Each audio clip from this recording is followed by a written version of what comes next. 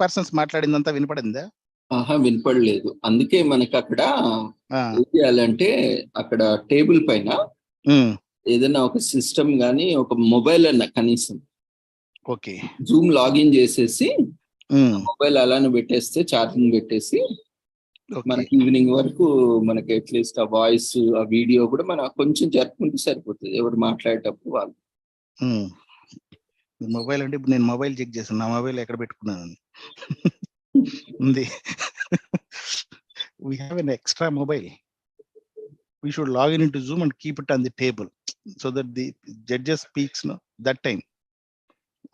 Mobile stand ఏదైనా పెట్టేసి దాన్ని పెట్టేస్తే పట్టుకోకుండా మన నేమ్ ప్లేట్స్ ఉంటాయి కదండి ప్లాస్టిక్ వి, అవును. ఆ ప్లేట్ పెట్టేసి దాని ముందు పెట్టినా సరిపోతుంది.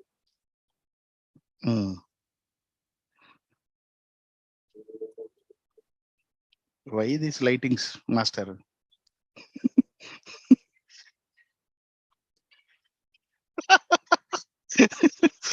At least okay, one good comment. Pony photo ni setup ke. But మనం అది ఉంటేనే మనకు. సో మనం అయితే మనం ఇలాగే లాగిచ్చేద్దాం అంటారా? ఓకే, మనం ఆన్లైన్ లో అట్లీస్ట్ స్పీకర్స్ స్టార్ట్ చేసేయడం అంతే. 10 o'clock as usual we will go head with speakers. మనకి చైర్ సార్ వచ్చేసారు, so we need not wait for anybody. Online or at least some people will be ready, so we will go ahead. Yeah, go ahead, madam.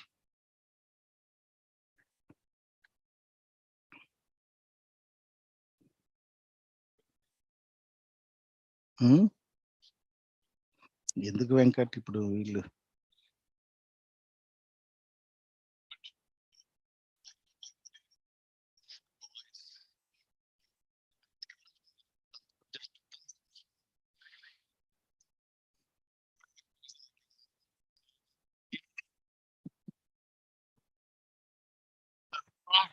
Beautiful line రాలేదు పాపం గురుగారు just Zoom అయ్యాం.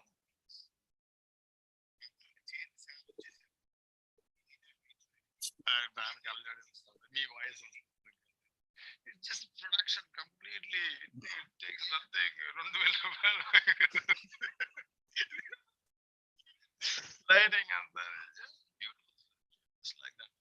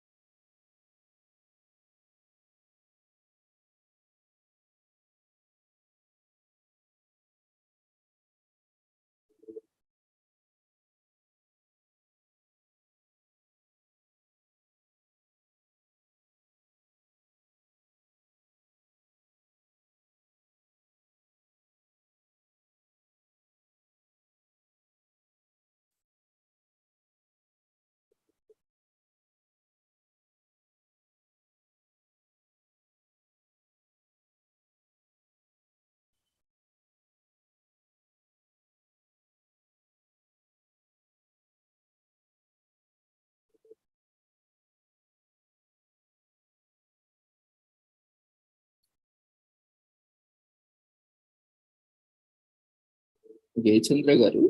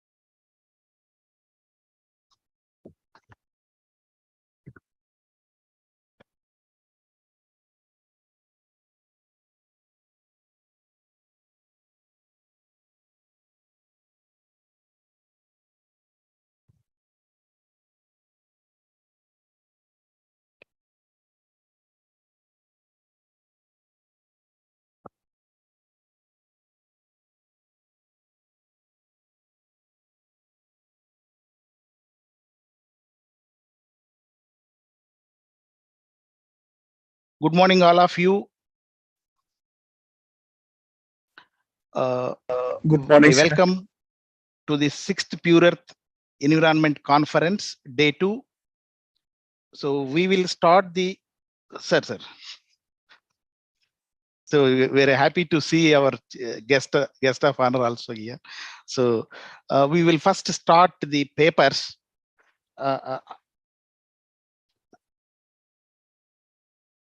And meantime, with 15-20 minutes or few papers, we'll break for inauguration. And so because it is 10 o'clock, the time for the students.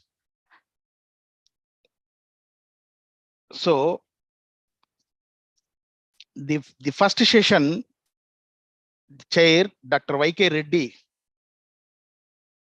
he was head IMD and retired scientist F, and is an electronics and communication engineer from IETE, New Delhi, and did MTech electrical from HBTI, Kanpur. He has started his service in Indian Air Force and continued for more than 12 years as a radio technician. Then he joined Indian Meteorological Department, that is IMD, and served more than 30 years in various capacities and various positions, heading the Doppler weather radar station at Machilipatnam, and also heading Meteorological Center, Hyderabad, and IIS division as the head of that division, and Deputy Director General Administration at IMD headquarters in New Delhi. And now Saris, after retirement, he is doing a lot of sharing the knowledge to the students, attending the conferences, addressing the international virtually, physically. He has great experience of operation and maintenance of Doppler weather radar systems, automatic weather stations, and management of weather forecasting services, and done a lot of research and scientific work during his tenure in the Indian Meteorological Department. So I request Dr. Y. Karunakar Reddy, popularly known as Y.K. Reddy Garu, to come onto the dais and chair this session, the first session.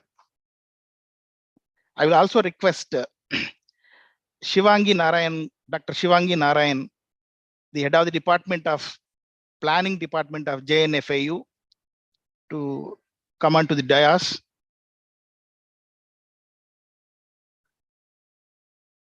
So because without wasting time for the students, we are starting the session. So now I will call upon the speakers of the session, whoever is available here. Saima JNFAU, is she here? Nayana GNITS, Nayana and team. Ganti Jyoti, JNFAU. Akila, Atidhi, and Lakshmi. Yeah, all of you come onto the dais. And I hope Sai Prashanti is available online. And Kavya from JNFAU. And we have Nusrat and Kainat Aziz from Jammu Kashmir. Virtually, they may be joining. And we have Vipin. I have seen him already there in virtual online. He is available. So these people will start the first session, presenting their papers. So I will hand over the session to the chair.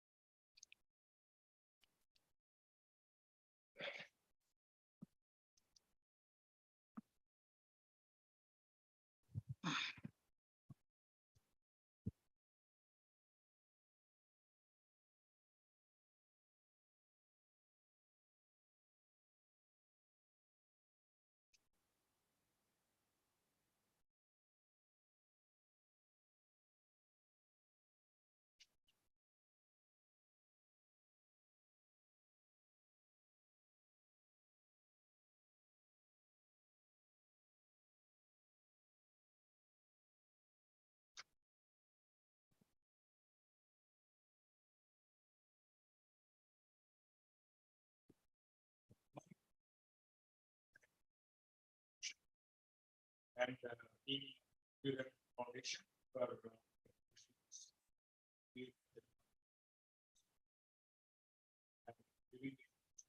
share this technique.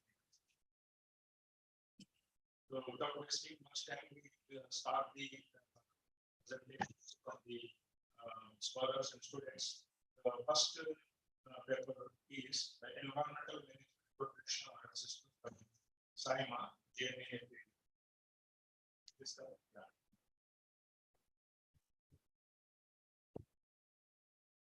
Yeah, so I'd like to say that we'll be giving you about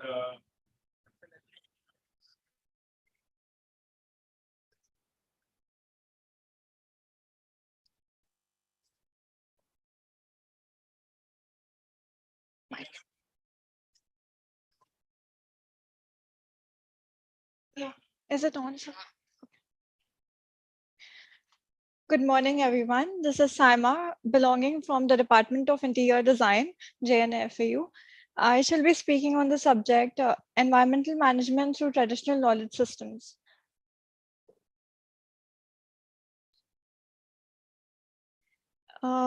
We are going to assimilate about a role of traditional knowledge systems in environmental management, traditional knowledge systems during modern times, and misconceptions about traditional knowledge systems. Starting with the introduction, humans have been altering the physical world for centuries to fit their needs, leading to disintegration of the environment. The contamination, deterioration, and deprivation of natural resources found in our environment demands for the repair, regeneration, and restoration of natural resources. Management and conservation of natural resources existing in different altitudinal and climatic variations have become obligatory for the survival of natural world. The continuous changes that we have been making in our environment to fit our needs has had an adverse effect on our environment. So I would like to ask you all to think of the impacts that had on our environment due to the changes that we've made. You can also step back in time and basically have your locality in your imagination and think of how it was 20 years ago and what are the changes that it has undergone, what's new and what's gone. Basically, traditional knowledge system is the authentic awareness and expertise of adaptively acquired, socially constructed knowledge that contemplates the dynamic system of interrelationship and organization of environmental components, which is quintessential for the management and conservation of natural resources. Traditional knowledge systems are basically the practices and beliefs developed over generations by indigenous communities about our natural world and its resources. We'll move on with the role of traditional knowledge systems in environmental management. Environmental management through traditional knowledge systems is crucial in current times when we are facing various environmental challenges such as climate change and loss of biodiversity and pollution. Traditional knowledge systems provide valuable insights into sustainable practices and ways to maintain the balance between humans and human environment. They play a crucial role in environmental management, such as sustainability of natural resources. Traditional knowledge systems often include practices for traditional use of natural resources, which are like fishing, hunting, and farming. These practices are based on an understanding of environmental cycles and changes or environmental patterns of our vernacular space. Then comes the conservation of biodiversity. Traditional knowledge systems often include practices for conservation of biodiversity, which includes protection of sacred lands and use of traditional land management techniques and and the conservation of traditional crop varieties and stuff. Then disaster risk reduction, which includes the practice of disaster risk reduction, including the management of floods and droughts and other natural resources. These practices are based on the understanding of local environment and ability to predict and prepare for the potential disasters.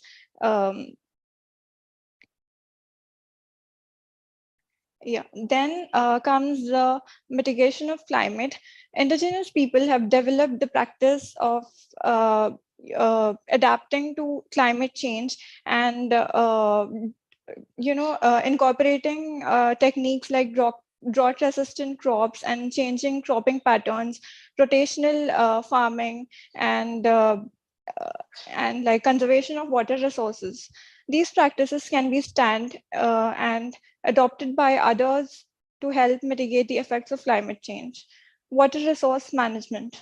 Indigenous communities have developed knowledge and practices for water management, such as construction of irrigation systems and water storage techniques and watershed management. These practices can be used to improve water resource management, and this can help to mitigate the impacts of drought and water scarcity. Then we have enhances cultural identity, as traditional knowledge is closely related to the cultural identity of communities. So therefore, it brings a sense of belonging to help and maintain cultural traditions. Lastly, it promotes health and well-being. Traditional knowledge systems include varieties of practices for maintaining health and well-being. These practices have been found to be effective and in treating various health ailments, and they're found to be more effective and affordable than the modern treatments.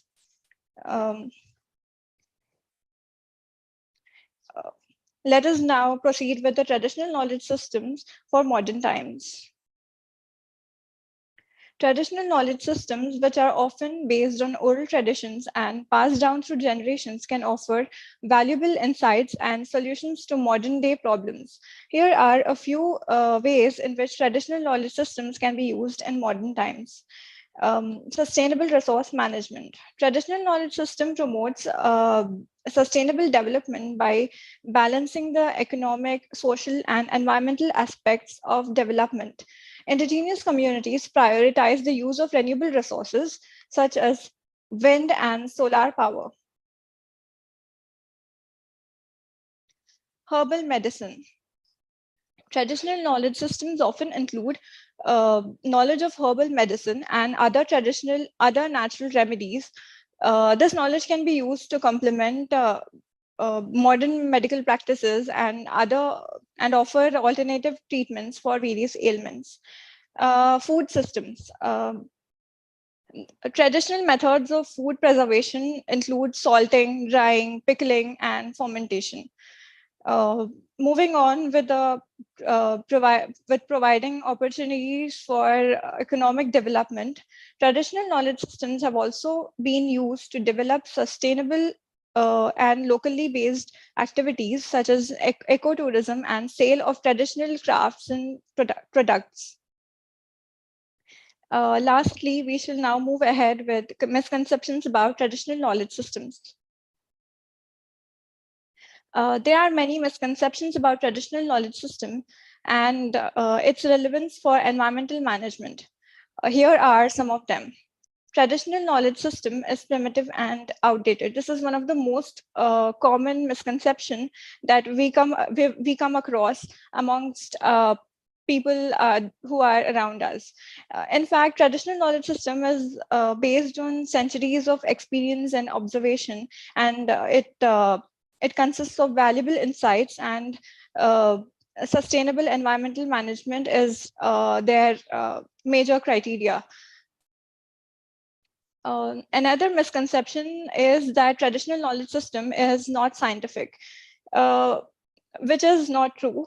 traditional knowledge system often incorporates scientific principles, and these principles are brought in by careful observation and experimentation. Many people also believe that traditional knowledge system is static and unchanging, which is again not true.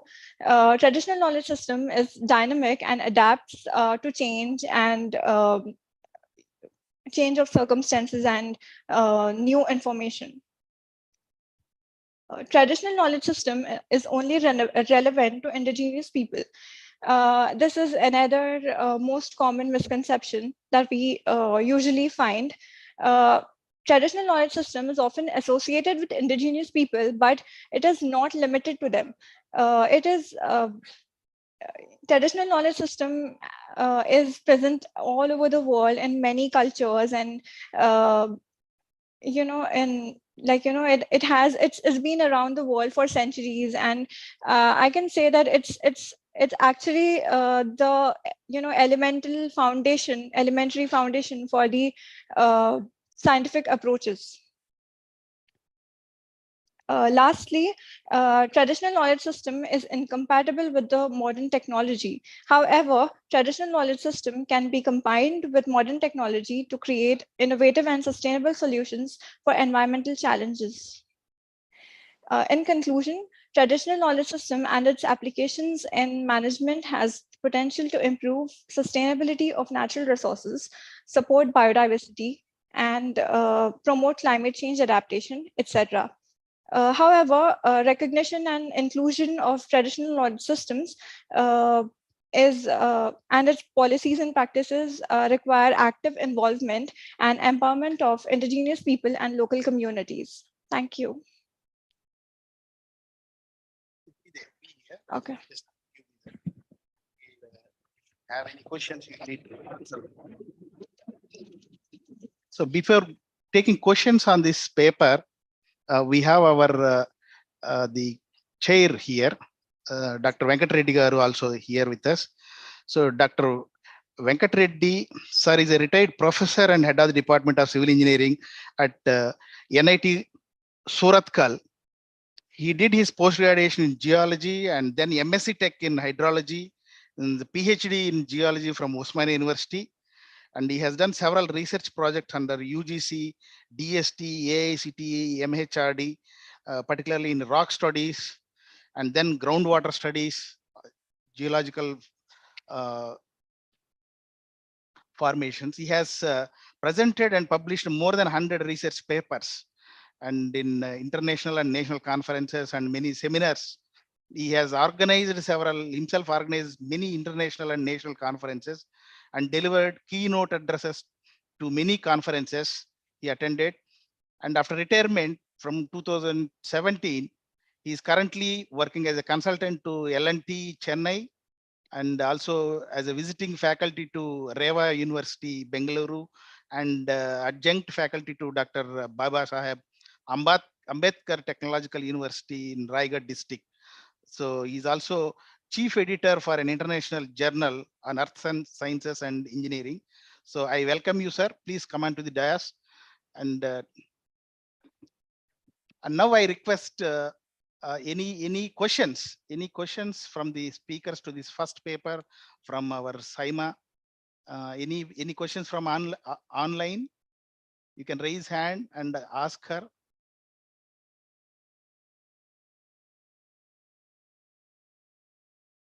Any questions from online? Then we will move on to the chair. If chair want to ask her any question. Yeah, of course. The first questions, then finally, sir will give some comments on the paper too. Second is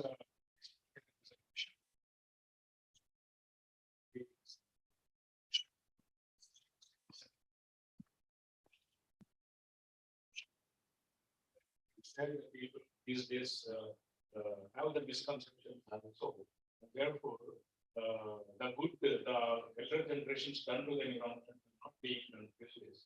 So its misconception is working against the environment and protection these days. So nicely done. I request comment from Wait. You can just hold it. Nice presentation.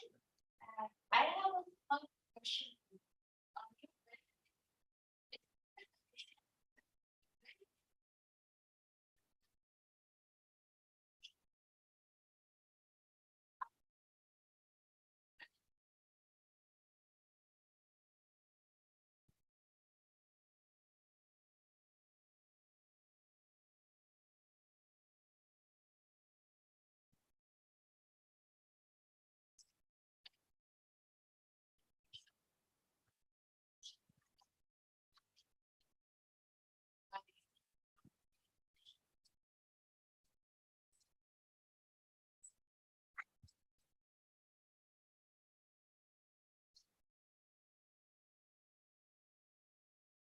Will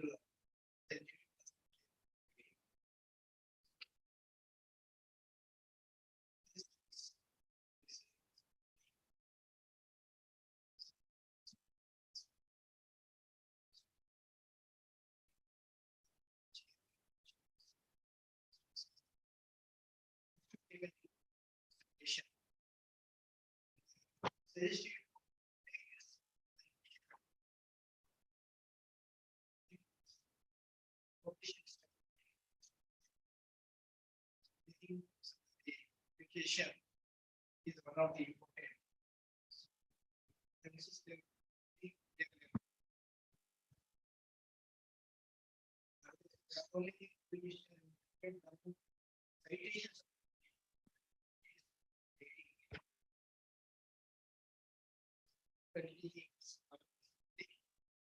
only citations rather than how many papers are here published. Yes, sir. You're right. In general, your dynamic presentation and keep all the inputs and go for it. Thank you so much, sir.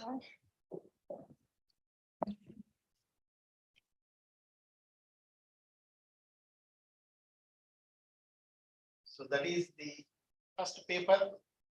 Any questions from online? I didn't find any hand raised from online participants. So we'll move on to the next paper.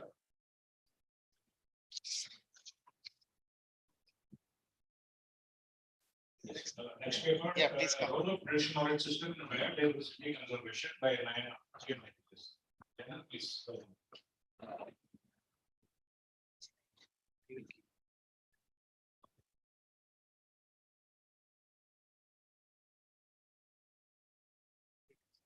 Nayana Harshita.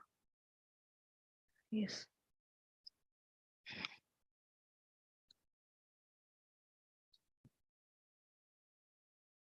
Slide.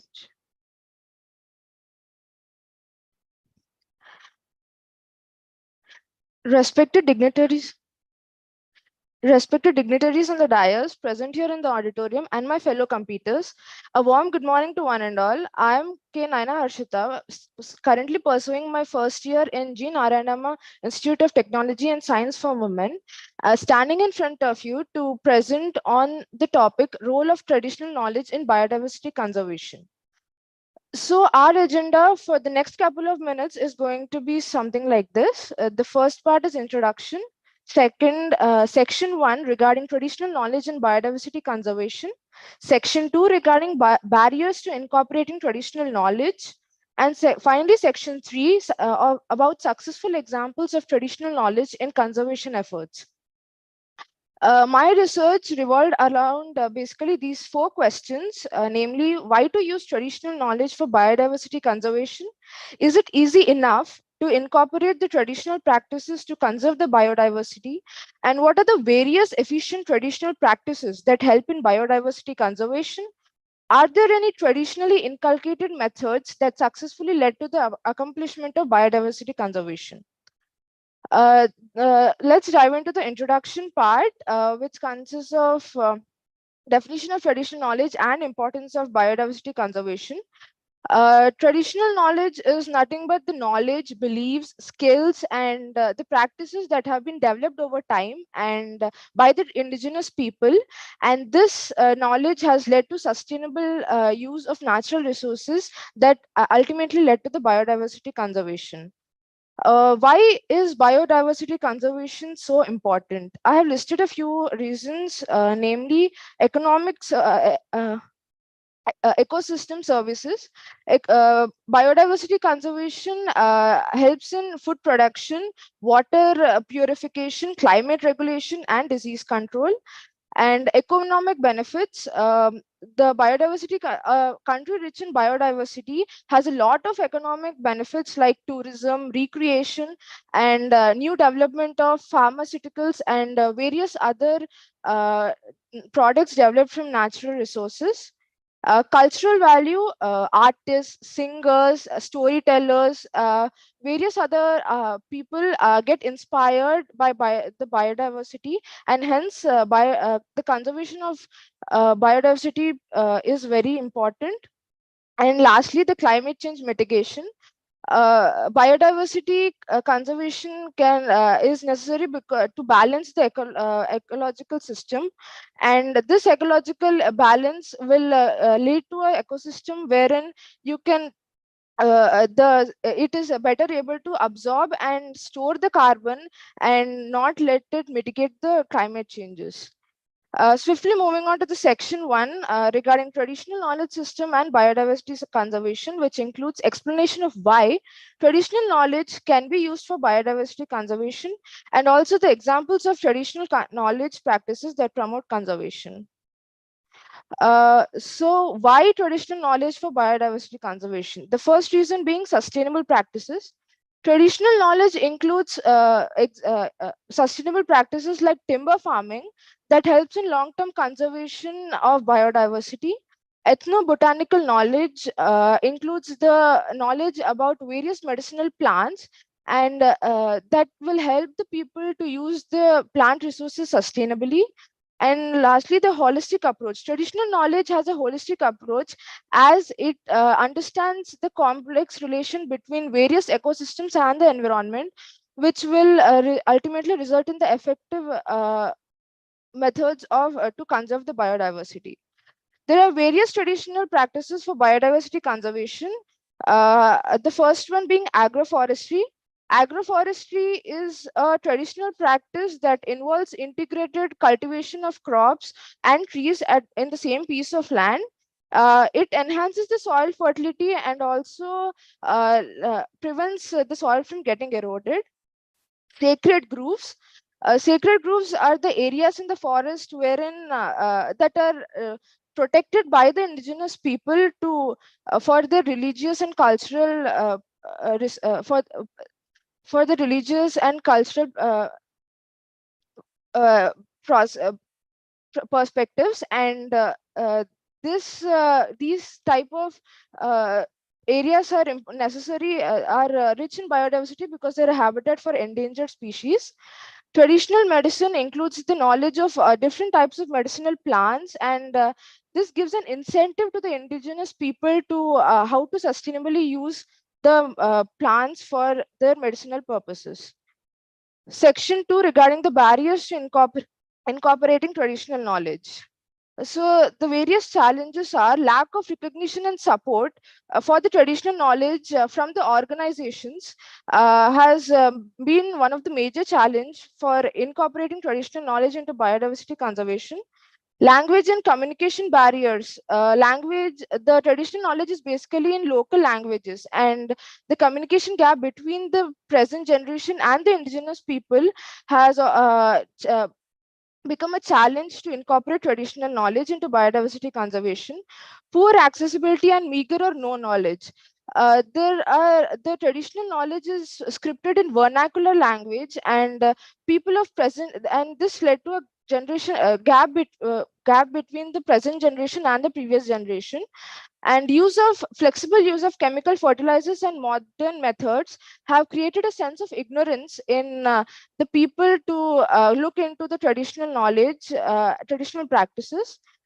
And power imbalances and marginalization of indigenous people has led to not involve them in decision making processes, and also not have their voices heard. And this is also one of the major challenges that has inhibited the role of traditional knowledge in biodiversity conservation. Section 3 is regarding the successful examples of traditional knowledge and conservation efforts. So I have listed a few case studies of traditional of successful integration of traditional knowledge and conservation efforts. Dongria Kon tribe of Odisha. So this tribe has been practicing the method of cultivating crops in the slopes of hills, and this led to enhance the soil fertility and also use the water resources sustainably. Traditional beekeeping in Ethiopia. The people of Ethiopia harvest honey from the hives that are built in trees, and this is a habitat for the bees, and also protects and conserves the plants in that particular area. And traditional hunting practices in Alaska. People of Alaska have been practicing traditional hunting practices since years, and they have also made certain rules and regulations like game hunting, and hunting only during certain seasons, bag hunting, etc. And this led to the conservation of biodiversity in a large scale. There is another tribe called Apatani tribe of Arunachal Pradesh. They have been practicing the method of paddy cum fish cultivation. And so here is the process. I have a short video wherein you can check out the process.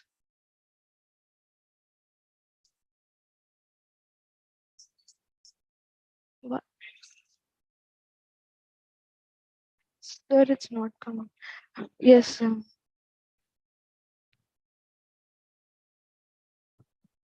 Sir, should I continue, sir? Continue without video, ma. No problem.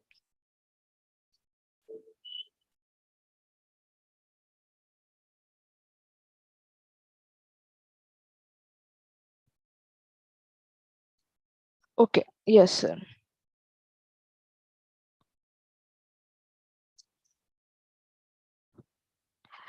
So I have also presented a global survey and its analytical research. This is about the conservation actions by the categories of TEK. TEK mean, yes, sir. This one's. Yes, sir. Only the audio is coming.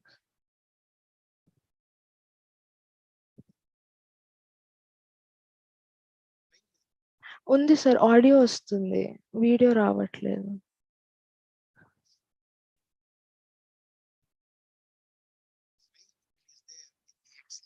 Yes, like okay.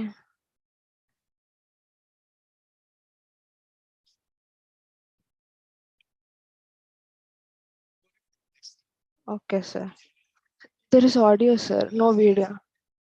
Oh.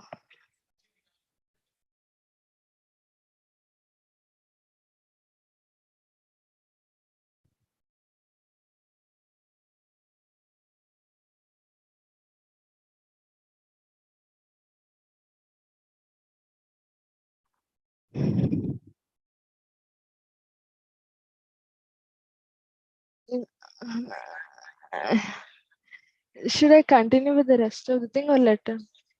Yeah. So the different categories of TEK. TEK mean traditional ecological knowledge.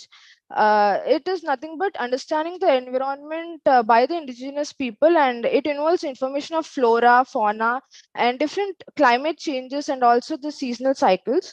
So, according to this study, 50% more, 50% of the cases have been successful because of research and documentation.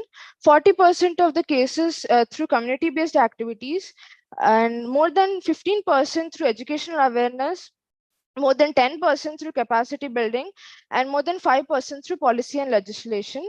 So this calls for immediate action for the integration of traditional knowledge in biodiversity conservation. I have listed a few measures wherein we can develop an AI-based machines to read the manuscripts that are in vernacular languages to translate into the languages which we can read, so that it will bridge the gap between the present generation and the previous generation. Publicizing the use of traditional knowledge and promoting books like An Agricultural Testament. It is a book written by Albert Howard, where he excellently wrote about the various importance of and the history of organic farming and organic gardening. People of our generation don't even know that this book exists. So publicizing such stuff is really important. And engaging in collaboration and knowledge sharing between the scientific researchers and the indigenous people can really help in integrating the traditional knowledge in biodiversity conservation, and advocating for policy changes wherein the indigenous people can actually interact with the organizations and take part in the process of decision making and finally implement it can be a great help. I would like to conclude by saying that we, the citizens of a future country and the world, can take these certain simple measures and protect our biodiversity, which is our pride and our heritage. Thank you. Yes, sir. I just closed.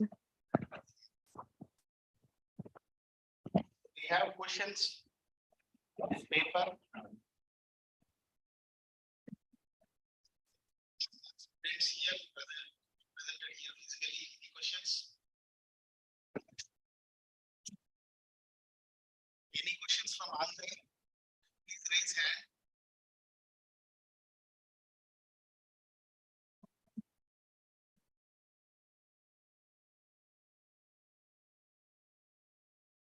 Sir, now I will move on to chair. Sir, your comments on this paper, sir. Yeah, so it was a good presentation. You brought out the knowledge systems here in the conservation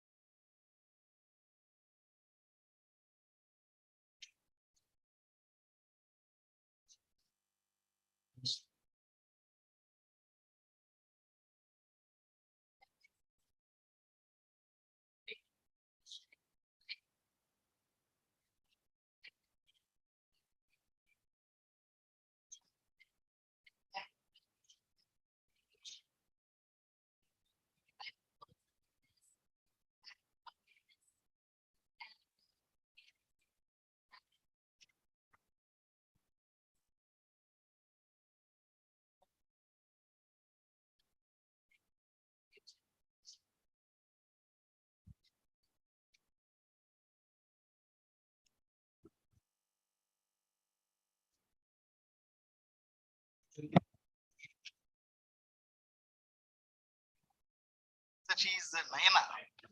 Second one, Nayana. Yes. Traditional knowledge presented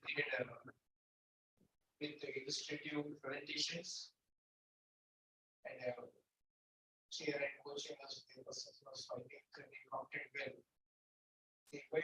The traditional knowledge is most biodiversity, geodiversity.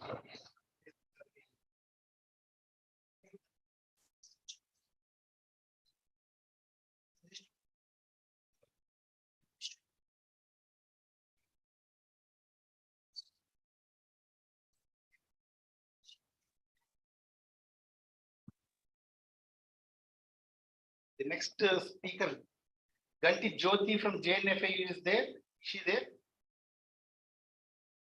So we'll move on to next paper. Traditional knowledge systems in conservation, restoration, and sustainable use of water, from Akila, Atidhi, and Lakshmi. 3 students from G.Narayanamma Institute of Technology.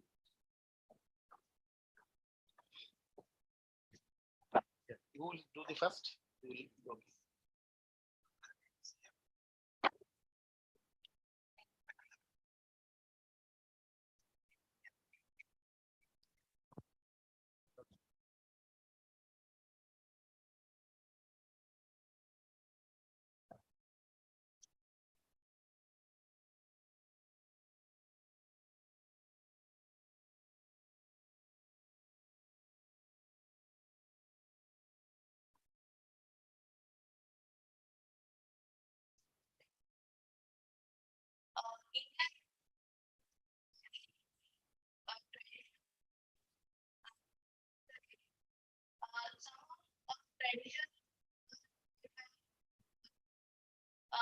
Which are very played and very important. Among these, salting of water,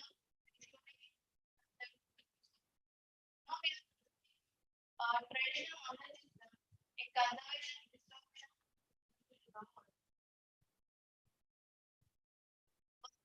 Nearly half of the global urban population will face an water scarcity problem.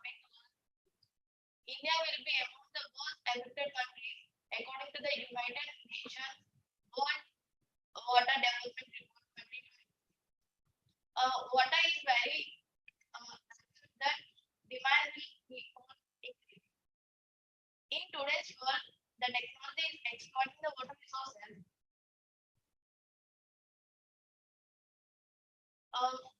Here the pie chart shows the usage of water. 36.6% of water is used for the irrigation and 2.5% for aquaculture and 40.9% for the thermoelectric power and 2.4% for our domestic livestock and mining. To overcome these water problems, we can follow some traditional systems for sustainable use of water.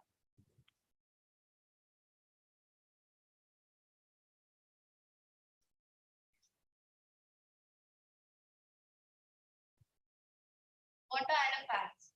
700 million people could be displaced by extreme water scarcity by 2030. More than 5 billion people could live in water stressed region by 2050. 85% of wetlands are estimated to have been lost since the pre-industrial era, and the rate of loss is still accelerating. Half of the world's large cities are already experiencing water scarcity, like Egypt, United States. 72% of the water withdrawals are used by agriculture, 60% by municipalities for households and services, and 12% by industries. Let us discuss our next point. Water demand versus population growth. As the population is increasing rapidly, the demand of water is also increasing. Here the graph clearly shows that with the increase of population, it leads to the water scarcity and water stress.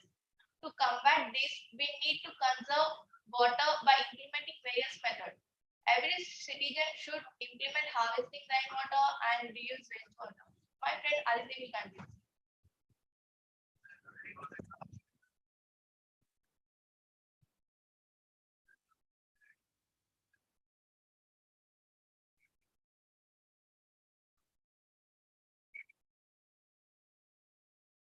As my friend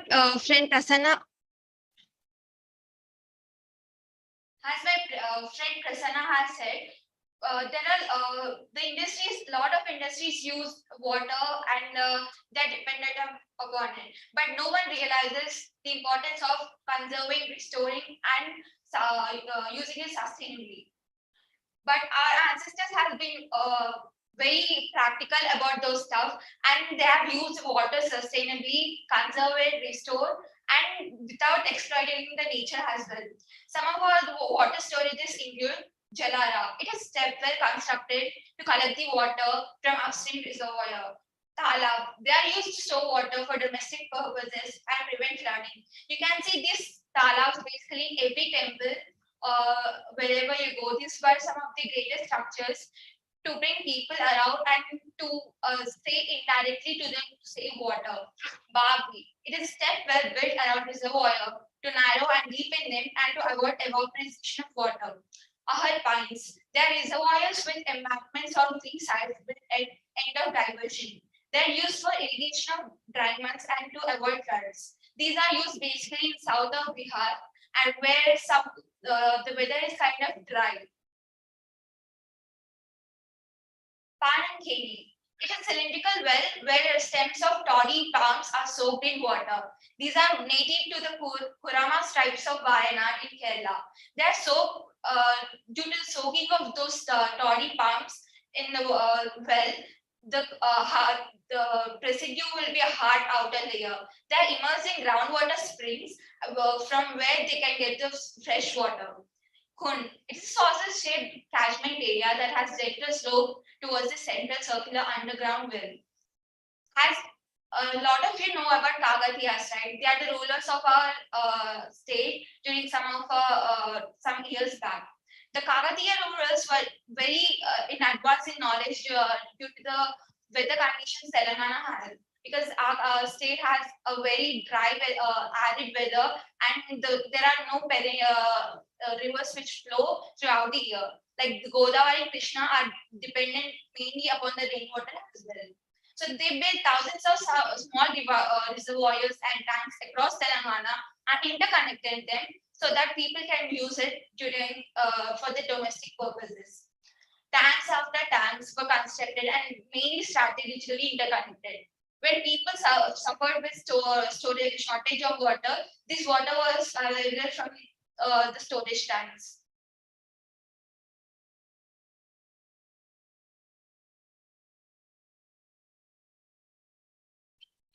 Adequate canals and Hampi.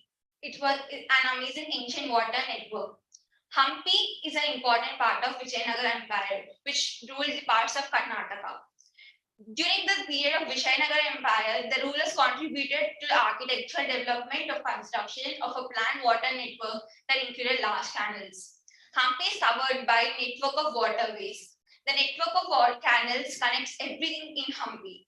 These water aqueducts canals were used to bring water from the Tungabhadra river, which used to flow from the Vijayanagara Empire. These were not water was drawn from the Tungabhadra river by not any use of energy, but just simply by using the natural gravity of the earth.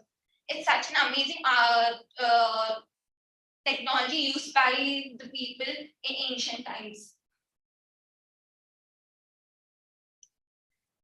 Also, there were a lot of dams built earlier. Anyone know Ponniyin Selvan, the movie? So it's basically a Chola king, and they were one of the first few dynasties who realized the system for building of reservoirs, dams, and wells. So Kalanai Dam is the oldest dam in India built by the Cholas with unheaven rocks, and they are made with all naturally elements. They are not today nowadays. People basically use some of chemical composition stuff to build the dams, but during that time, with solid structures only with rocks is such an architectural marvel, and also very, very sustainable for the use of storing water and as well as building technology. Now, my friend Akila is going to say about the future. Continue the presentation.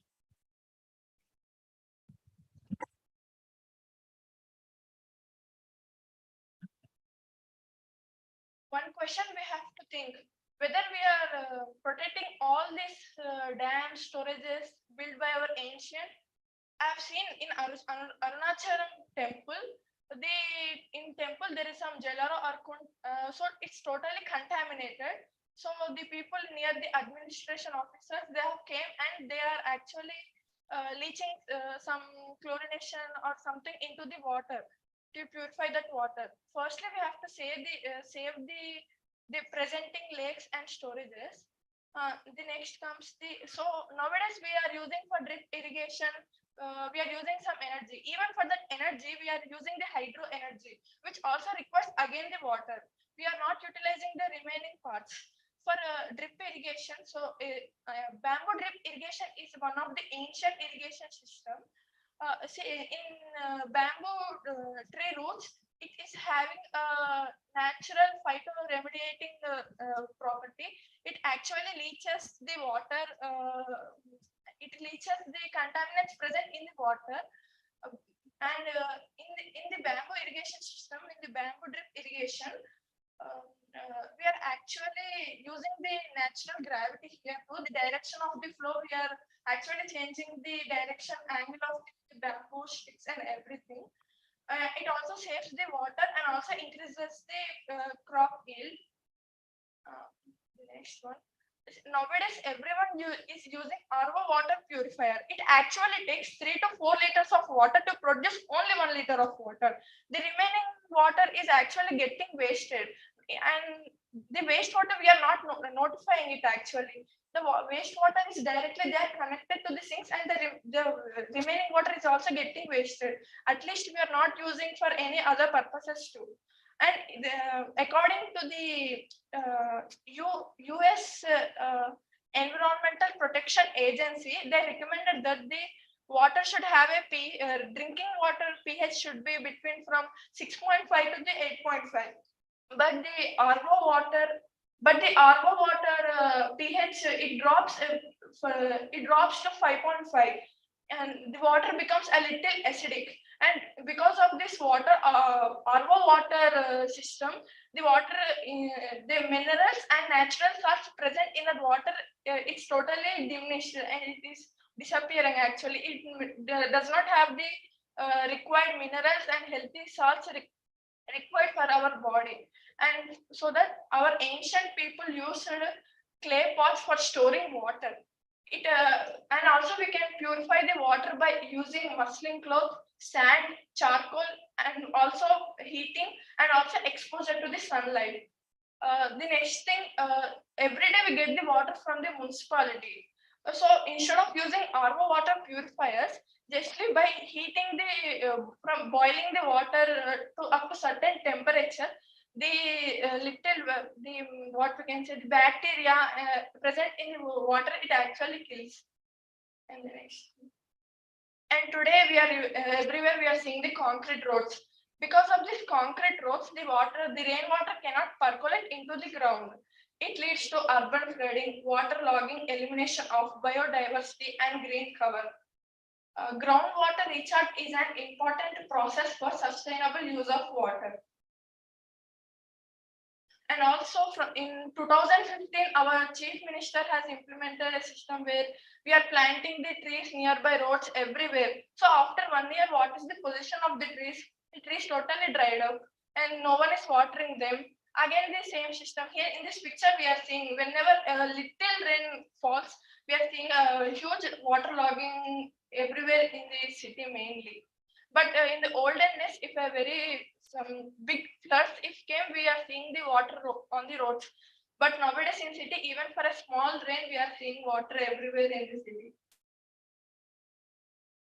Conclusion: we can conclude that our ancient people they used better ways to manage all the water resources effectively.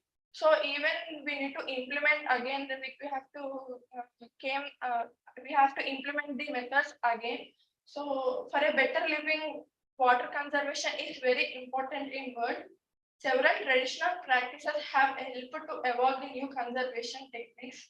By following these traditional water management methods, we can ensure sustainable use of water resources without disturbing the natural ecosystem.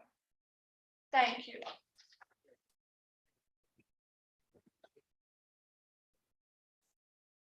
Questions from any questions?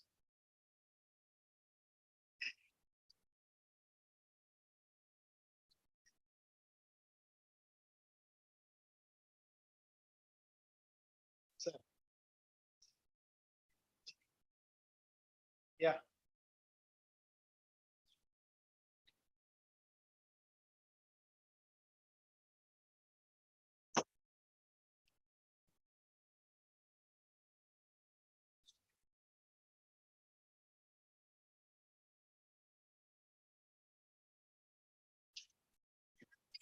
because of its installation, as also it is not available every part in India.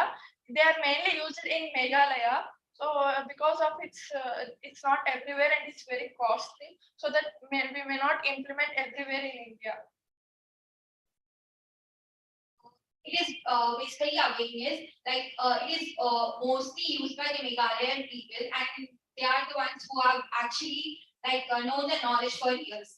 So lack of awareness also creates such about why they are not implementing the bamboo irrigation system.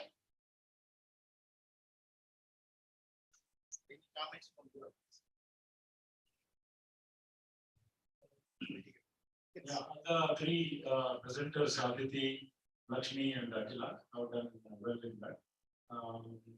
Yes, they are water conservation methods you are showing, which have been traditional, and some of them have been modernized.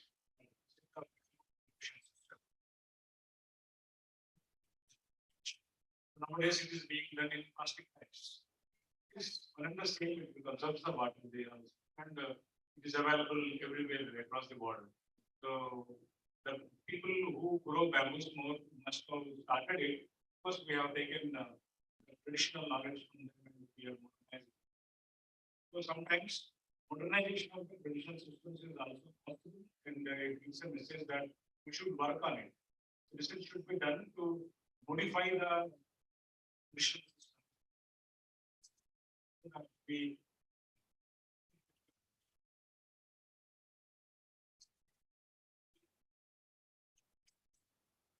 there is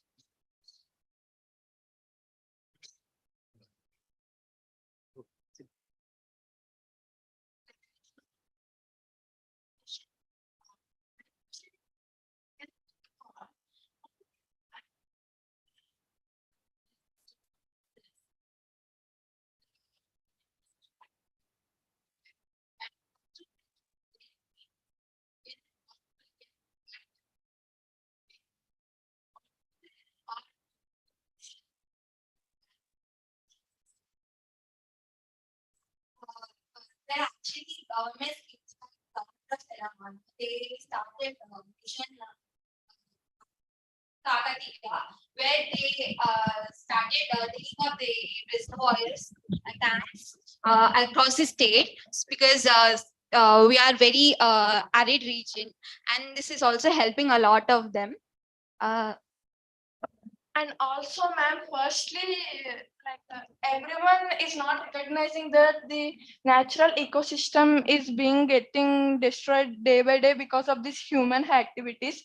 He has to know that we are doing these things and which are not good for everything, for the sustainability. Even he has to think. I think one of the reason is he's actually getting into comfort zone by feeling only for the present, and he has to also think for the next future generations. The coming generation should bring that change. Yes, ma'am. Together and bring that change. Yes. You are the ones who have to contribute, since you have got awareness that tradition should be revamped. Yes. So I think it's true, we should spread awareness. There are renovating these stepwells everywhere now. Like there's Bansalapet stepwell, which was renovated from like after very long time. There are chalaras being renovated in Rajasthan because people are getting aware and they are reconstructing, renovating the stuff. And still, we need to bring a lot of awareness among the people. Government schemes, policies play a lot in bringing the awareness as well as implementing them. And the cost effectiveness also need to be research. We need to done on this stuff to bring back those all systems into existence. To add a point here, see, I will bring it to your notice. The Mission Bhagirath, a prestigious project from Telangana state. The government says they are giving water in every individual house in the state of Telangana. If you take maybe JNFAU kind of universities or any other colleges, if you take even these students, check your own villages, is it true? And I want one parallel data that out of these people who are already connected with the Mission Bhagirath water, many are using RO. If RO water is there and the mission Bhagirath goes to the toilets and all, what is the use? And there is what is the reason for this is there is no awareness and it is lacking totally by the government side. Because already the mission Bhagirath water is purified. Public are not told that they are only going behind it because the RO water is available in India for 20 liters to 5 rupees like that. So today they are not using nothing. You don't get any cup of 30 ml, you also don't get. So they are ready to offer them. As I mentioned, yes.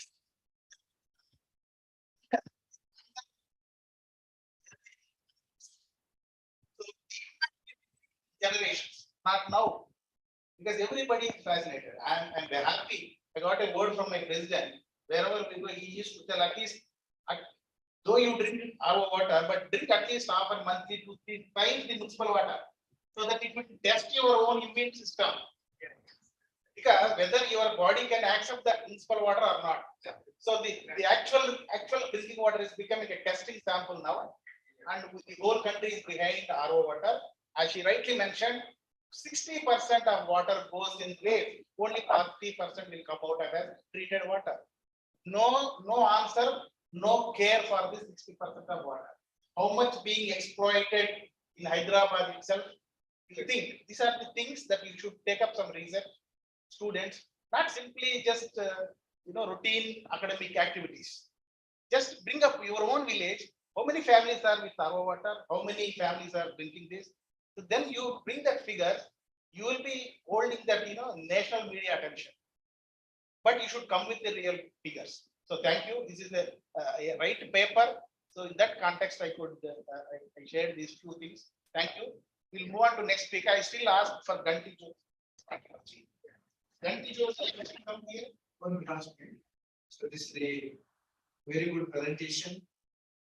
For the chairpersons also, I think commented, I think was also given extensive explanation about the conservation, restoration, and sustainable of the water. So we know about how much of the sometimes we feel about the natural water is the better water than the other water.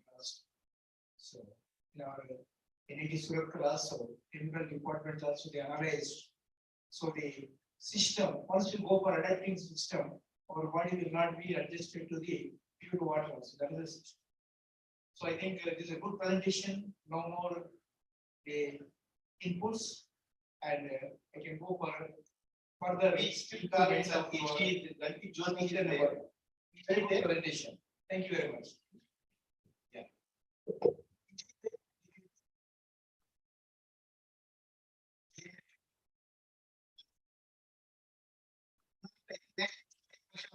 Online will move next yeah. So that the next 3 will be virtual.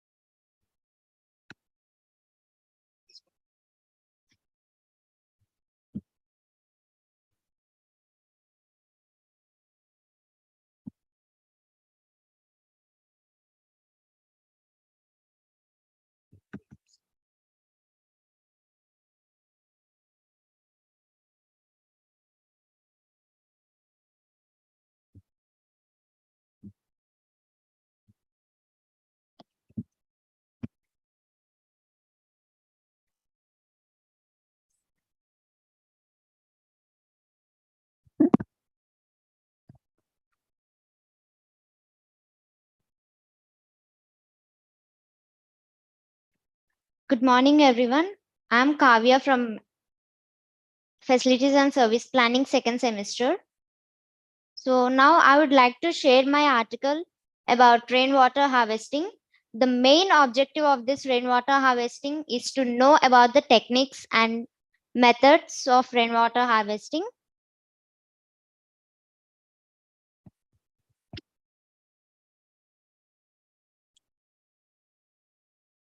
The rainwater harvesting can be used for drinking and as well as storage. Storage is a tank that can be accessed and clean when it is needed. Rainwater harvesting is the accumulation and storage of rainwater for reuse before it reaches the aquifer. So here are the few techniques of rainwater harvesting, and those are storage of rainwater and surveys of future use and restore to groundwater. So the storage of rainwater on the surface is the traditional technique. So the structures used are groundwater tanks, ponds, check dams, etc. And recharge to groundwater is a concept of water harvesting and structures. And this is a new concept of rainwater harvesting.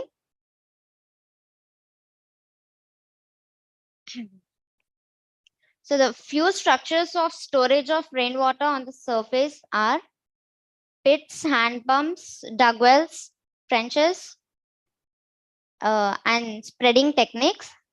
Hand pumps, the existing hand pumps may be used for recharging the deep aquifers. If the availability of water is limited, then the water should pass through the filter media before it is diverting into the hand pumps. Yeah. And dug wells, existing dug wells may be utilized as the recharge structures, and water should be passed through the filter media before putting it into the dug wells. And the methods of rainwater harvesting are rain barrels, dry systems, and wet systems. Rain barrels. This system is the most and one that many people are familiar with. This involves in the installing of barrels at a gutter downspout and collect rainwater. The actual barrel may be cycled barrel or a new commercial available rain barrels.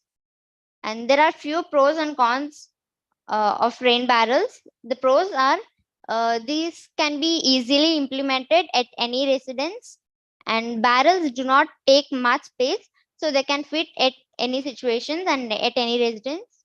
And the cons of rain barrels are the capacity is generally 50 to 100 gallons and easily overflows and wastes the collection opportunities. Steps of rainwater harvesting are first is determining your catchment area, and next determining the layout, set up storage and installing the pipes and tanks. The surface that receives rainwater directly is known as catchment area. That could be a courtyard or terrace, open garden, anything. Sorry. It is important to determine which area is premises is the best suited for this purpose, and to clean this area just so there is no contamination at this stage. And determining the layout is about the layout and the location of the tank and pipelines are determined in such a way as to maximize the usage of collection surfaces. Setting the storages is the rainwater collection from the roof of the rooftop is diverted to the storage tanks, and the storage tanks has to be designed according to the water requirements. So installing of pipes and tanks. For installing pipes, we need to seek the necessary permissions from the authorities to lay the pipes. And for installing tanks, make a tank stand suitable for the property and place the tanks on the stand and ensure they do not blow away when they are empty. So we all know that rainwater harvesting is very important nowadays, because rainwater harvesting is the most suitable and effective way for many years to take available in areas that are lack of water. It helps in restoring the groundwater levels, and the rainwater harvesting method helps in reducing the usage of groundwater for at least 4 to 6 months, and it is very effective mainly in hilly areas and desert areas and where there is a lack of water. And here is a small survey of a state, Tamil Nadu. Tamil Nadu is one of the states in India, and now it has been the first Indian state where rainwater harvesting has been mandatory. Tamil Nadu state government declared on 30th May 2014 to establish around 50,000 rainwater harvesting systems at various places in Chennai. Rainwater harvesting is necessary to be practiced by the people to reduce the fear of water scarcity. So few advantages of rainwater harvesting are it improves the quality and quantity of groundwater, and it is a surface of water for landscape irrigation with no chemicals, and it reduces the demand of underground water. And so at conclusion, by this I conclude that harvesting techniques and methods were useful to the people in present water scarcity situations, and people can install simple water harvesting techniques and methods like rain barrels, dry systems, and wet systems. For this method, materials can also available easily. These are consuming less time and less time to install, and they are easy to maintain. Thank you.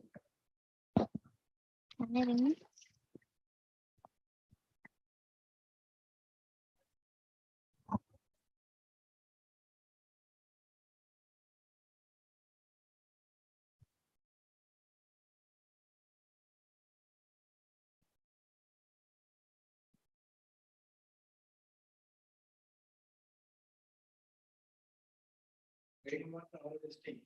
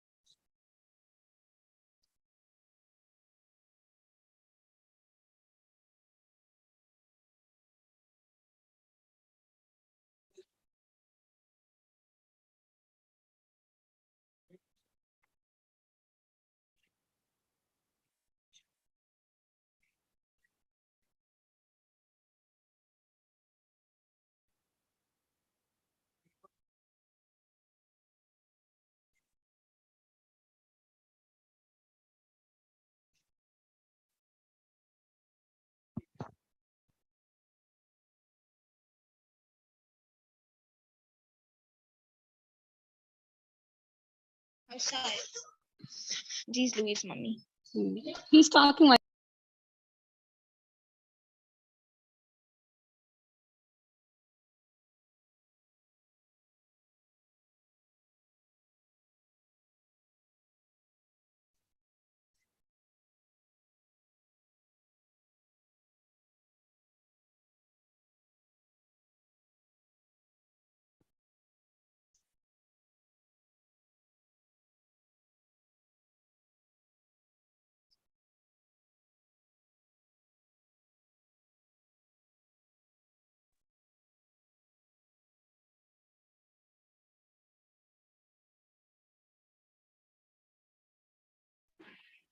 Hello.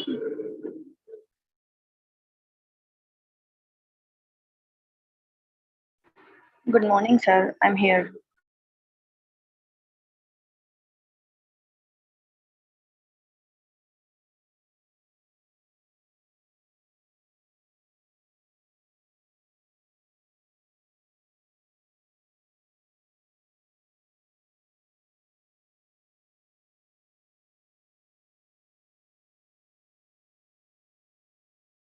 Thank you, sir.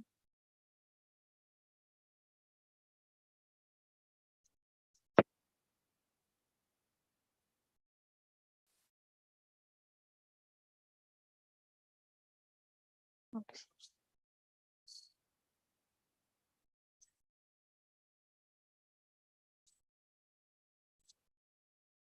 Yes, sir.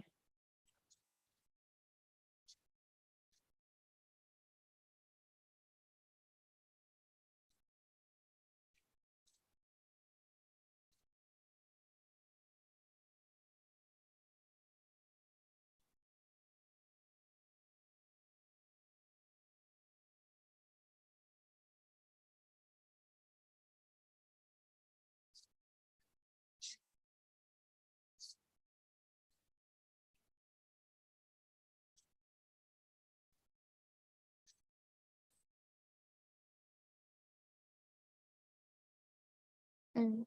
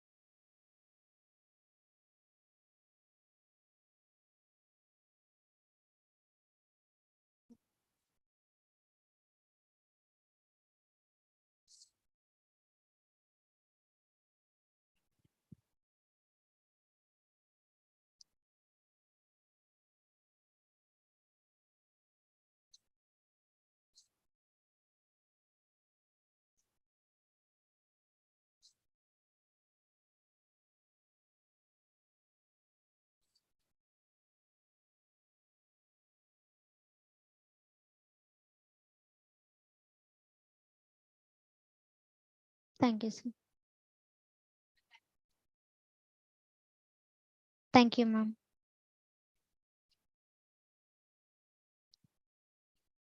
Thank you, ma'am.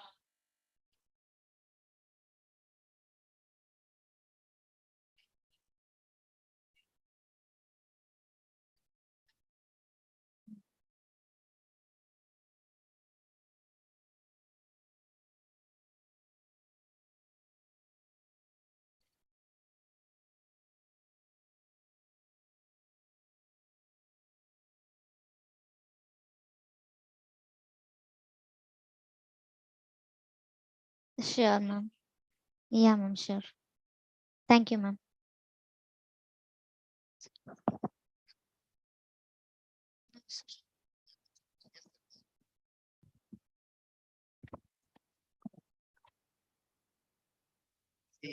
Yeah, online, we have 3 papers. Sai Prasanthi, are you ready? Yes, sir. I'm here. Ravindra garu, Sai Prasanthi, you have to unmute her. Give her permission.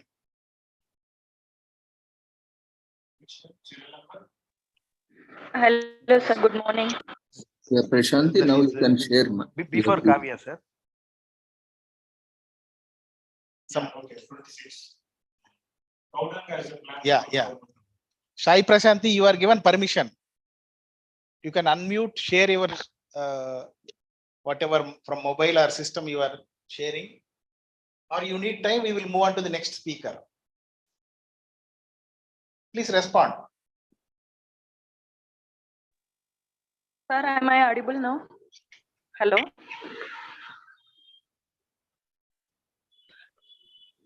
Sir, am I audible now? Yes, ma. You can start your video and PPT. Prashant, you can on your video, share your screen.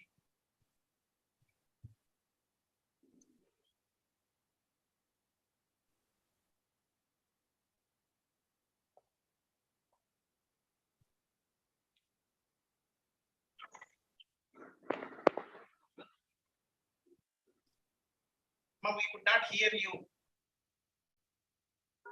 So, okay, then you check yourself.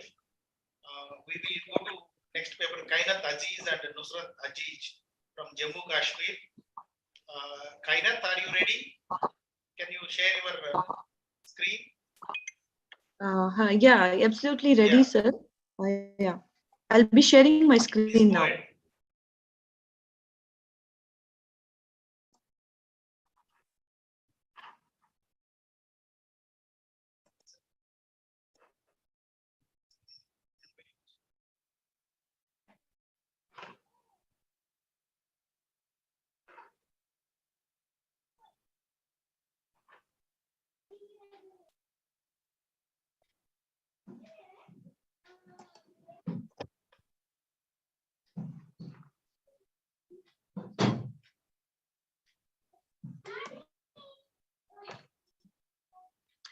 Okay, so I hope my screen is visible and I'm audible to everyone.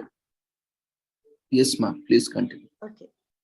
So good morning and namaskaram, everyone. I'm Kainat Aziz, along with Dr. Nusrat Aziz. So I will be talking today on sustainable water preservation and administration based on indigenous knowledge systems, a study from the Valley of Jammu and Kashmir. So the traditional knowledge system, which developed and preserved the heritage for millennia, is being ignored these days when the contemporary conservation rhetoric emerged. This traditional knowledge system are frequently developed by communities. It stemmed from the shared understanding of history and have ability to benefit both the original group and the wider world. So keeping the thing in mind that these traditional systems are being ignored because of the contemporary conservation systems, we have a little study on how water was preserved, managed in the Valley of Jammu and Kashmir. So starting with a little introduction about the area. So everyone might be aware of the fact that the Valley of Kashmir, it's also called as the paradise on earth. And this region of the world has plenty of water resources. There are geological, mythological reasons to believe that the valley was once a vast span of water, similar to a huge dam walled in by high mountains. This piece of the land, it's drained by one of the auspicious and famous rivers, which is called as the Vitasta, also known as the Jahlam, which originates from a spring near Verina. Yeah, Kainat, can you respond now? You can't hear me, sir? Because I have been could not hear your audio. She is presenting, sir. You can unplug and plug in. ఇది connected కదా properly? మాకు వినిపిస్తుంది. ఇప్పుడు నాకు mic లో వినిపించట్లేదు. రవీంద్ర గారు, జయచంద్ర గారు, సార్ కెన్ వి రీజాయిన్?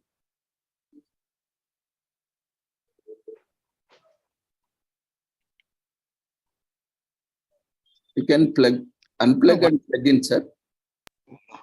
వాళ్ళది మనకు రావట్లేదు. ఇంతకుముందు ఫస్ట్ స్టార్టింగ్ లో వచ్చింది. Starting it came. Head phones లో కూడా నాకు వినిపించట్లేదు. లేదు, ఈ పేపర్ కాగా ఈ సెషన్ కాగానే బ్రేక్ చేసి ఇనాగరేషన్ చేస్తాం.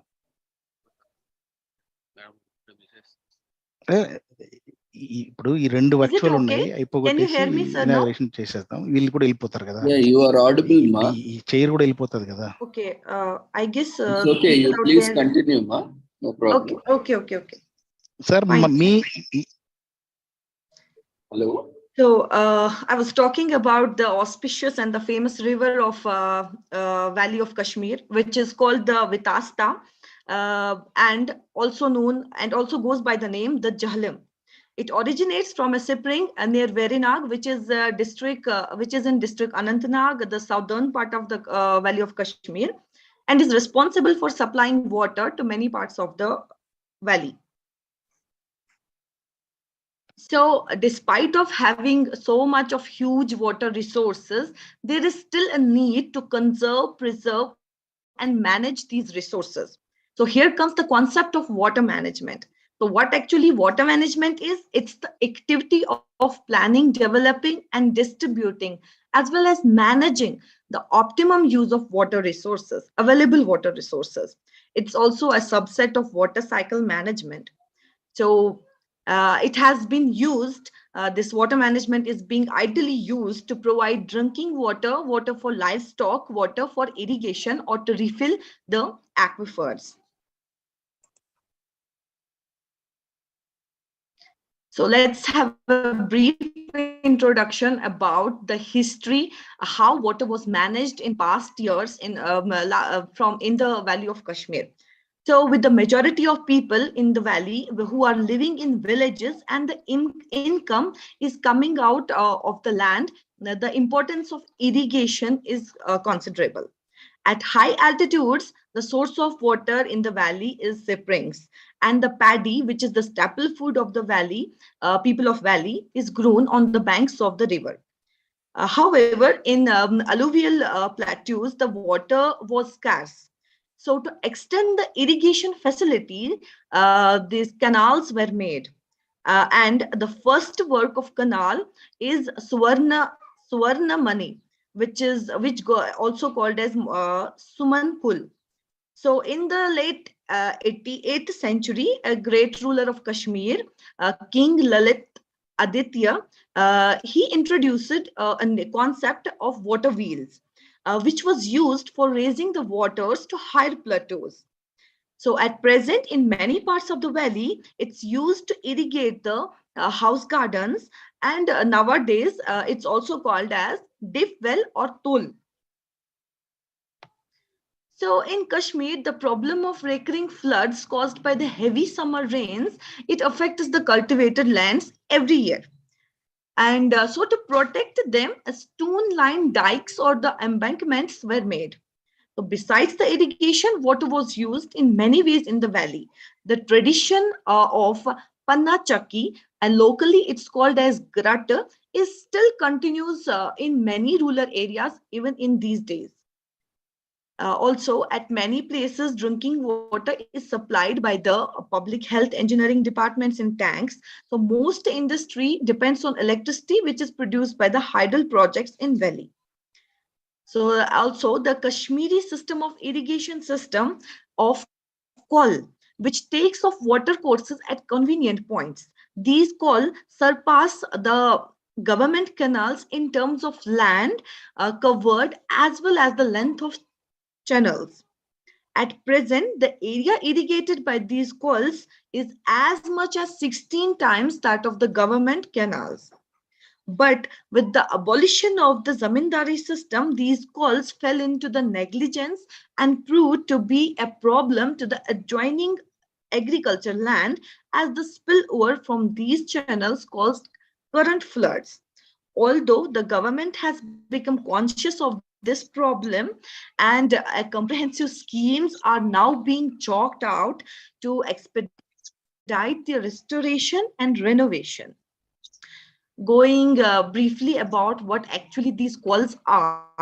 So these calls are actually the water channels which are found in precipitous mountain region areas.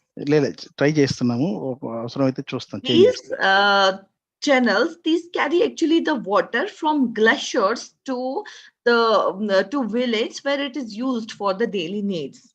Where the terrain is muddy, these calls line it with the rocks to keep it from becoming clogged. Some calls here are as long as 10 kilometers and have existed for centuries. The crucial portion of this call is at the head at the glacier, which is to be tapped. This must be kept free of debris and so as to keep it away from getting In the village, quells lead to a circular tank from which the flow of water can be regulated.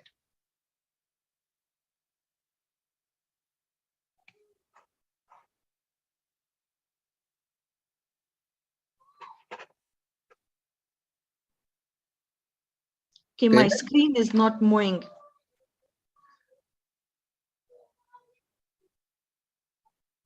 Did my slide change? Can anyone please respond to this? No, it is KULS, ma.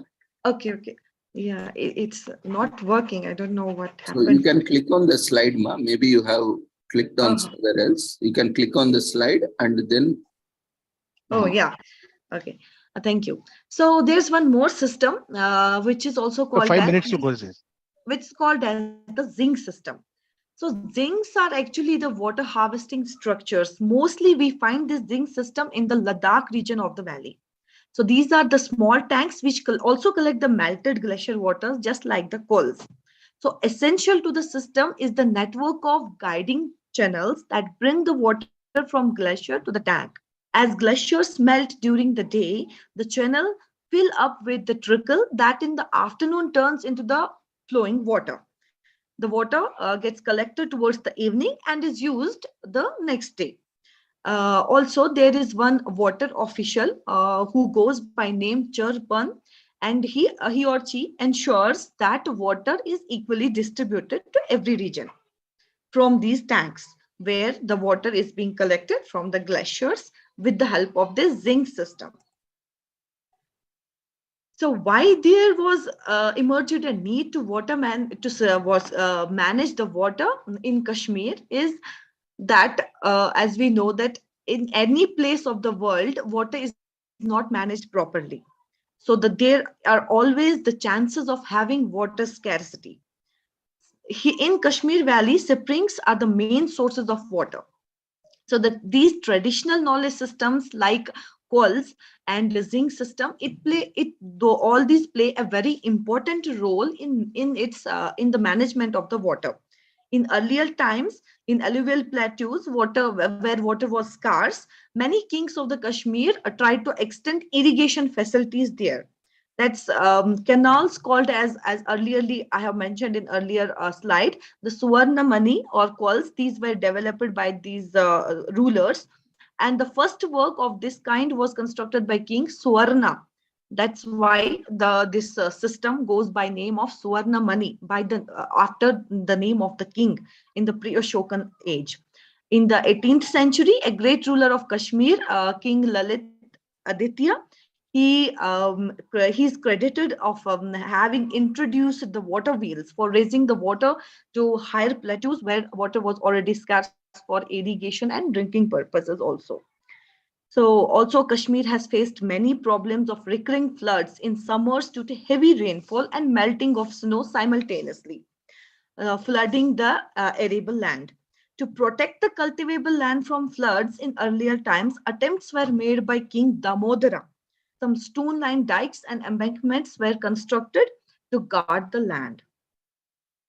These are some of the pictures depicting how water management system works in the valley, how water is collected, stored, and preserved for the use in future.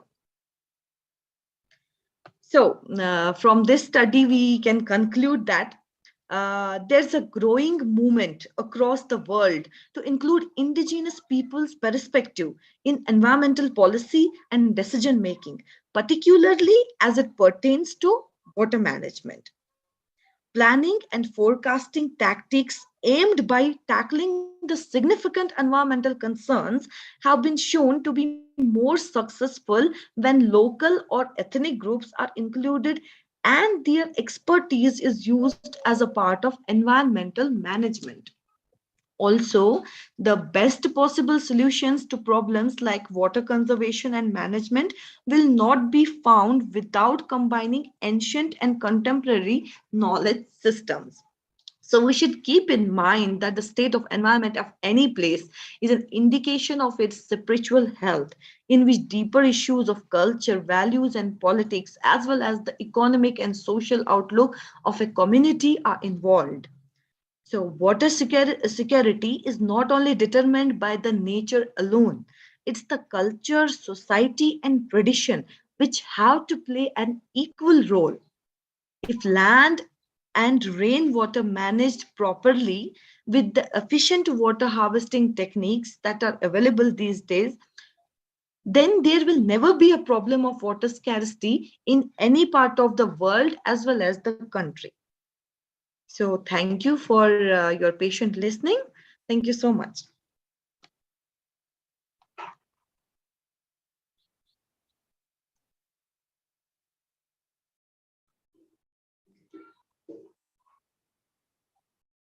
Any questions on this paper from Kainat Aziz? Then I request the chair to give remarks on this. Thank you, Mr. Please.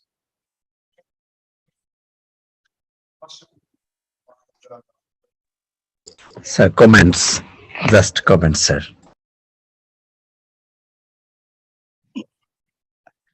Hassan, when somebody sees, just you can comment later also. Yeah. Continue, sir.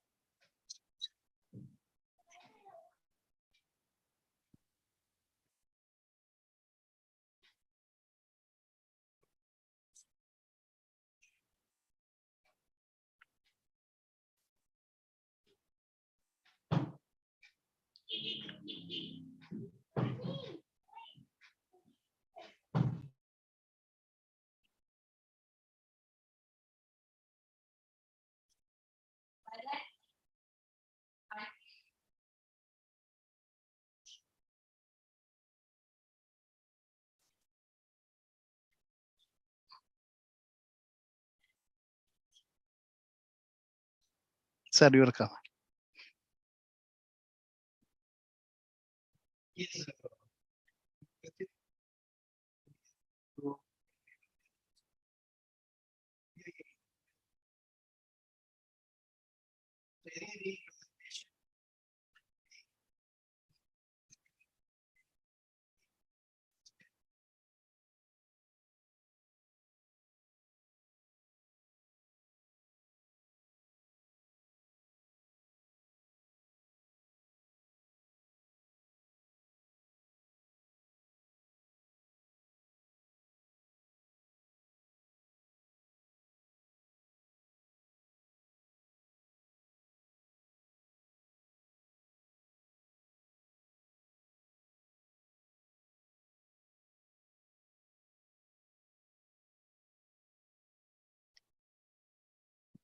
Sir, so Hassan, yeah, please comment. You want to comment on this?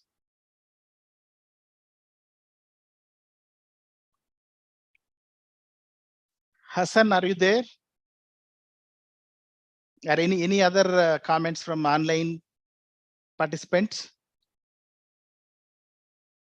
Then with this, because we have to take up this inauguration part, which we could not do it. Vipin, you please wait. In half an hour time, we will complete the inaugural formalities here. So you can present it as soon as the inauguration is over and we back to the paper presentations. So I request all online participants be there. Now I request Chair to come and give the mementos to these speakers who has done good presentation today here. Sir, come front, sir.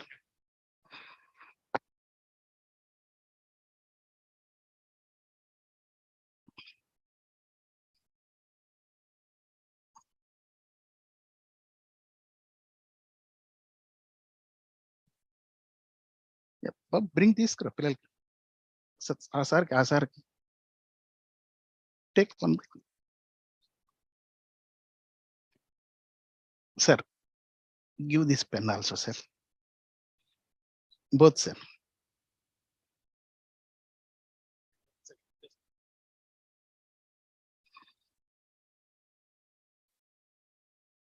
One more. No. అక్కడ వాళ్ళకే ఇవ్వండి sir. మీరు ఒక ఇద్దరు work yes. One more pen. తీసుకురా total 6 కావాలి కదా. Come, all of you come. All of you come. See, this is, you are all first year, second year, good. So that's why we want to encourage you. This is a memento from Global Information Technologies, and the pen is from RHINEXA Private Limited. Yeah. Sir, bring Babu. No, memento. Yes, for all speakers. Kavya, you got it? Oh, come. Take. Come, Kavya.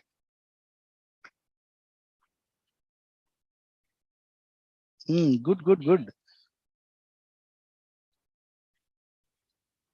Venkatreddy garu. No problem. No. Be there. Our end of this. Now I request our Shivangi madam to give mementos to the chair or our guests for both of. Sir. Yeah, please come. We'll have a group photo of the session.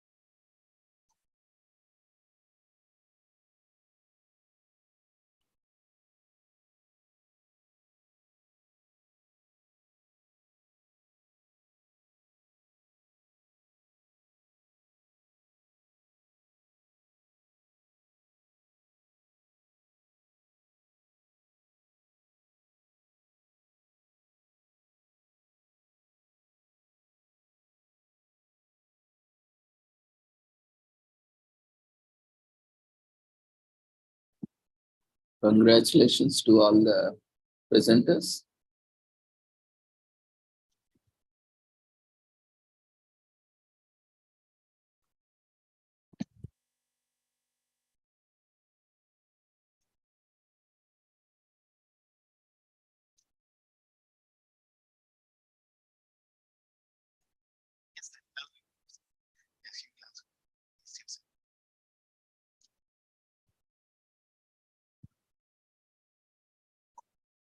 After the inaugural session, the rest of the presenters can present. Kindly wait.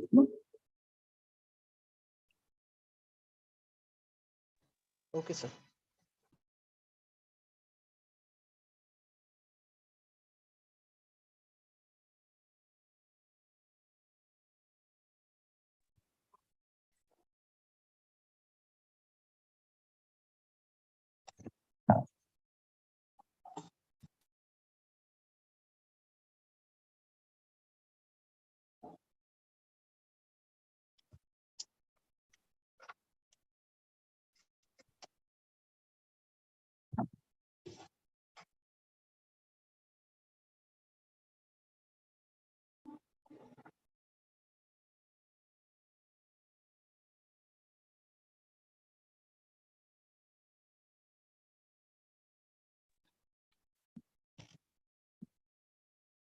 So for this inaugural session of our conference,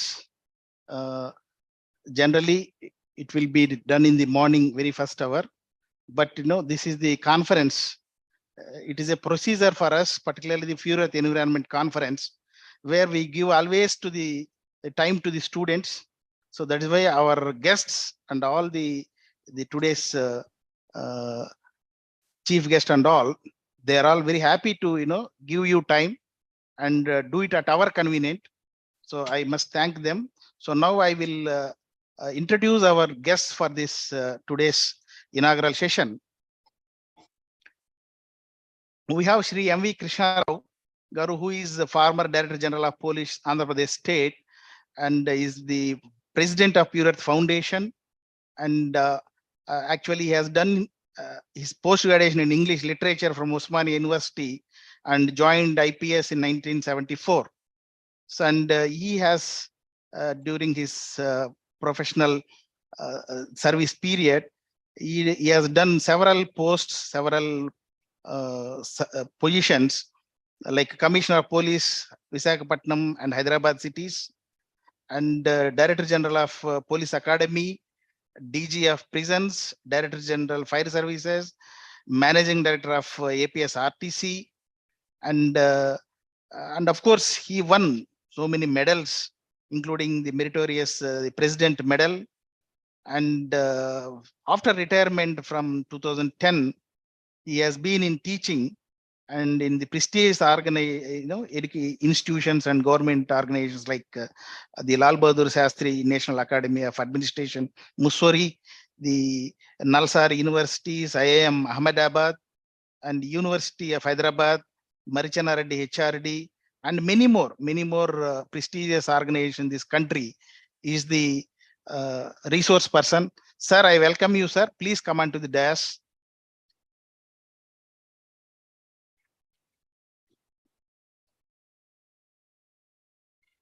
Madam is on way.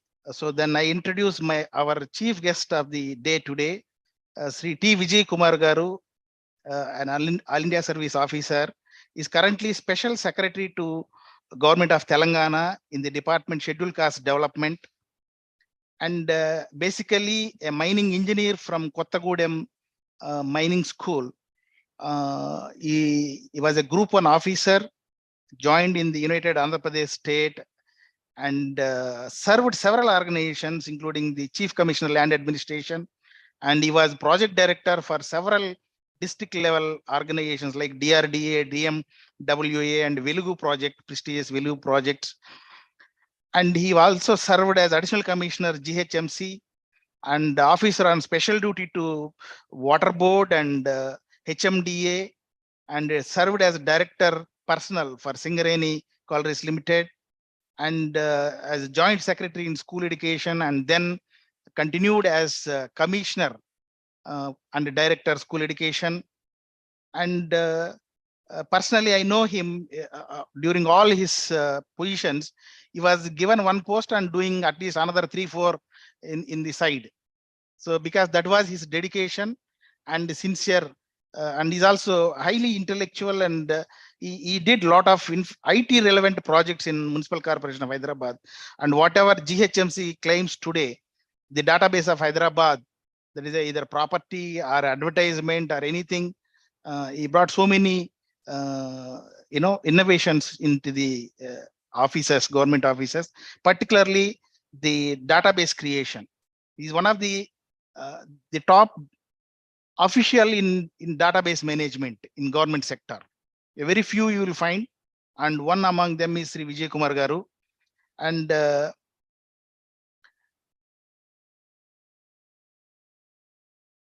yeah, of course. And now I request Sri Vijay Kumar Garu to come on to this dais.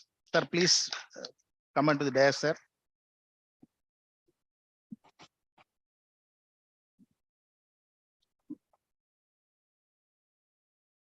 So by the time the Vice Chancellor joins, maybe she is in some busy official discussion. I request Sri M.V. Krishna Rao Garu, President Pure Earth Foundation, and he is the one man behind the Pure Earth Environment. Yeah, we are fortunate that Madam also joined. Madam, please come on to the dais, Madam. We are waiting for you. So Jawaharlal Nehru Architecture and Fine Arts University Vice Chancellor, Dr. Kavita Daryani Rao Garu, Madam also joined.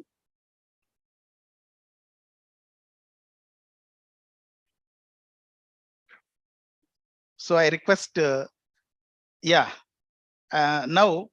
the Principal, School of Planning and Architecture, Dr. C.H. Srinivas will We'll give few welcome remarks of this on this conference.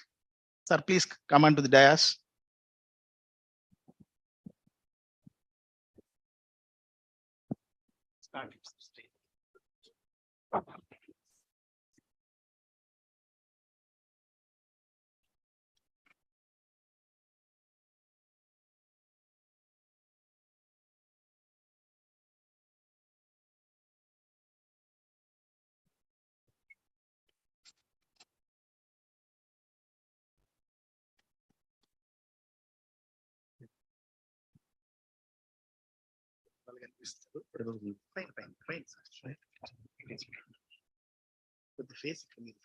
Right.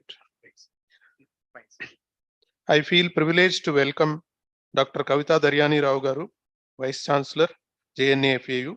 I respectfully welcome Sri Vijay Kumar Garu, IAS Special Secretary, Government of Telangana. I am honored in welcoming MV Krishna Rao Garu, IPS, former IPS, DG, Police, and AP, President of Pure Earth Foundation. I also welcome Jay Chandra. I welcome panel members, paper presenters, and students. Traditional knowledge systems in environment has exhaustive scope in dwell with. Let us first look at some Vedic hymns. Gauha Shantihi. Let the cows be peaceful. Antarikshaha Shantihi. Space be peaceful. Apas Shantihi. Water be peaceful. Vanaspateha Shantihi. Meaning forest be peaceful. Kale Varshatu Parjanyaha. Means let the rain be timely. What happened is we didn't have, in summer we had rain, which has created so much of disturbance. Prithvi Shantihi. Let the green Vanaspataya Shantihi, let the green grow all over the place. Desoyam Shobarahitam means let the nation be not having any famine. This is so these show a lot of wisdom and sensitive points that they have identified in trying to look at the environment. And I thank everyone for giving me this opportunity. Yeah, thank you.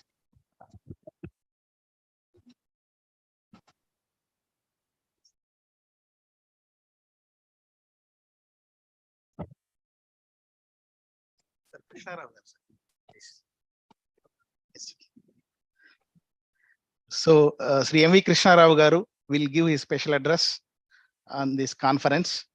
I request sir to come and give his valuable remarks. That is for online. Yeah, this place is fine. Okay. Distinguished Vice Chancellor of JNAFAU, Dr. Vijay Kumar Garu, Doctor. He is a doctor. Yeah, he's in computer sciences, he's a PhD in computer sciences. He is a doctor. Dr. Srinivas, the principal of this institution, ladies and gentlemen,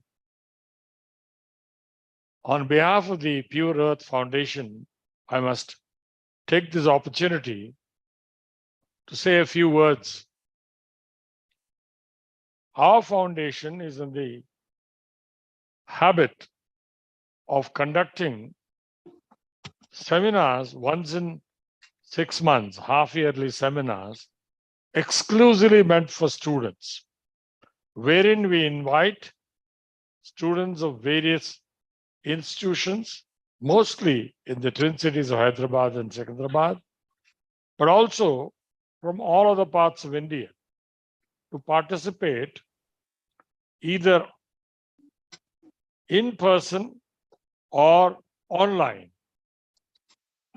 The purpose is to encourage youngsters to think and create a paper and be bold enough to read that paper. And this is the 6th such seminar. And in this process, we see a lot of progress. Youngsters who normally are scared of coming onto the stage and who are tongue-tied and will not be able to speak openly have shown a remarkable skills, and they made excellent presentations. This is the formal inauguration today. We are happy that we have very eminent persons to give their message. And on behalf of the Pure Earth Foundation, I'm very grateful to JNAFAU, a distinguished university, for coming forward and collaborating with us in conducting this seminar in a beautiful ambience, one of the best auditoria in the country, excellent acoustics, excellent air conditioning, and the various facilities are really top class. I thank the JNAFAU Vice Chancellor and her team for collaborating with us and making available all these excellent facilities. Now I'll request the Dr. Jayachandra to take over. You can play my role. we are hosts, of course. So now I request Vice Chancellor Madam to give your remarks, and then we will call our chief guest. Madam, this is for the onliners. Yes, mic and earphone. Okay, that's fine. It's a little bit.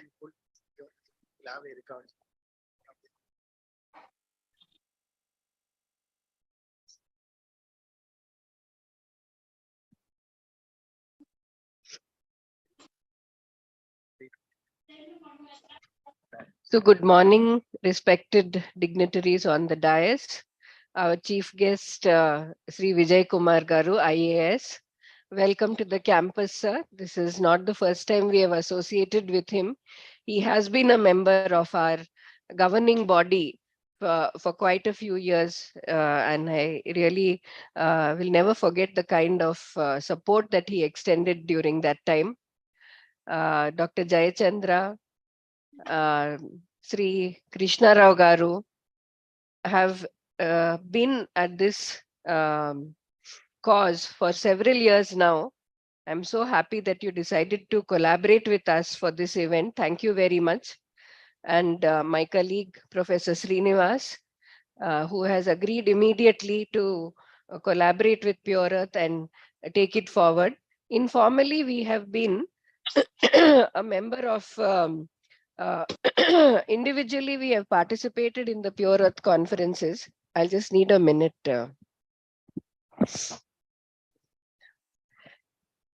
Informally, we have been member of Pure Earth conferences in the past, but this time our involvement was much more, and I'm really happy because this is our core discipline area.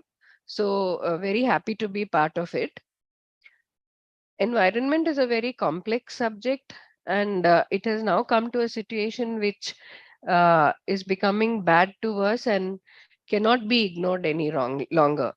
If you go online, you will find some estimates of how many days or how many hours are required till the situation approaches a point of no return, where the environment would have been so much spoilt by human activities that it can no longer be taken back from that point.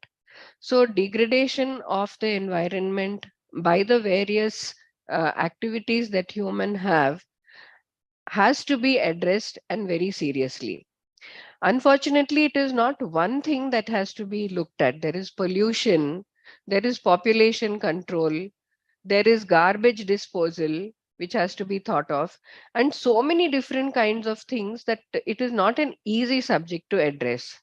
So it is a very good thing that students have been sensitized to this issue and are through the years, they are getting an overview of all the different concerns that environment encompasses.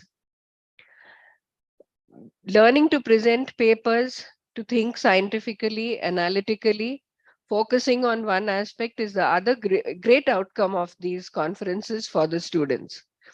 Unfortunately, when we talk about improving one part of it, it is not a straight line connection that every factor has to the environment. It is like an interconnected web. If you touch one part of it, another part of it will get out of balance. So it is very important to understand climate change, pollution, waste disposal, all these things and how they are connected. Just now, Professor Srinivas mentioned that we had out of season rain this morning. There were even hailstones, I'm informed. So these are all evidences of the problems that are there for us to see.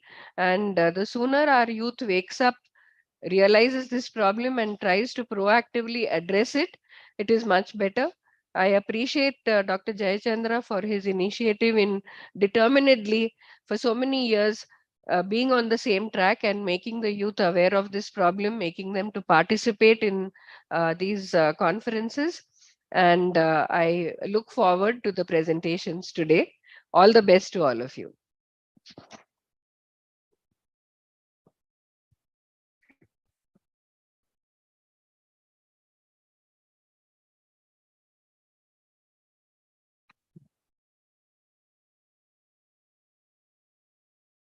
Thank you, madam, for your wonderful remarks.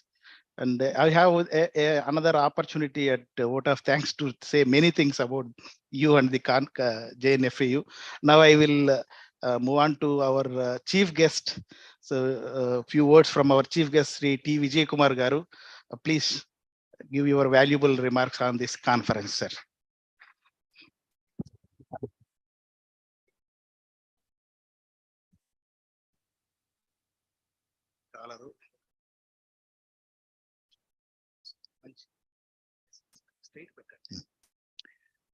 So a very good morning, or rather good afternoon to all of you, especially Madam Kavita Daryani Garu, Vice Chancellor of JNFAU, and my great friend and senior Dr. M.V. Krishnarao Garu, and Srinivas Garu, Principal, and Dr. Jayachandra Garu. He has been my guru in my olden days, when I learned my basics of GIS, global positioning and all that. So when he invited me at 9 a.m., even though it is very unearthly hour for Hyderabadis, I had to make it. So thank you for inviting me, Jayachandra Garu. I don't have a planned lecture. So basically, I'll take the liberty of speaking whatever, like, I mean, from the heart. Honorable Prime Minister Garu calls it Man Ki Baat, M-A-N-N, Man Ki Baat. I call it, again, Man Ki Baat, but this M-O-N-K-E-Y, Man Ki Baat. So I'll try and pick your brains a bit. And Dr. Jayachandra Garu will kind of allow me to speak for a few minutes. Yeah. So, no. Yeah. I was going through, I mean, what we speak now here is for the younger generation, next generation. So, this is what they don't teach you in the universities. There's a book called What They Don't Teach You in the Harvard Business School. This is something like that. What they don't teach you in the universities, and what we don't speak in government offices. So for the younger generation, I like to talk to you on what we don't speak. Recently, I saw a documentary on a channel called DW. DW is a German channel. This documentary, I wish all of you will see, go back and see on YouTube. This is called A River in the Sky. A river in the sky. Basically, it gives us an understanding of how rains come, how climate occurs, how the monsoons happen. and how the earth has been designed by God to operate. Each grown-up tree in the Amazon rainforest, through a process called evapotranspiration, will suck 1,000 liters of water per day and release it into the upper atmosphere. So millions of trees at the rate of 1,000 liters per day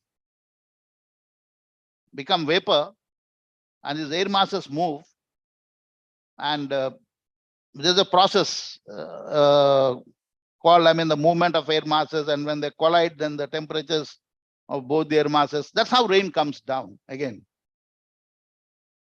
So the water from the earth is being taken from somewhere, converted to moisture, and these clouds travel thousands of kilometers and give rain elsewhere. This documentary is called A River in the Sky. And basically, we humans started destroying the forests, deforestation, and our people think that planting a few forests and taking photographs around small saplings they plant will restore the climate. We need to understand the depth. We need to understand the principles. We need to understand the mechanisms of how climate is formed, how weather is formed, and how these changes occur on a long term. The UNFCCC has officially declared that in the last decade, there has been a permanent rise of 1.5 degrees Celsius. And in the next 10-20 years, that will be another 1.5. So there will be a permanent 3 degrees centigrade. They call it global warming. And okay, global warming, what does it do? There's an island in Pacific Ocean called Kiribati. Kiribati may get submerged in the next 4 or 5 years. And there are about 14 island economies which will follow suit. In maybe 40-50 years, all these 14 island economies will get submerged. Vanuatu, Tuvalu, there's one nearer. Some of you may have gone on a tour. Maldives is in the danger of getting submerged. Vietnam has a coast of 3,150 kilometers. And now they are worrying about their coastlines. 3,150 kilometers at a low level, and maybe in 10 years, part of it will submerge. The Indian coastline has already started submerging in some places, and we are losing valuable mangrove forests.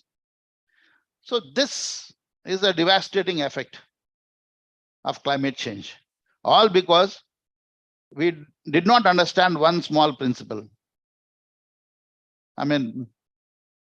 One tree, grown-up tree, can generate, transport, convert 1,000 liters of water into rain elsewhere. I'm a mining engineer. We mine coal. No longer, I was a mining engineer. I was doing practical mining in a company called Singareni Collieries.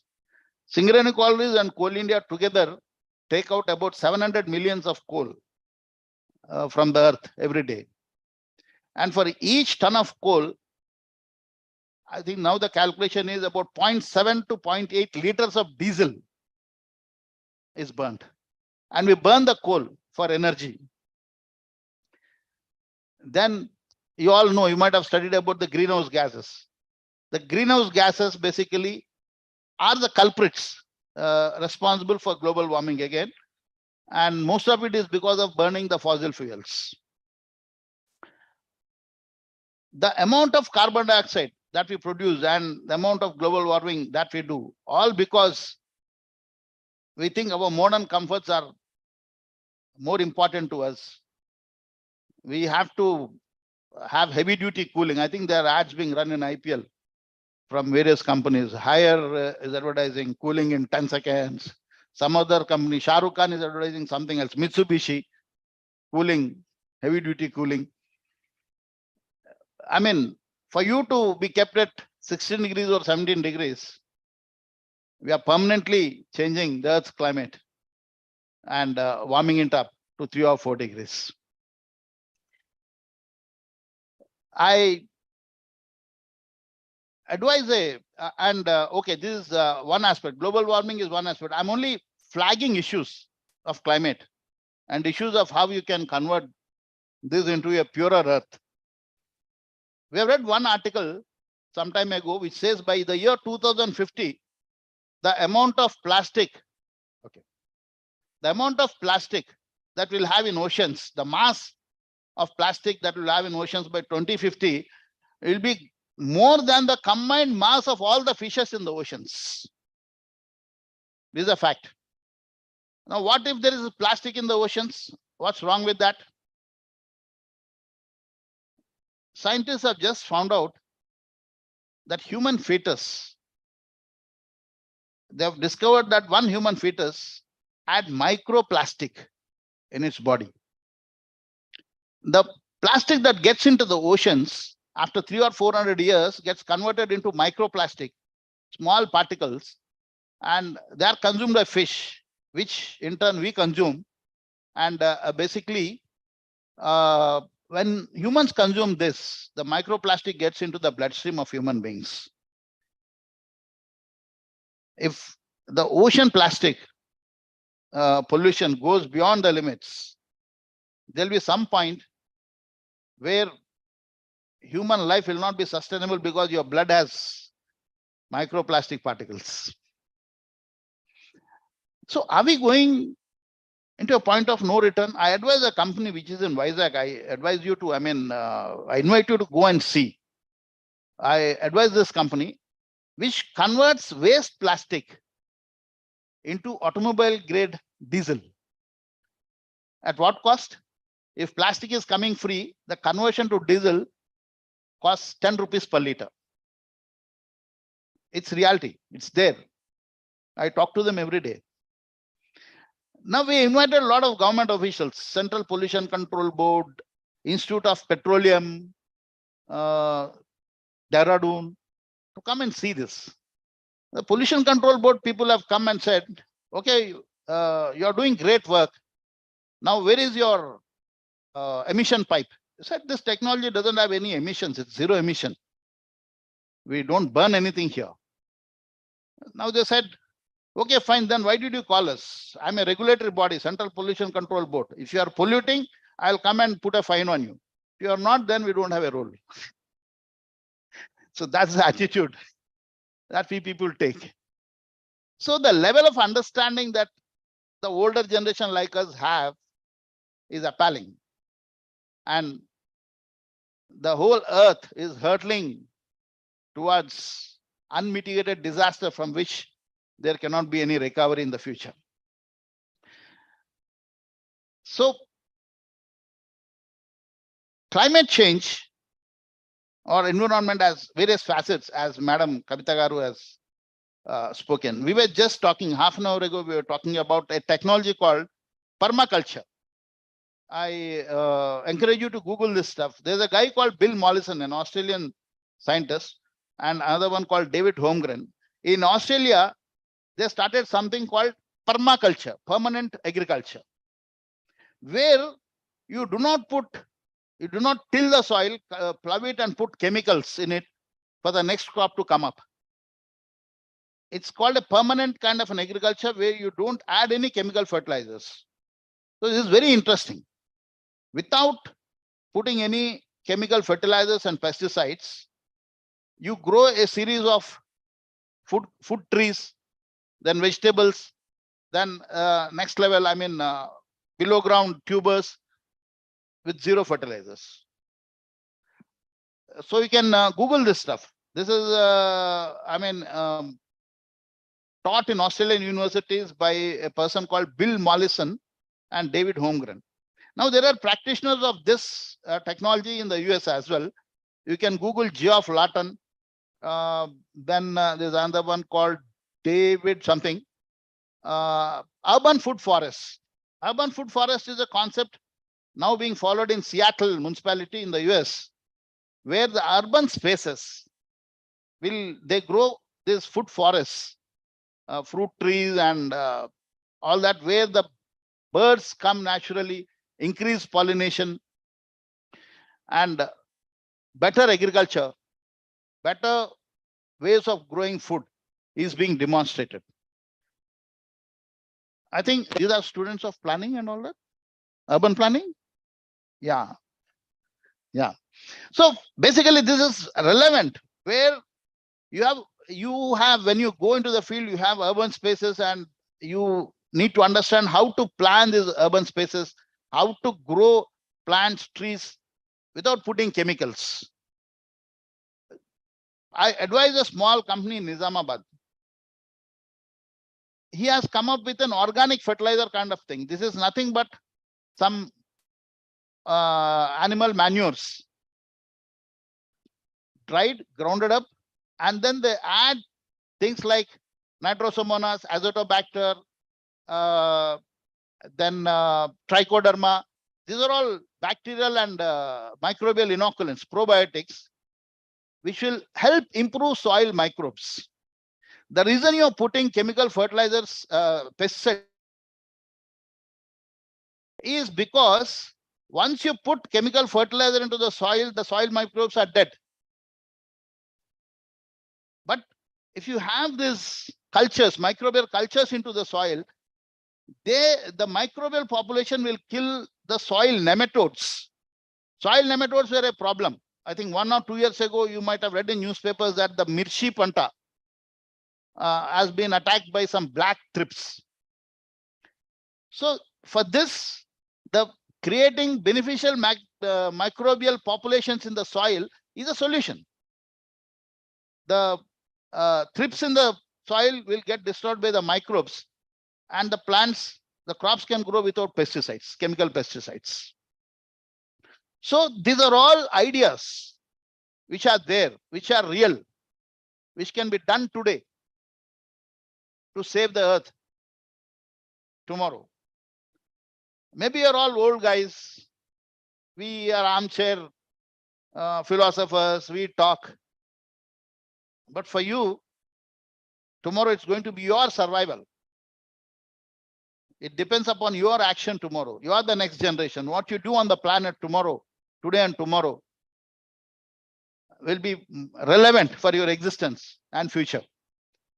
So I just thought this will be just monkey bath, pick your brains and make you think and do something. The technologies are there. I mean, sitting in a government office, I advise a few companies which are coming up with this kind of technologies. Just yesterday, we signed, one of my friends signed an agreement with a biotechnological company. A few bacteria and a few fungi will kind of make the soil, microbe sufficient so that chemical fertilizers will not be needed. Organic agriculture. The roots of organic agriculture is in biotechnology. We grow culture beneficial and they don't allow harmful bacteria, pests, nematodes to come up. So there is no need of pesticides and chemical fertilizers. A bacteria called nitrosomonas will convert ammonia into ammonium nitrite. And then there's another bacteria called azotobacter. It will convert ammonium nitrite into ammonium nitrate. Ammonium nitrate is nothing but your urea, chemical urea. So it all can be done biotechnologically. We don't need tons and tons of chemical urea spoiling our earth. So these are all ideas for the future. These are all ideas which they don't normally teach you in the universities. And normally we don't talk about it in government offices, but they're relevant for you, for your future, for your children, for the next generation. Thanks for giving me this opportunity. Thank you so much.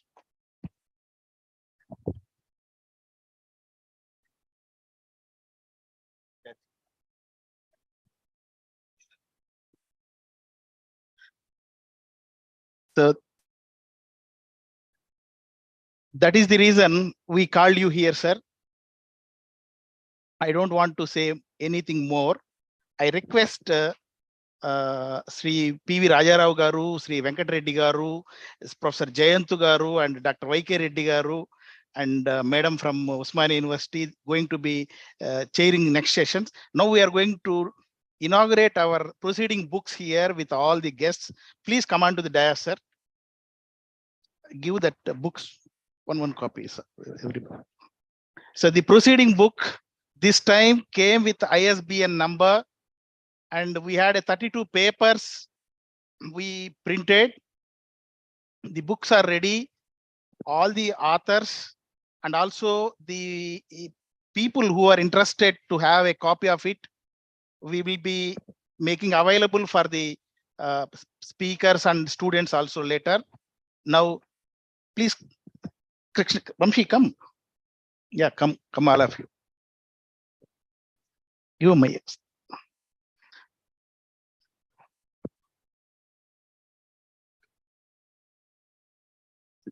the proceeding. Sir, please come front. Just hold the book. We will have a photograph. Yeah, please, sir. Please, somewhere we will have a group photo with all the books, proceeding books. నేను వస్తాను.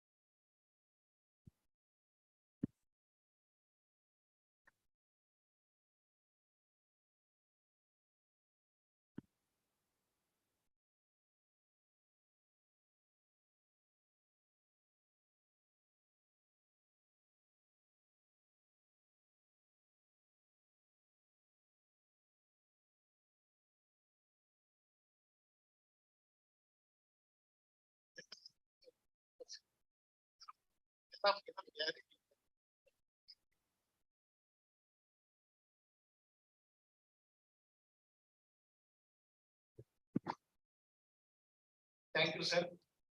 Now, in a minute time, we have not taken.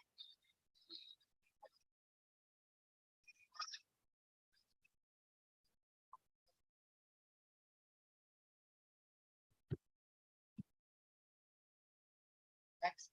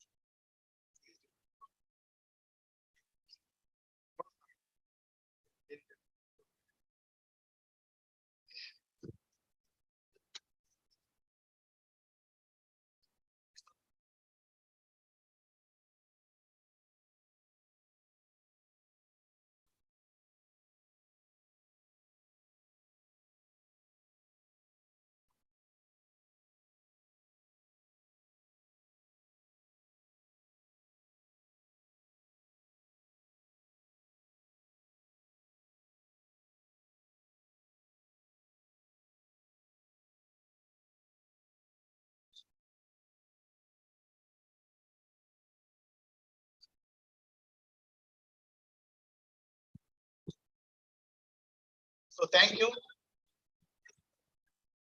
Sinagara. Very short, we move on to our the leftover speaker of the first session. So thank you, sir. Thank you. We'll continue with that paper presentation. They will sit there. All will come down. 15 minutes. Sir, I have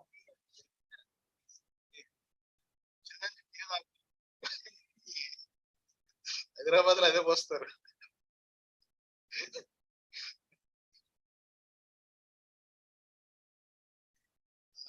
I request YK Reddy garu and Venkat Reddy garu, sir. You have one paper from your session. May just sit for a few minutes, and then the next chair will take over. There's only one paper. Venkat Reddy garu. Yes, sir, please.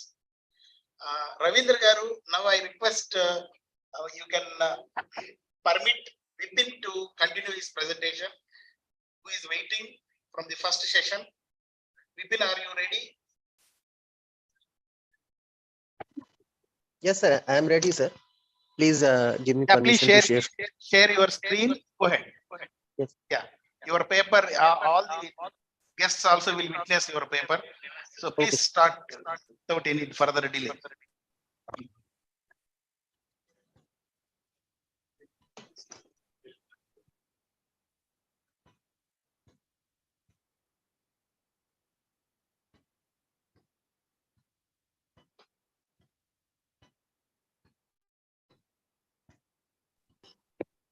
Is it visible, sir? Your screen is visible. Is it? Oh, Share your screen. sir, I shared it, sir. Is it visible? I think your network is slow, Ma. It is not yet visible. Oh, okay, sir.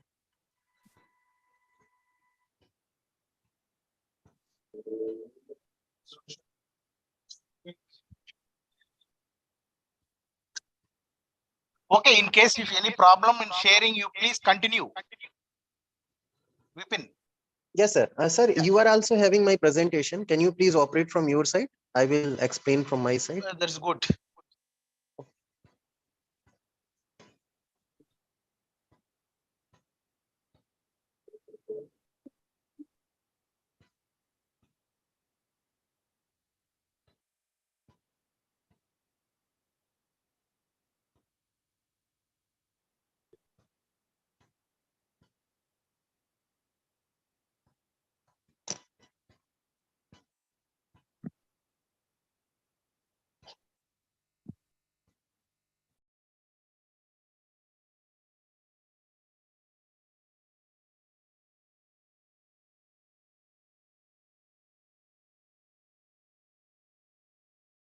Yeah, you can use this.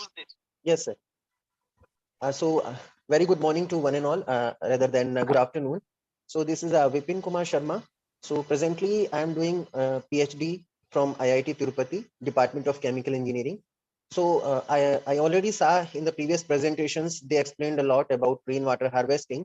So now I will be dealing and I will be explaining about that calculations which used to come behind that rainwater harvesting. Next slide, please. Sir, am I audible, sir? Yeah. Okay. Go ahead. Next slide, please. Second slide.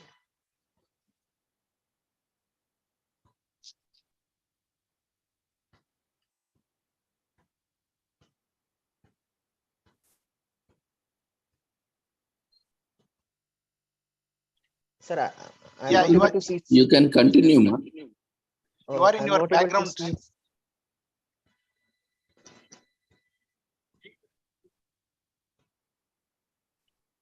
You cannot see this, Vipin? No, sir, I am not able to see second slide.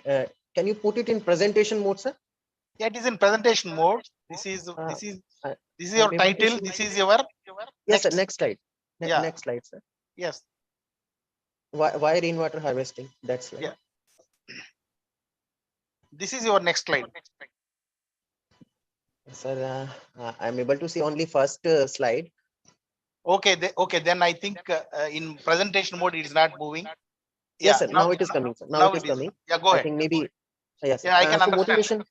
Okay, sir. Yeah, you Now, go ahead now. okay, sir.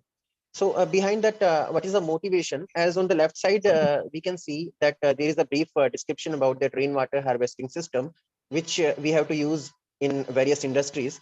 So what are the main points about rainwater harvesting? It is being explained on the right side, as it is quick and easy, self-understand, and reduced water bills. Yes, because we need to pay a huge amount of bills to the government of India. So if we can use rainwater harvesting system in our residential and in our industries, so we can control over that one.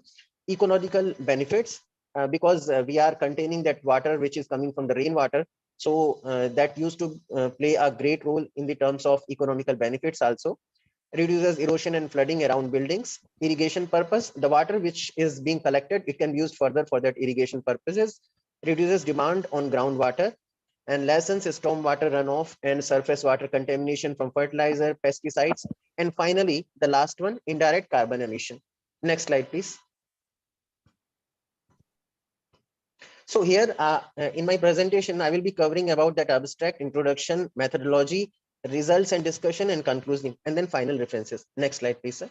So this is a background. Presently, I am doing PhD. In addition to that one, I worked in Uranium Corporation of India Limited also, which is a public sector enterprise, comes under Department of Atomic Energy. So it is having one unit in Andhra Pradesh also, which is situated in Kadapa district, Tumalapalli village. So we are planning to expand that project from 9 lakhs ton per annum to 13.5 lakhs ton per annum. And there is an important condition of MOEF and CC that we need to provide rainwater harvesting system for that industry. So this is a background and motivation behind that.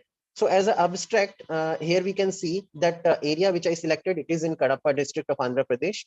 So that particular area which comes under Pulivendula Mandal, that rainfall was 535 mm per annum. So it is as per references. Next slide, please, sir. So I will be dealing about that complete concept designing, technical specification, execution methodology in this paper. Next slide, please, sir. So as in this slide, it is being previous one, sir. In this slide, it is being explained that what is the average rain like in mid-June to mid-November, that used to be around 80%. And whereas in the case of other one, October to December, it is around 20%. So as an average, 41 days in a year was that total rainfall which was received as per the IMD data. And then that rainwater recharge system of that particular location we are going with. Next slide, please, sir. No. So next slide, please, sir.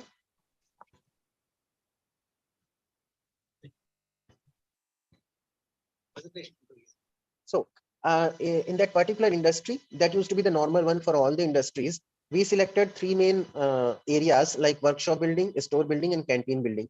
These are the dimensions and these are the roof areas of that particular building. We selected these buildings because it is the biggest one of that particular industry. Next slide, please, sir. So as a methodology, that hydrological analysis, which we considered, as a famous scientist, Dr. H. Darcy, they gave one rule, and they proposed one formula: Q is directly proportional to H by L into A. So here that according to this formula, we started our calculations, which is based on Q is equal to KIA, where Q is the runoff, which I will be explaining in the further slide, and H by L represents the head loss or hydraulic gradient, I, and K is the coefficient. Next slide, please, sir. So as an hydrological analysis, that water harvesting potential, which we need to calculate, that is being based on volume of that water received, which is equal to that area of the catchment, which we will be using, and then a multiplication with amount of the rainfall in mm and runoff coefficient. I will be explaining these parameters in the further slide. Next slide, please, sir. So that runoff coefficient is a very important factor for calculations of rainwater harvesting, which is a volume of water that runs off on a surface to the volume of water that falls on the surface. That is the ratio between these two things.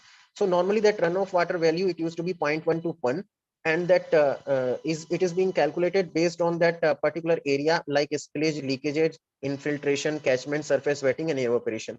So as per the economical conditions, runoff coefficient for various areas, it used to be different. Next slide, please. So in the next slide, here we can see, as per that manual of Government of India and Ministry of Water Resources, what used to be the runoff coefficients for various areas like residential, forest, commercial and industrial, parks and farms, asphalt and concrete parking, road surfaces. And in the right side, you can see that graphical representation for the runoff coefficients of different surfaces. So these are the minimum and maximum values. And based on this one, that runoff coefficient 0.95. Next slide, please. For our calculations, which we took. So annual rainwater harvesting potential. So annual rainwater harvesting potential, it is an important factor for our calculations, which is being calculated based on V is equal to KIA. Here, I gave an example for one particular building workshop, but we considered other buildings also, and we calculated these values based on that particular area values, runoff coefficient, rainfall, and then finally that volume of rainfall came. Next slide, please. So these are the other discharge calculations which we did in our project, which was done based on the formula Q is equal to CIA. So here that the CIA are the again various values of coefficient of runoff by rational method, which was taken 0.9, and I was the intensity of rainfall, which was taken as 11 mm/hour, and A was the area of the catchment. These all some values are based on IMD data, and some values we calculated in that area itself. Next slide, please. So these are the various data which we calculated for that particular project. These are the technical calculations for various buildings in the industrial site. Three main important buildings which I told previously: workshop, store, and canteen. We calculated rainwater harvesting potential in meter cube per hour, discharge of water meter cube per second, and then finally height, which we took from that drawings. Next slide, please. So these are the other important calculations for that particular designing of that piping, which will be required for the rainwater harvesting potential of that particular building or particular industry. So that for particular buildings which any industry will contain, we need to do these calculations separately. And then finally, according to that one, we need to provide separate pipelines for each and every building for that collection of effectively rainwater harvesting system. So it was known as diameter, it was known. Velocity we calculated, which I will be explaining in the further slides. Q discharge, actual number of pipes which was required for the calculations, and the total we calculated. Next slide, please. So this is the calculation for that number of rainwater downcomer pipes which was to be installed. As a standard, we took DN 110 mm of that pipeline dimension, and that calculations formula we used as Q is equal to CIA, which I explained in that further previous slide also. And N, it was that number of minimum number of requirement of pipes. Q was the discharge, and then I was intensity of the rainfall, area of catchment we considered. So based on that one, we considered the values of various buildings. So here as an example, I was showing in this slide that for workshop building, N was coming around 6.39 pipes. So as a round figure, we took around 8 pipes, which was required. Next slide, please. So in the next slides, I will be explaining about that values for that other buildings also. So this is based on calculations for that number of rainwater downcomer pipes to be installed. So that basic formula we calculated based on V square is equal to U square plus 2ES, where as per the Newton's law of motion, and we took that acceleration as 9.81 meter per centimeter square. And then previously already we calculated maximum discharge per second, which was for the workshop building 0.006075, as well as for other buildings also we calculated, and based on that one we calculated these values. Next slide, please.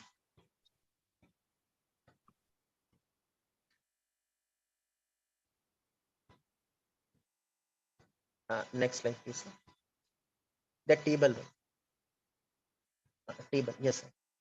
So in this table, as I already explained, these are the various pipelines which we calculated based on our project. Next slide, please, sir. So slide number 20, sir.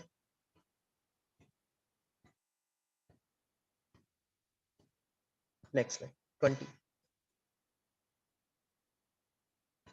So this is the calculation for that number of rainwater downcomer pipes which is to be installed, which was based on that discharge formula Q is equal to pi by 4 d square V. So that dimension we took 22.95 as per the calculations, and these were the different types of joints which we will be using.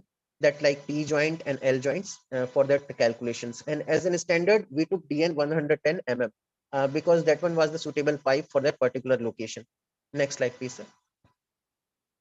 So design of the recharge wells. As we did these calculations, we required that design of the recharge wells also. So based on that one, it was based on time of concentration and maximum water to be stored. So time of concentration and maximum water, I will be explaining in that further slides. Next slide, please. So time of concentration, it is a very important factor for that calculation of rainwater harvesting system, which is a fundamental hydrology parameter, which is used to compute the peak discharge for the catchment.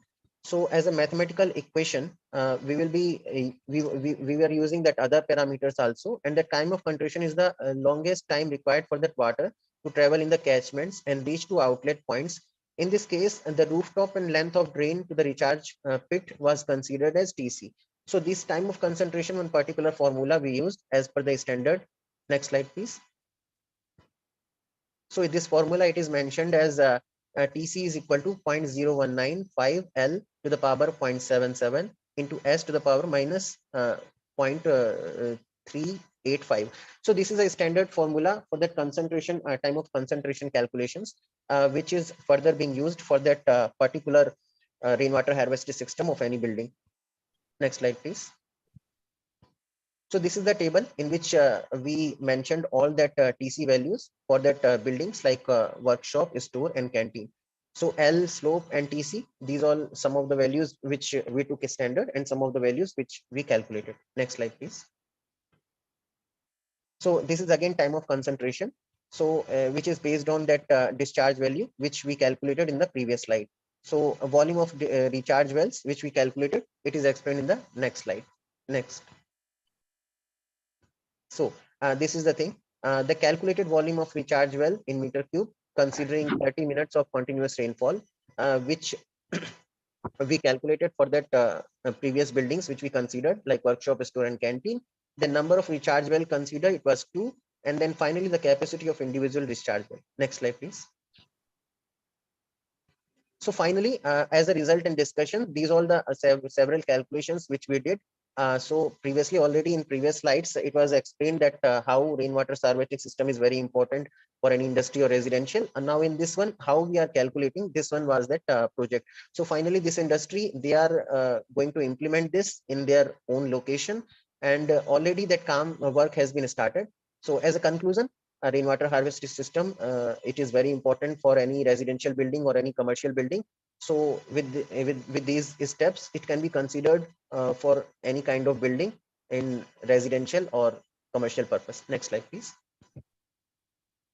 So I thank to that Pure Earth Foundation. I thank to IIT Tirupati, my professors, and these are the relevant standards. Thank you, sir. Thanks a lot for giving me this opportunity. Thank you, Vipin. Thank you, Vipin. We are yeah, it's a good paper. We just have a quick comments from our chair, and then we can move on to the next session. Sir, just you want to add something? Jayachandra garu, one more paper is there. No, sir. Yeah, Sai Prashanti. Okay, is she available? Yes, sir. Okay, then we will move on to that paper. See, because we are already delayed, there is one more session before, at least before 1:30, we should close that session. Sir, I have to take your time also. We'll allow one more paper, sir. Yeah. Sai Prasanti, are you there? Yes, sir. Yes, yeah, sir. Please share your screen if you have. I stop my screen sharing. Sir, actually, I have some network problem here. Yeah, just you talk about your paper. Yes, sir. Good afternoon, everybody. This is Shanti from Microbiology Department, Usmania University.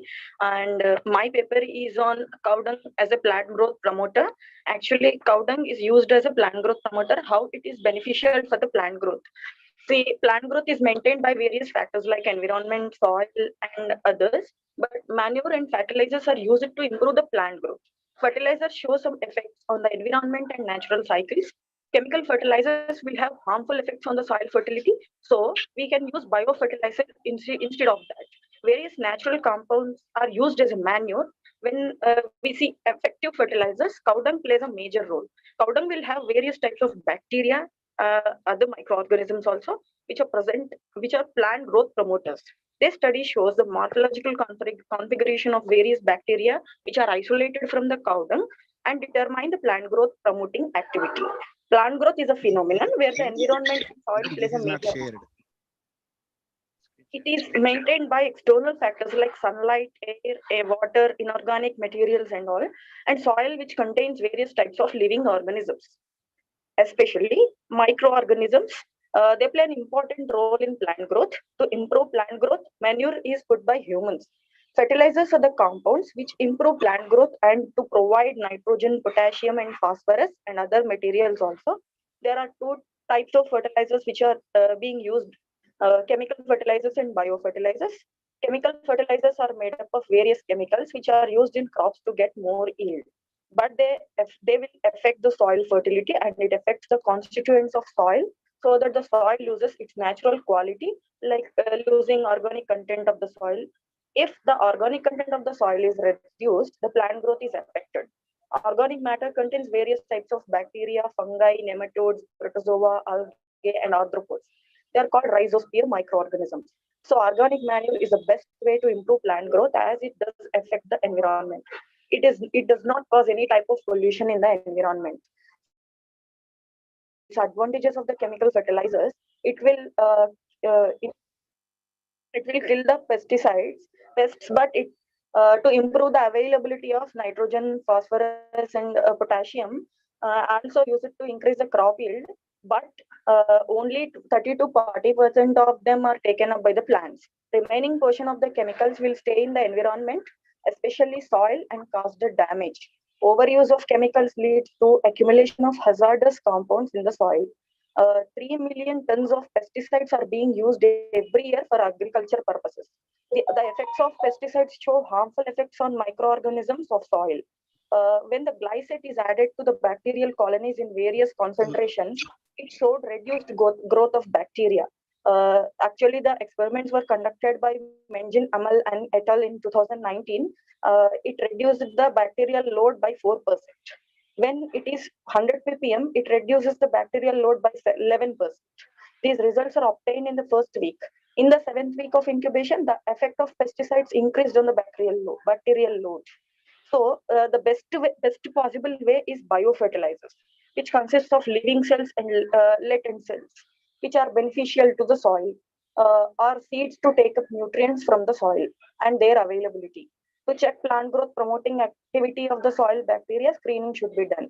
So what we did is we took cow dung samples from the various places in Hyderabad, and we have isolated the bacterial colonies by serial dilution method and spread plate method. And there we added cow dung samples to the 10 ml of buffer, and then we streaked it by spread plate method, and the colonies are isolated on the plate. And then we did gram staining to analyze the grams nature of these bacteria, and morphology of colonies determined. We isolated 2-3 colonies which are gram positive in nature. And again, we have done the experiments by using Jeevamrita, which is a formulation of cow dung added with other components like basin and water, cow urine, and jaggery, etc. And then we have put these Jeevamrita to the plants. And sir, that picture is there now. Please, can you? Yeah, we have seen the growth in the plant like this. So by putting the cow dung to these plants, we have observed that the plant growth is more, and plant is the soil is not affected. We did not added any chemical fertilizers to these plants during that addition of Jeevamrita to these plants.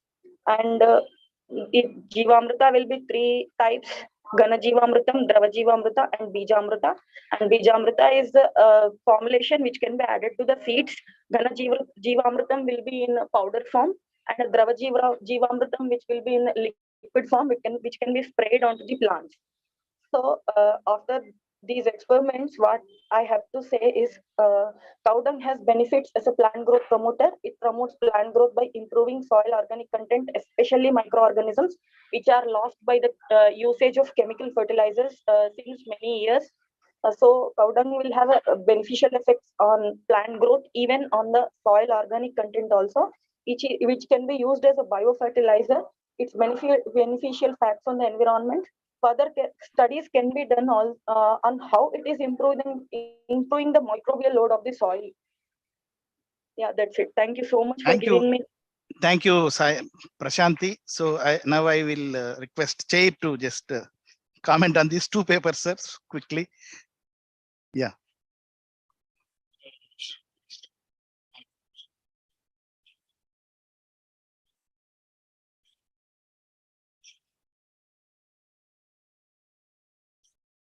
ఒక paper ఉంది ఇస్తా అది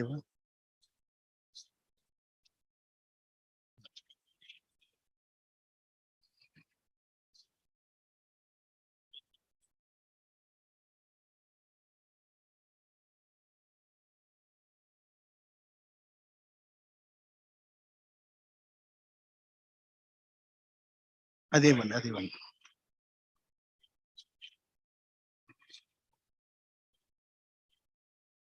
Yeah, this is what I want to call these people.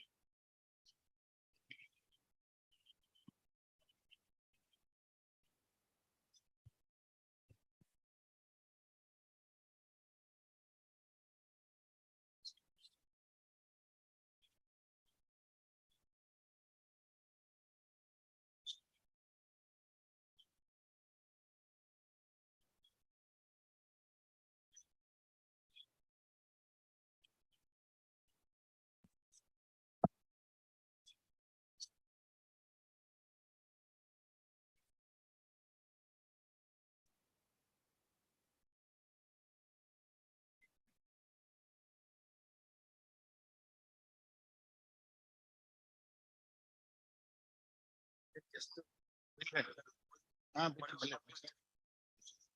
Lunch వచ్చి దాన్ని బట్టి నువ్వు మీ lunch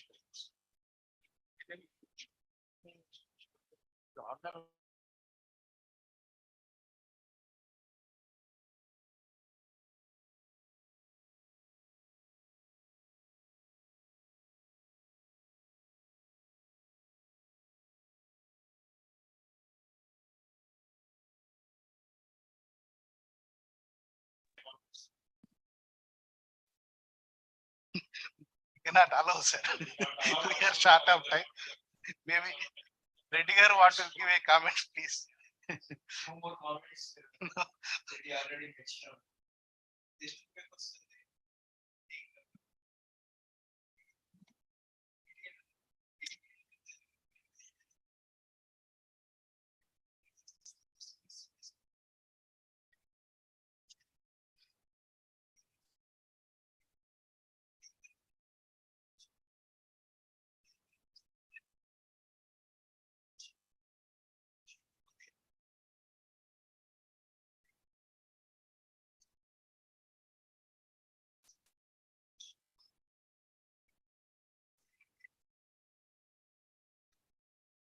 Yes, a couple of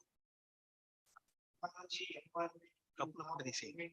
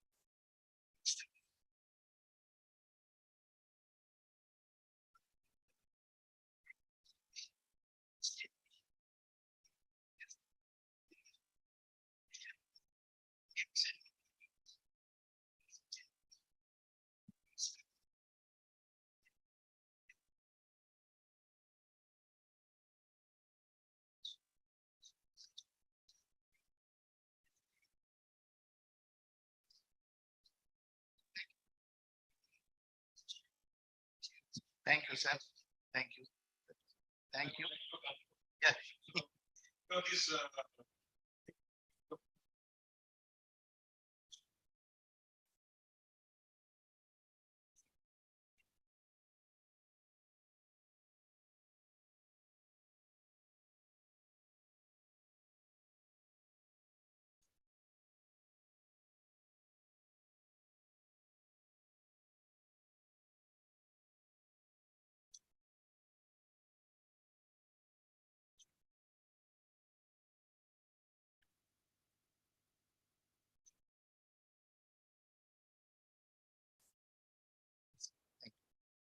So now without delay, I'll just read out our next for the second session, the chairpersons, Sri P.V. Rajarao Garu, IFS officer. Yes, sir, please. So, a geology graduate, Sri P.V. Rajarao Garu, he has joined AP Forest Department as an assistant conservator of forest in 1984 and served as divisional forest officer in several places in urban forestry in Visakhapatnam and flying squad in Kurnool and DCF in GAS division, where he had entry into the information technology and GIS technologies for forest applications, and he served as DFO social forest in Kurnool and Kadapa districts. To hone the skills in GIS, he has visited Australian National University, Canberra, and when after conferred with IFS in 2001, Rajarao sir has worked again DFO as Nirmal, Warangal, Karimnagar and Hyderabad districts.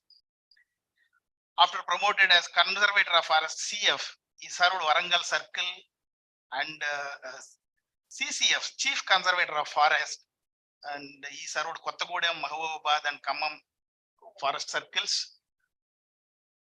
And finally, he was promoted as additional principal chief conservator of forests, just one step for the chief PCCF post, and he retired in 2022.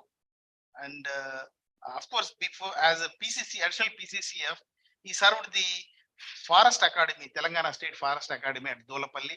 So he has a lot of field and then the knowledge, subject knowledge, because as academy director and all. So we welcome you, sir. Please come on to the dais and give. And the other co-chair, Dr. Saida Ajim Unnisa. She's an assistant professor in Department of Environmental Science, Osmania University, and she's also Middle East. She's also director, Minorities Cells, Osmania University. She has done MSc, PhD in Environmental Science in JNTU, Hyderabad University, and also done a diploma in nanotechnology, and with more than 20 years of experience in research and teaching in all environment related subjects, water, wastewater management, solid waste management, biodiversity, and more than 80 plus papers she published and included few textbooks. And she also executed some research projects under Department of Science and Technology and UGC.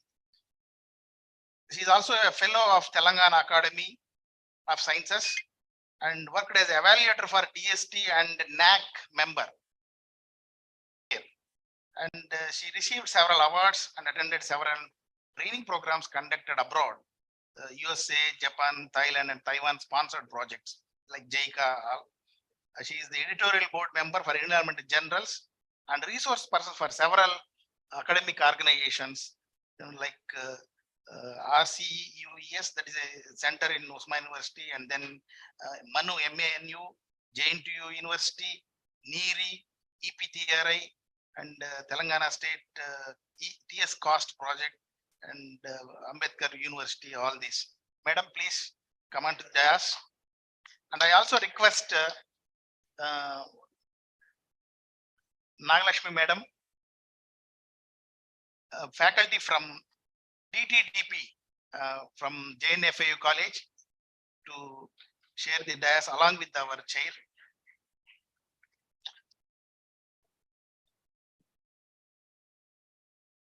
And without delay, I request the physical speakers of this session, anybody is available, please come on to dais. Because you are aware that if you are here, Arshid, are you there in this session? Yes. Okay. So I'll just read Rameshri, Akshita. If they are there, please come. I did not call you. See, if you are there, part of this session, please come onto the dais. Nikita, Faiza, and Samiksha, Ananya, Pooja, Vamshi, JNTU, Riti Kiran from JNFAU, Deepika, okay, Deepika 3 people from virtual. So any more are there? Please come sit there. Come to the first row. Yeah, then I request straight away the first speakers, Rameshri team. All 3 of you, please come, and we will.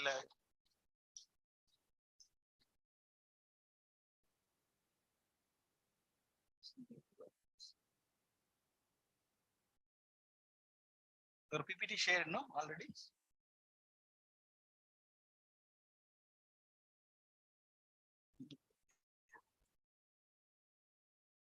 It should be here only, no? Mail, Yeshara? That means we have to open mail. No. We can just take it here. No problem. Won't take me. Which one?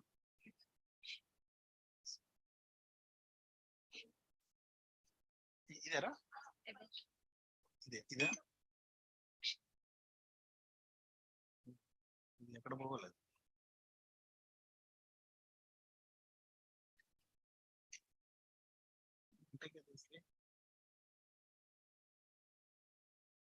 Side ఉన్నా ఉందా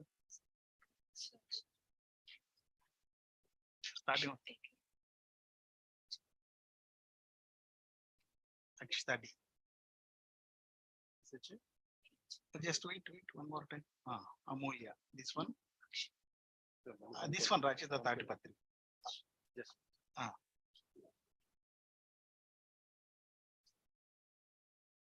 Impacts only, it should scroll down. That's the problem. And we go like this.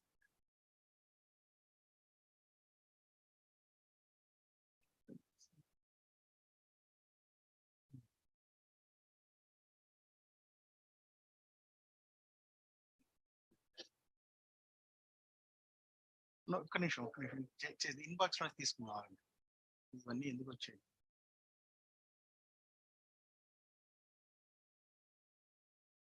this one for you.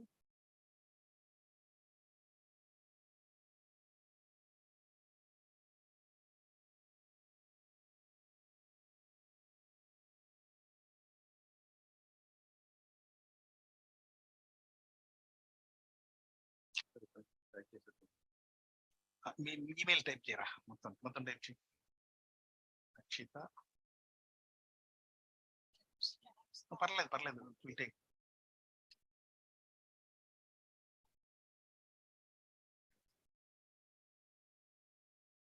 ఎక్కడ ఉందిరా మీరు mail పెట్టారు నాకు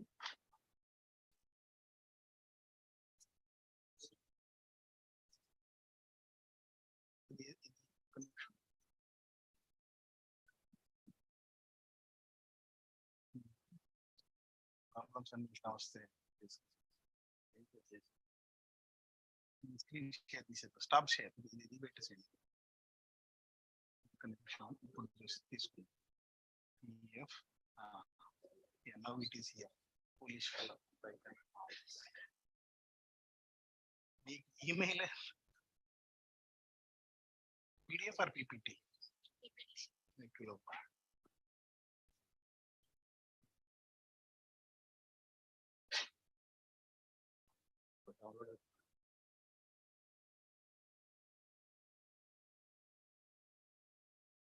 Right.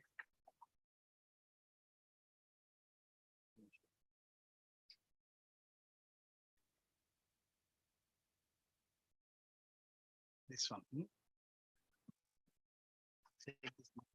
First speaker.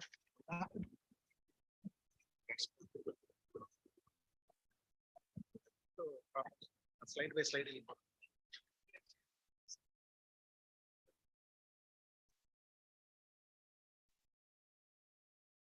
Good afternoon, all the dignitaries on the stage and off the stage. I am Akshita and here are my friends Amnishri and Sahiti. Today we are here to present a PPT on the traditional methods of agriculture, horticulture and aquaculture. We are from G.Narayanamma Institute of Technology and Science, studying in second year, second semester CSE.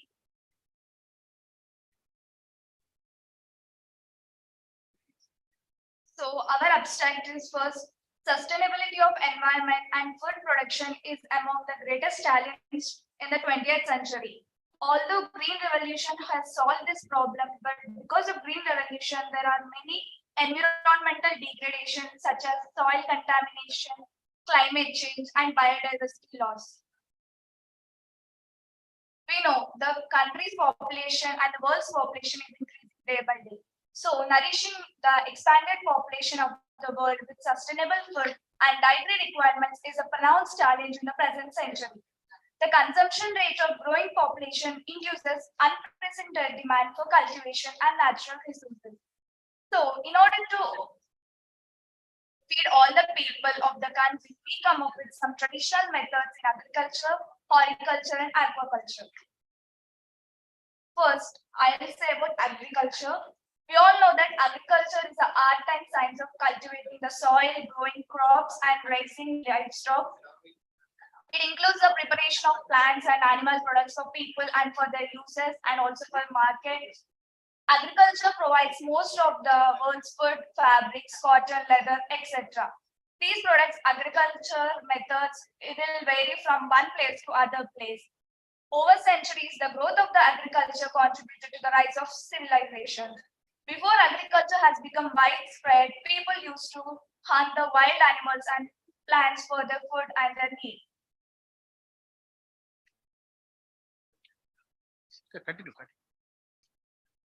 What are the reasons for traditional methods in agriculture? So, agriculture is the largest sector that sustains livelihood to maximum number of people, to all our people in the world. But climate change is a major factor for agriculture. Because of this climate change, the farmers and the people are facing many problems in agriculture. To overcome, we have come up with a climate smart approach to sustainable food production. Traditional agriculture is getting attention worldwide in context of sustainable food production and changing climate. Next, the traditional agriculture practice versus modern agriculture practice. Traditional agriculture is defined as the primitive way of farming. It includes most of the labor work and most of the traditional knowledge, tools, farmers' beliefs, and the traditional way of farming. Whereas the modern agriculture methods or the practices, it includes most of the equipment, and it also includes the pesticides, fertilizers, where the manpower is less and equipment power is more. We have many equipments for each and every task to be performed. We use the equipment. And traditional method is mostly based on the labor intense, since most of the work is done by the man. And whereas the modern, it is based on the capital intensive. And some of the methods in traditional agriculture includes crop rotation, agroforestry, burn cultivation. Whereas monocropping and precision agriculture is some of the techniques that are practiced under modern agriculture farming or process. Traditional method of agriculture is very environment friendly since it uses the natural products and natural resources, whereas the modern method is not user friendly or the farmer friendly because it uses the chemical fertilizer which produces the harm for soil as well as the birds and weeds, everything. Traditional farming, it takes long duration for a crop yields, because of which the production is low, whereas the modern farming method is very fast, so we can get the product yield very fast and high.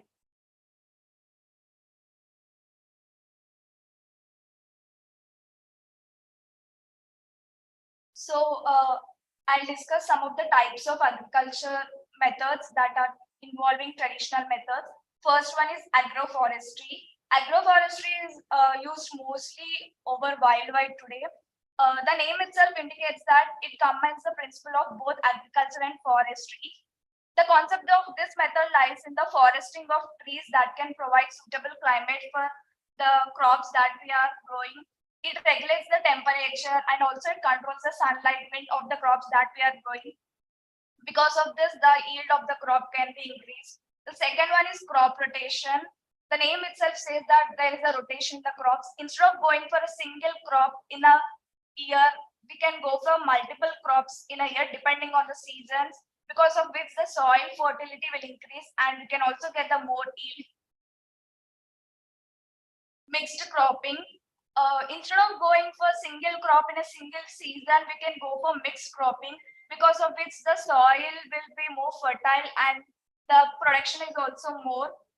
The farmers nowadays are going to do row cropping also, which means for every row there is a single different crop, because of which the yield is more and production is also more, and they can get different types of crops.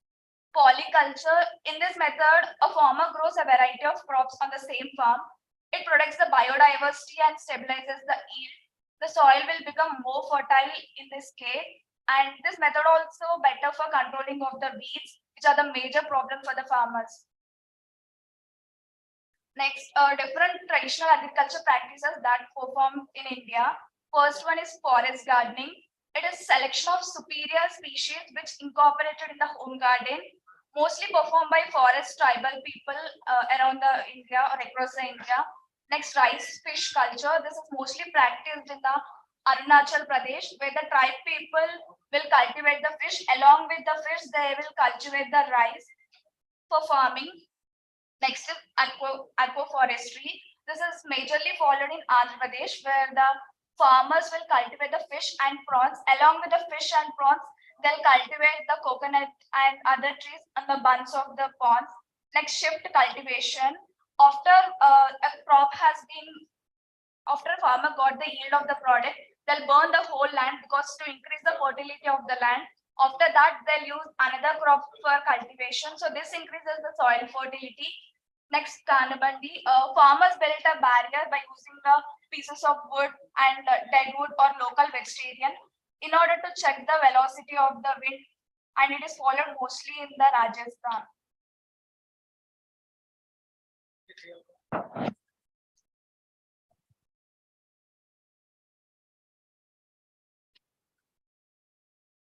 Next is aquaculture. Aquaculture is breeding, summarizing and harvesting fish and aquatic plants. Basically, it's farming and water. Aquaculture can also be defined as the breeding, growing and harvesting of fish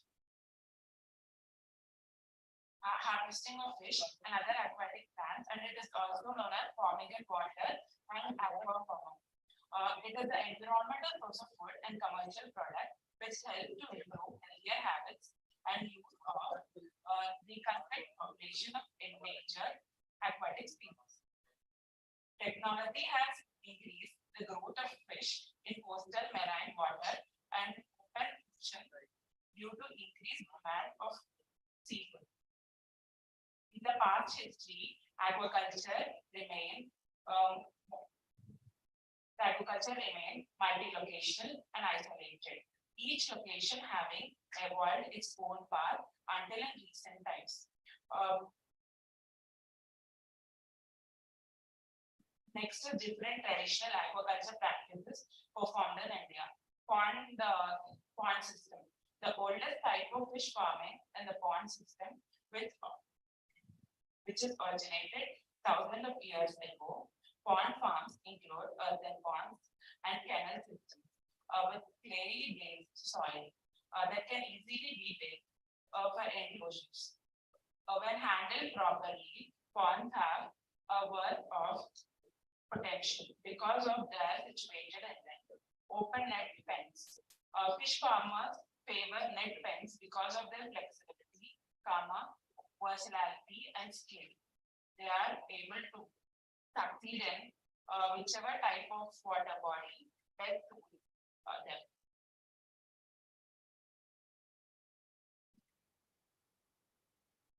Next is recirculating systems. Recirculating systems are efficient tanks in which water is treated and recirculated through the system. Almost all the species which are chip-based, which are recirculated in the system. Recirculating system address many environmental concerns associated with fish farming. Fish cannot escape and wastewater is treated, but they are costly to operate and rely on electricity or other power source. Submersible net pens. Submersible net pens are designed for use of offshore aquatic and can be used for a variety of fish species. This damaging to the local environment because water flows through the state. Carrying fresh water, uneaten food, and chemical into the surrounding water.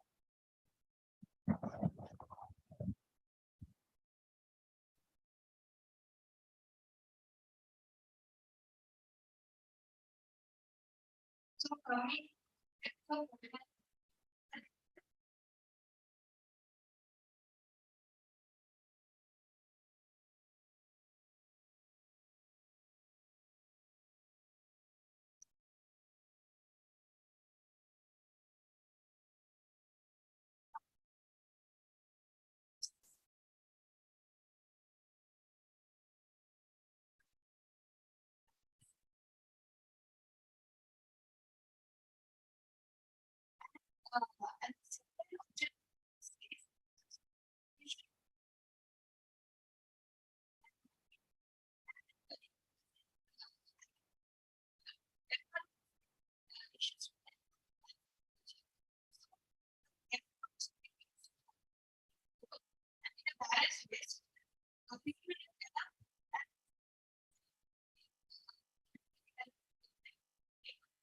the purpose of this traditional farming is concepts of GAP, that is good agricultural practices. So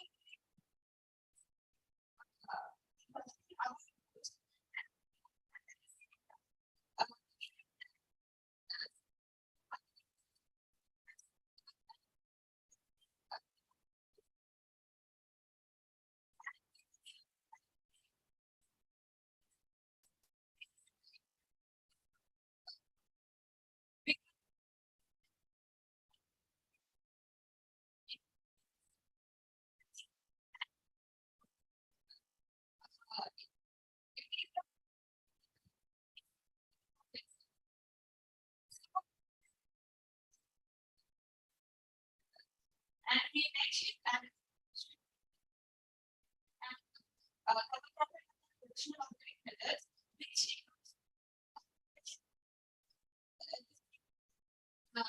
those who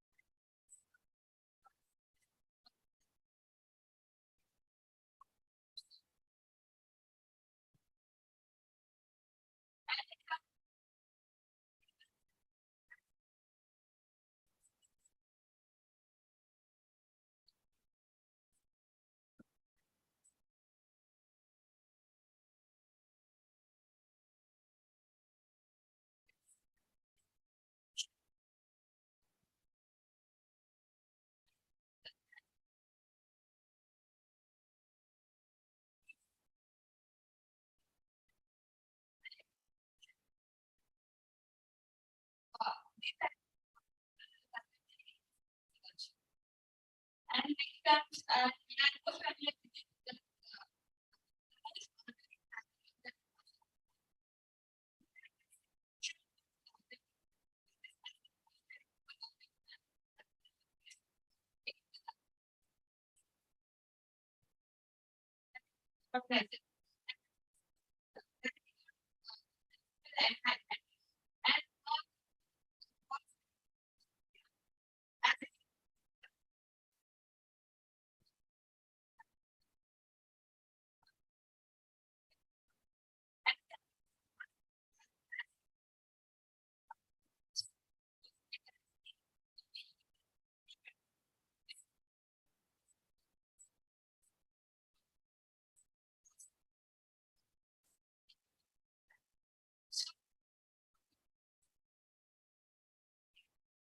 next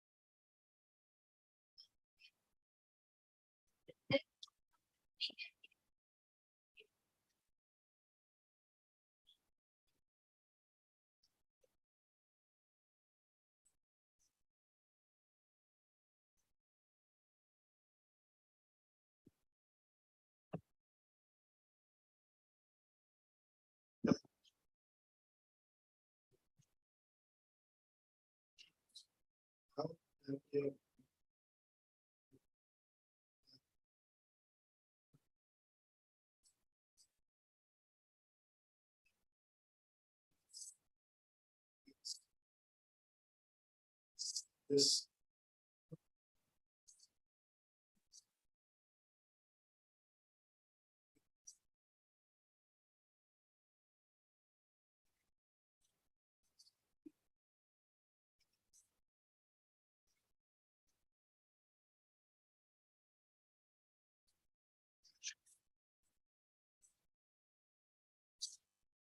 This one.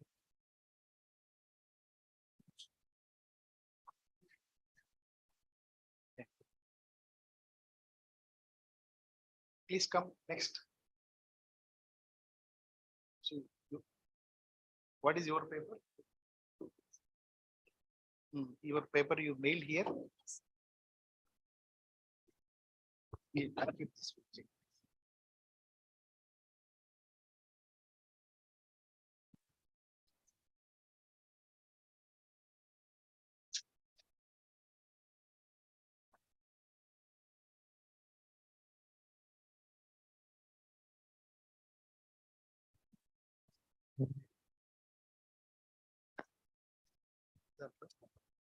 I think you already downloaded it. Is there a download? Yes, sir. Nikita Makam. Okay, go ahead. Share. It is already in share.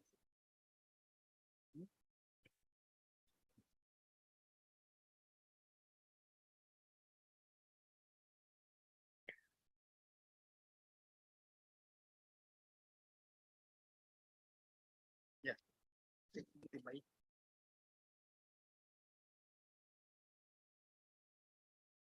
Good afternoon, everyone. Yes. Good afternoon, everyone. The title of my paper is Harnessing Traditional Systems to Drive Digital Solutions. And I co-authored this paper with my friend Faiza Hamid, and I am Nikita Makam. We are both first-year students in the Department of Computer Science at GNITS. Unfortunately, my friend could not make it here today, so it'll be just me. So as a computer science student, the premise of my paper was quite a natural line of questioning. What if we could combine traditional systems with technology? Now, although this was a simple question at first, this initial question led to a host of other research questions that I hope to answer during the paper. Firstly is, can traditional systems be used today? Why and how did traditional systems decline? Should traditional systems be brought back? And if yes, how? And how can we integrate traditional systems with technology? This was the hypothesis that we created before moving forward. Traditional systems can be accelerated with technology and further used to effectively solve climate crises. Through the literature review, which was intense and very grueling, we came across a lot of other papers and a lot of previous literature studies that proved a lot of our hypotheses. Firstly, the decline of traditional system was caused by industrialization, globalization, and the massive acceleration of modern age technology, which led to the vulnerability and almost extinction of traditional systems. At one point, in fact, it was thought that traditional systems would go extinct by the end of this millennium. A particular case study that we took specific interest in is the Green Revolution in Punjab in India, where it was noticed that these modern age technologies led to a decrease in soil fertility, an increase in salinity of the soil, and an overall deterioration in soil health, which is why we can conclude that modern day methods often involve an imbalance in environmental sustainability. This was one of the more fleshed out parts of our research, which is where we looked through traditional systems used in different parts of the world and the work that they were able to do towards climate crises and climate action. There's two in particular that I would like to talk about today. The first one is in the Democratic Republic of Congo, where the Bambuti Babuloko community, which, apologies, I'm sure I'm pronouncing that wrong, did a lot of work in protecting primary forest tracts.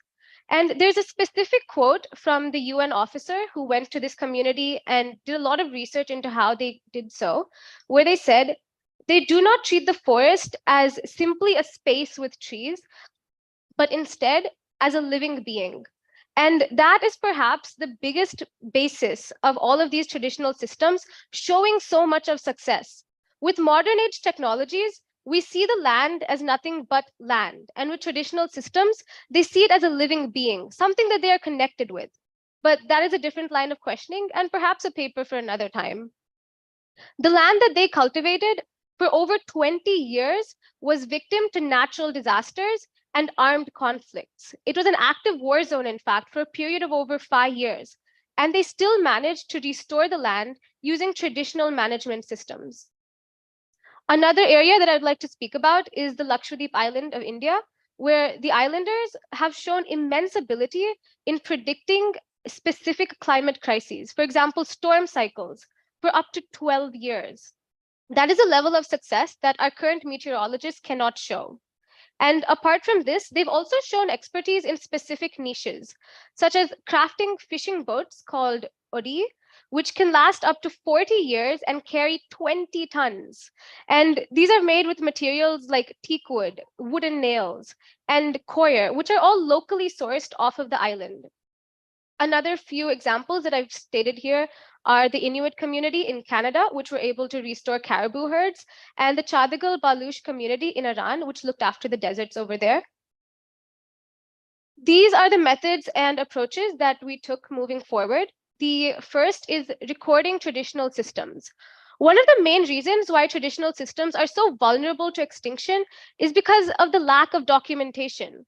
Traditional systems are only moved forward by word of mouth, when a father tells his son or within a family, which is what led to the Traditional Knowledge Digital Library, which is currently implemented by CSIR and Ayush in India, where they were able to document traditional systems and traditional knowledge, translate them into English and other international languages, and maintain that online as a database for the world to access, which is incredible, but it is only the first step towards moving forward and doing so much more. Another method is traditional knowledge in curriculum, which involves spreading traditional knowledge through perhaps MOOCs, which is massive open online courses, or other digitally available software to generally just spread the knowledge regarding traditional knowledge and traditional systems. A study that we did in particular was drone seeding, which is based on a traditional system known as sowing behind the plow, where they used a traditional system basis and were able to create drones based off of that. The traditional system involves a tool called Malo Bansao, which is made of bamboo and requires 5 individuals to operate, whereas the drone seeding method involves no individuals at all.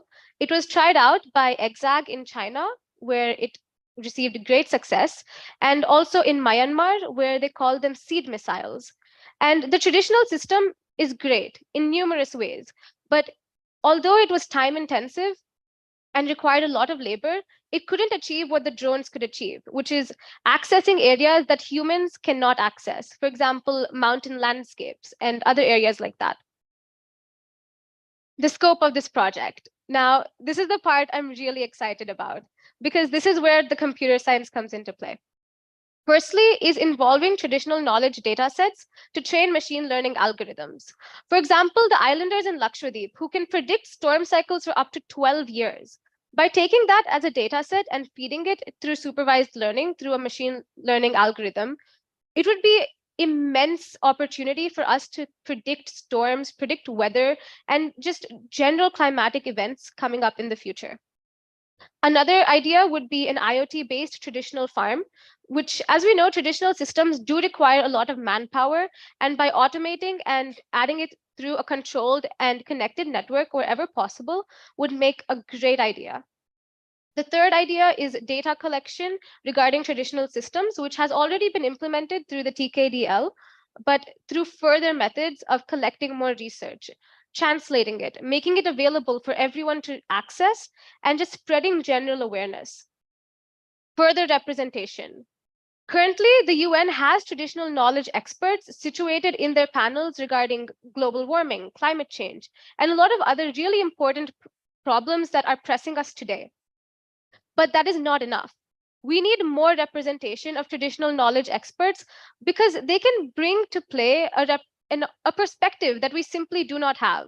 Our perspectives are tainted through the modern education system, through numerous experiences that we go through.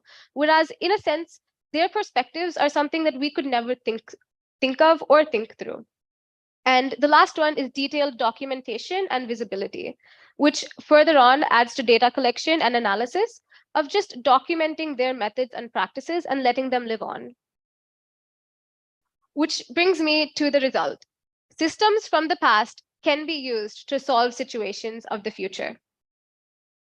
Which brings us to the conclusion. We as a species are at a turning point. We believe that we are improving accuracy by taking all of these modern age technologies. But however, turning back to our roots is not a step backwards. It is a moment of pride in reclaiming what laid the foundation for us to get here, the techniques that brought us here in the first place. And with that, I'd like to conclude my presentation. There are a lot of topics that I touched on very lightly, but I would love to go into detail with any questions from the chair or anyone in the audience. Thank you. Thank you, Sal.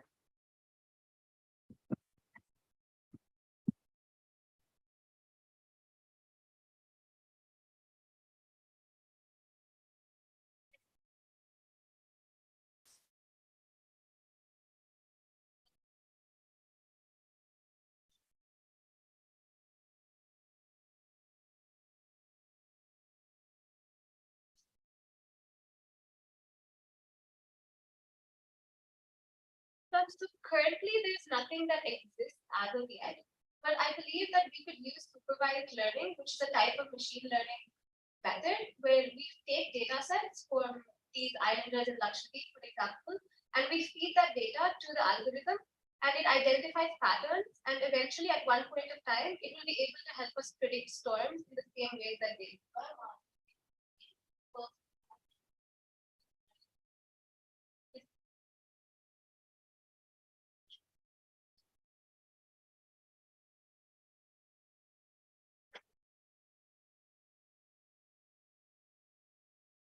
As of yet, but there's always hope for the future. They had a mindset. Important because as of now, there is no readily available algorithm stage.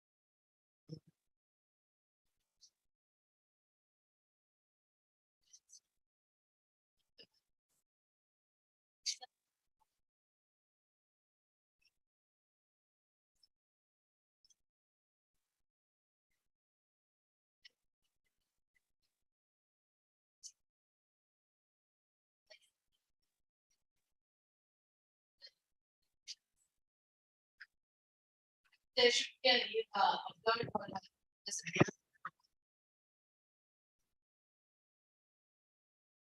First of all, of course, the topic is tough, but you see the way she presented, and she didn't read any sentence there.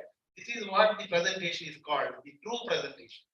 You should have the points there and should have a lot of content in your back. And these are wonderful examples she made here. Thank you, Nikita. You did one man show. Good. Go ahead. And Amulya, who is next? What is your paper? Huh? Please come. So whoever is there physically, we will complete it. Your paper is here? Yes. Yeah. Take this. it already here? Is that by mail or it is already downloaded? By mail. Check here.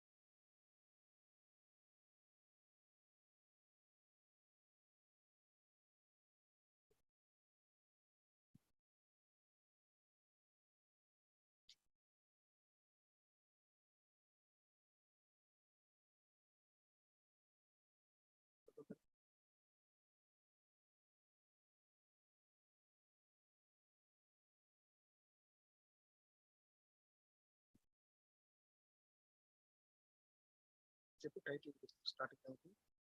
Ritikaran. ప్రీతి కిరణే ఉందా?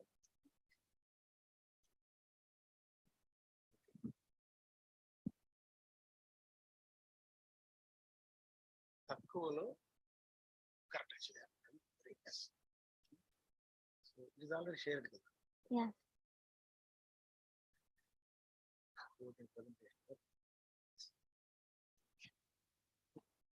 Okay, give your points. Take this.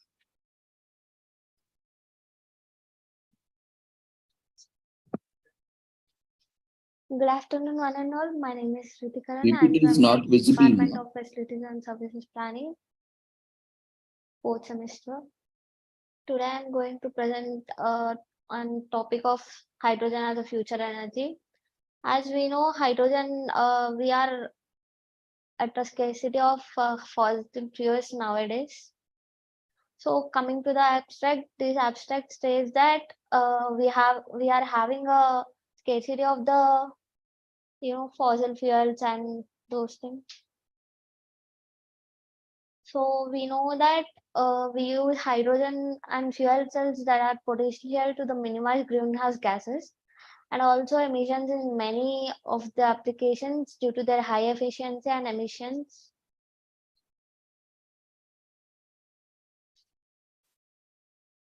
Due to their high efficiency and emissions of operations, etc.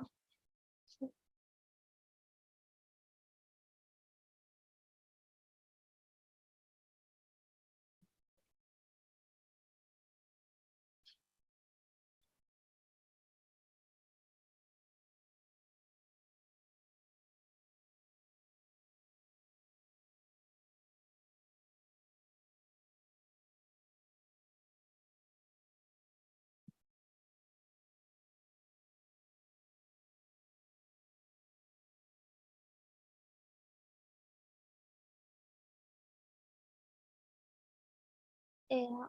Now coming to the introduction, let's now discuss about some uses of hydrogen. As we all know that hydrogen is a liquid and it is colorless and it comes to a tasteless, odorless and also so on things.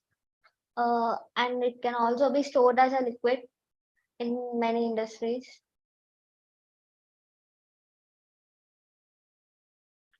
And it is also used in metallurgical industry as a it is used in metallurgical industries and it is used in it is also used as a backup power in storing and enable renewable energies, and it can be used in fuel cells for the generation of the electricity, and it is also used in NASA program as a primary fuel. And coming to the hydrogen usage as a backup power, it can be used to power a variety of vehicles such as distributed or combined heat and power. Backup power systems for storing and enable enabling renewable energy, portable power, auxiliary power for trucks, aircrafts, railways, ships, etc. And also especially for vehicles like for forklifts as well as passengers and private vehicles like cars, trucks, buses, etc. And also hydrogen can also be used in fuel cells to generate electricity. The two sectors where hydrogen is used the most is moment at the production of fertilizers,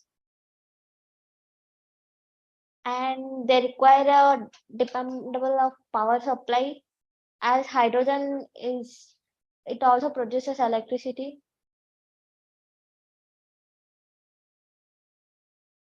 The power quality problems like voltage sags and surge can lead to power outages. These may also lead to short circuits.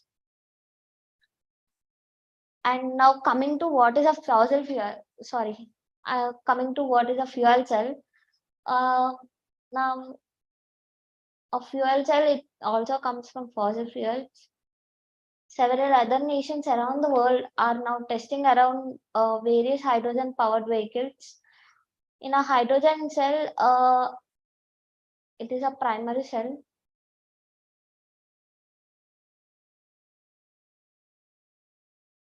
The hydrogen can be produced from diverse effects.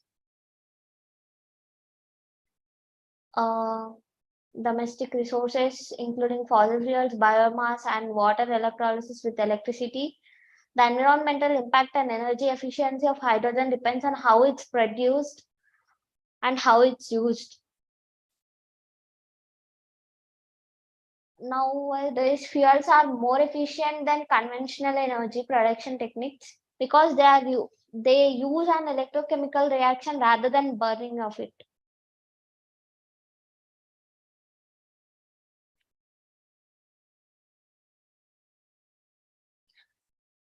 After the negatively charged electrons take a new path as they are compelled through a circuit to produce electricity, while now positively charged protons move through the membrane as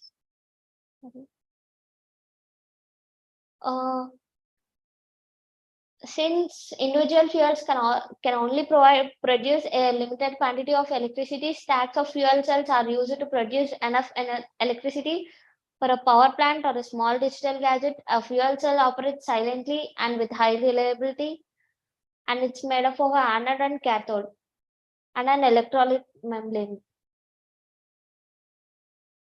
Now coming to how does fuel cells work on vehicles. FCEVs use, now coming to this FCEVs, these are fuel cell electrical vehicles. These are used by the electricity.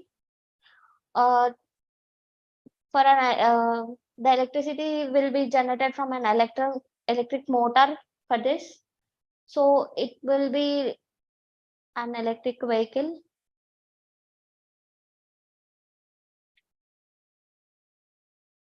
The size of a hydrogen fuel tank affects how much energy can be stored on board. And the size of the hydrogen fuel tank affects how much energy can be stored on the board. These are some literature reviews that I have collected from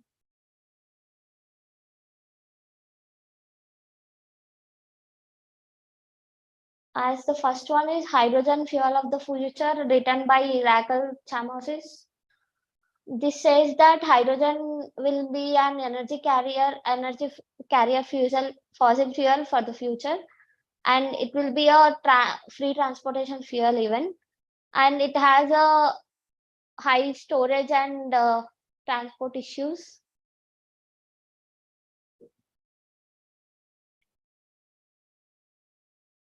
And it will be used in future also.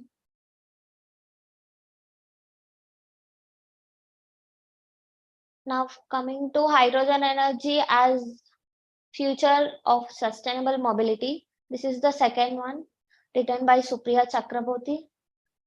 And this article says that the purpose of this article is to use fossil fuels in a proper way and in a way that our future generation can use it.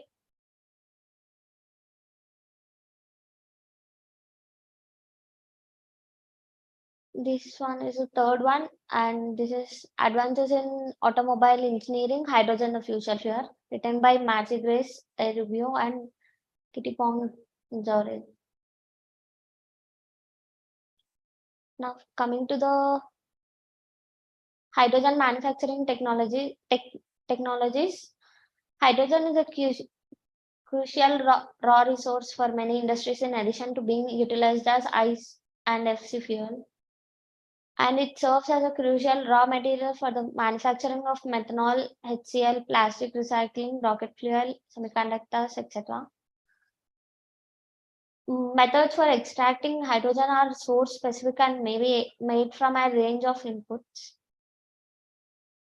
These can drawback of the high cost of power for electrolysis production, high temperature thermal cracking for nuclear reactors, and solar cells are used instead to lower electricity usage.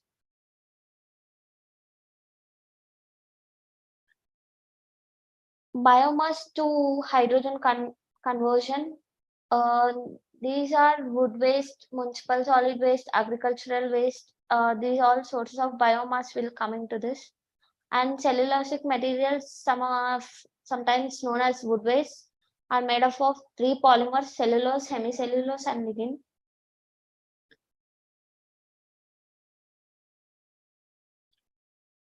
Hydroxyl groups are the most prevalent functional group in cellulose, which makes up to 40 to 50% of biomass. Hydrogen bonding serves as a primary cohesive force for the polymer. Now coming to the conclusion, we have to use the hydrogen in a proper way that our future generations can also use it. We are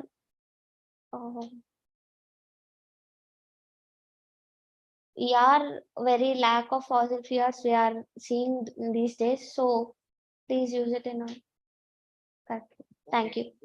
Good effort. So, wasting time, we have a few offline virtual papers are waiting. So I'll just Ravindra Garu, yeah, please take care. Jayachandra గారు చెప్పండి. రవీంద్ర గారు. జయచంద్ర గారు. See, there is a participation from SPW college. You kindly permit them. What's her name, sir?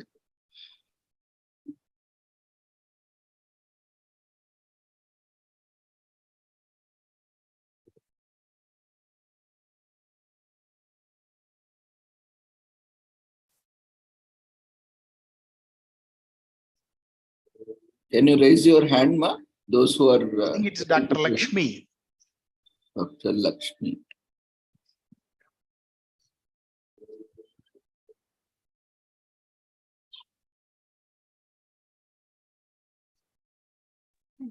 Good afternoon, sir. I am Deepika from SPW Degree and PG College. Okay, ma'am. Just a second, I will make. Now you can start. Okay, sir. See, the lab from SPW college. Yeah.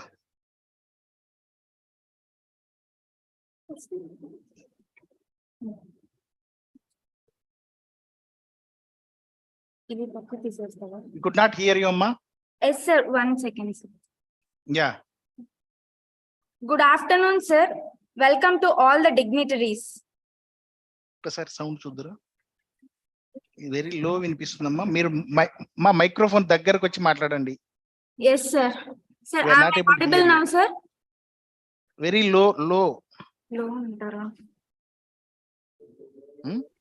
Jayachandra garu. Volume increase చేయండి అక్కడ. Audio is Good enough only. మనకు కూడా slow వస్తుందండి. Am I audible now, sir? Yes, ma, you are audible. Okay, sir. Ravindra garu, is it audible to you? Yes, sir. We are not loud- able to hear you. Very It's low loud. voice. No, sir, it's loud and clear. May I proceed, sir? Somehow ఒకసారి set it is there but it's very low. You can continue. అది very low ఉంది. Okay, sir. మనకి minus అయిందా? I am D. Deepika, studying second BSc Biotechnology మాట్లాడమ్మా మీరు. in SPW degree and PG. You go ahead, you start with your presentation. Yes, sir. It will be rectified in between. Good afternoon to all the dignitaries and listeners.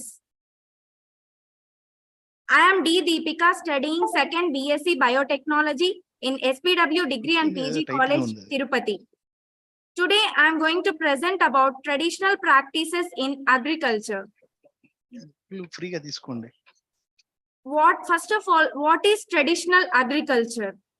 It can be defined as a primitive style of farming that involves the intensive use of indigenous knowledge, traditional Sir, your tools. side it is clear, sir, but there is some issue here only. Ravindra garu, okay, let her continue. Natural resources, organic fertilizer, and most importantly, the cultural beliefs of the farmers. It is surprising that still 50% of the world population are using this traditional agriculture. Then what's the need for agriculture? There are two important needs. One is the feeding the growing population and other is the sustaining the quality of environment. In order to fulfill these two needs, there is a need to perform traditional agricultural practices. Moving on to the traditional agricultural practices. These include agroforestry, intercropping, crop rotation, cover cropping, traditional organic composting, and integrated crop animal farming.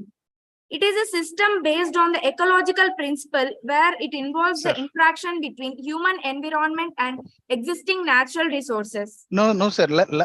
Lunch is they are arranging. It sustains Session will productivity continue. by adequate utilization of available local resources and develop site-specific agricultural practices. And the set of traditional agricultural practices are called as TAPs.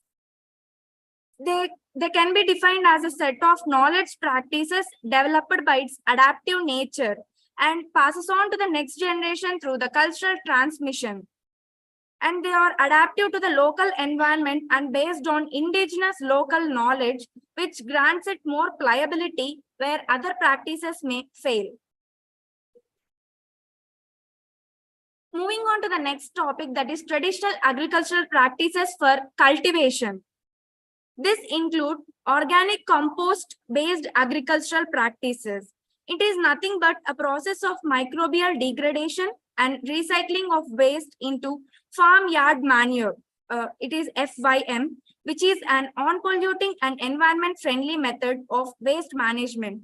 Here is the picture of it that is based on the organic compost. When it is used in the soil, it is taken up by the crop. The next one is livestock integrated agricultural practices. It is the animal husbandry in agriculture. It is one of the oldest practices that are considered as the mainstay of cultivation in a tropical and developing country. This interaction creates an opportunity to reduce extensive chemical fertilizer input and repair the recoupling of different nutrient cycles. Moving on to the next agricultural practice, that is agroforestry based agricultural practice. It diversifies the cropping system at farm or landscape level in which tree integrated cultivation is performed. The planted tree species may be fruit or fodder depending upon the requirement of the farmers. The next one is mixed or intercropping based. It is also known as polyculture or co-cultivation or intercropping. Here's the picture of it. It maintains the nutrient balance. The next practice is crop rotation based agricultural practice. It is a sequence of cultivation in which two different categories of the crop are cultivated after a cyclic rotation. It is a traditional practice which is effective in the control of weeds, pests, and diseases. Also, it assists nutrient restoration of the field. Moving on to the next topic, that is traditional agricultural practices for disease and pest management. First one is the summer ploughing or resting. It is very common practice to control pests and diseases. During this event, the eggs and dormant spores of different pathogens are sun-dried, which results in the sterilization of the soil. The next one is push-pull method of pest management. It is the method where the cash crop is planted with a push plant, which repels the pest from cash crop by releasing chemical pheromones, while the borderline of the field is planted by host plant that attracts the pest. Here is a picture of it. For the example, maize is intercropped with Desmodium ancinatum, which is the push species, and the Pennisatum purpureum, it is planted on the borderline, which is the pull species. And the traditional methods of grain storage from pest attack, it is done by proper drying process because sun drying exhausts the presence of bug and pests. During the storage, container kept airtight, which elevated the carbon dioxide level and restricted the activity of molds and mycotoxins. Also, the leaf of Azadiracta indica, commonly called as neem, and Calotropis procera are mixed with cow dung in order to prevent pest attack. Moving on to the traditional practices for crop protection. Crop protection is also very important in the agricultural practice.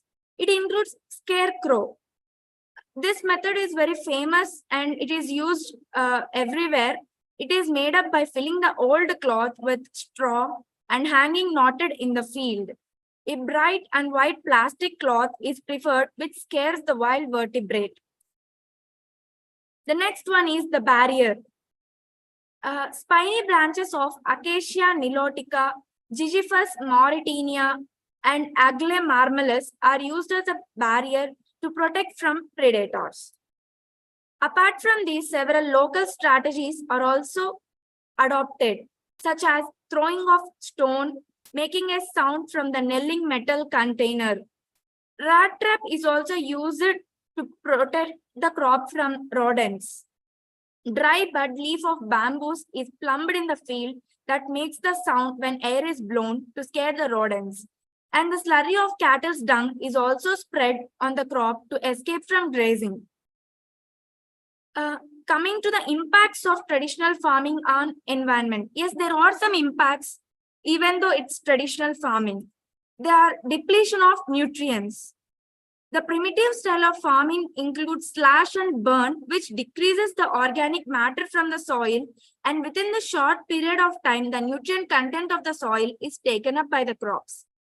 The next one is the deforestation, which is the process of removal of a forest or stand of trees, where the land for the conversion of forest land to farms. The next one is the soil erosion. It is a process of removal of topsoil by the natural physical forces of water and wind, or through forces associated with farming activities such as tillage.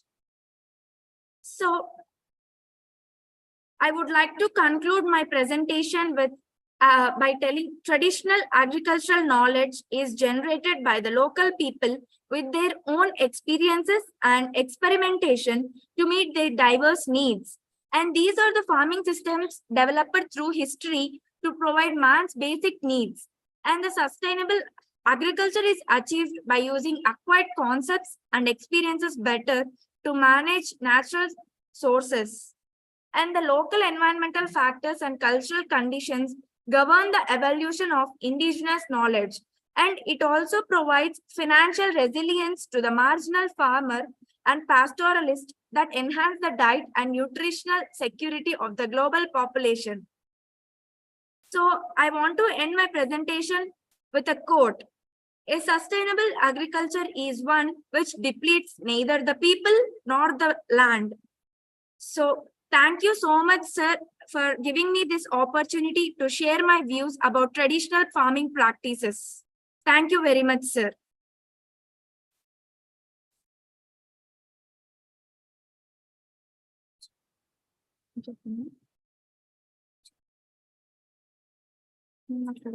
Hello, sir.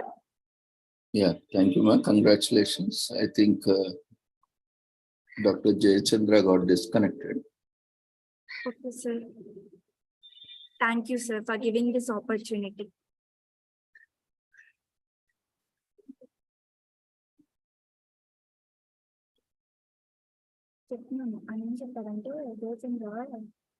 Jayachandra garu.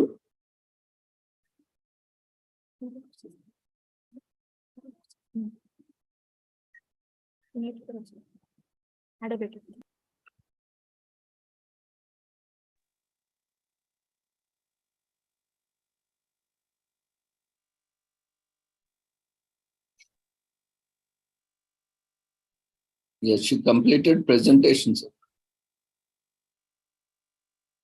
We can't hear you.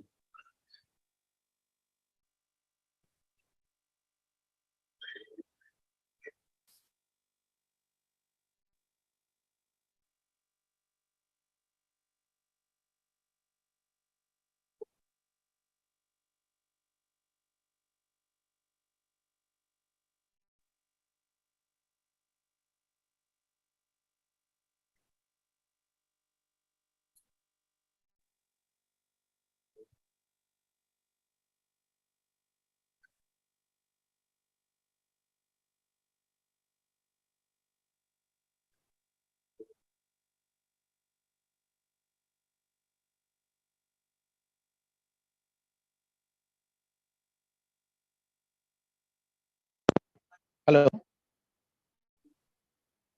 Sir, now it's audible. Ravindra Garu, you ask them to continue next speaker, no? Next paper. There is Next. some. Okay, okay. Next speaker from same college. Yes, sir. Ma. You can introduce yourself and continue the presentation. Yes, sir. Continue.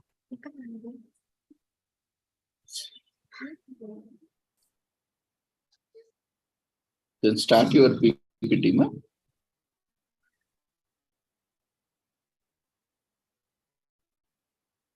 Wire పెట్టి దీని నుంచి కూడా రావట్లేదు మనకి ఇక్కడికి ఇదేదో తేడా కొడుతుంది.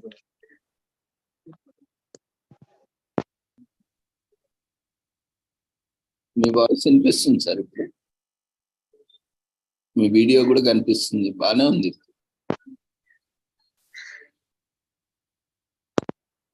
కంటిన్యూ చేయించండి సార్, మీరు కంటిన్యూ చేయించండి. మాకు ఏదో కొంత ఇష్యూ ఉంది. You can continue, ma. 1 minute, sir. Okay.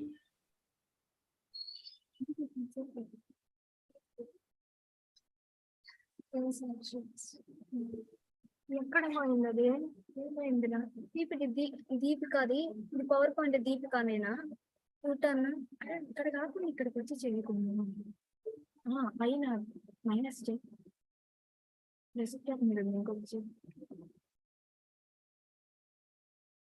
Sir, please give us a minute, sir.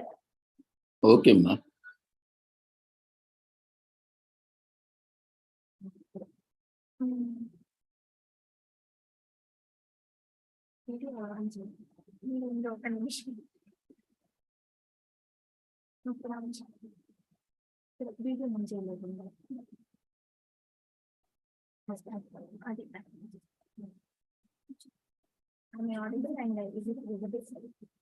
Sir, are you visible, sir? Am I visible? అమ్మా కనిపిస్తున్నారు. మీ పీపీటీ ఆన్ చేయండి. Okay, sir. On share చేయలేదు. Share. ఇక్కడ టచ్ చేయండి. Open చేసి share చేయండి.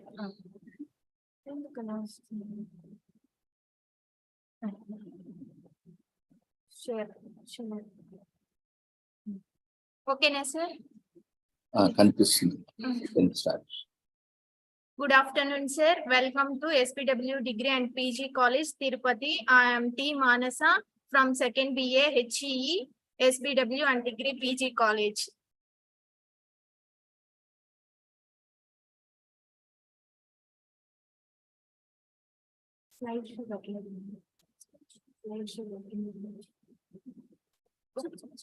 Traditional methods and practices in agriculture, horticulture, and aquaculture. This is my topic.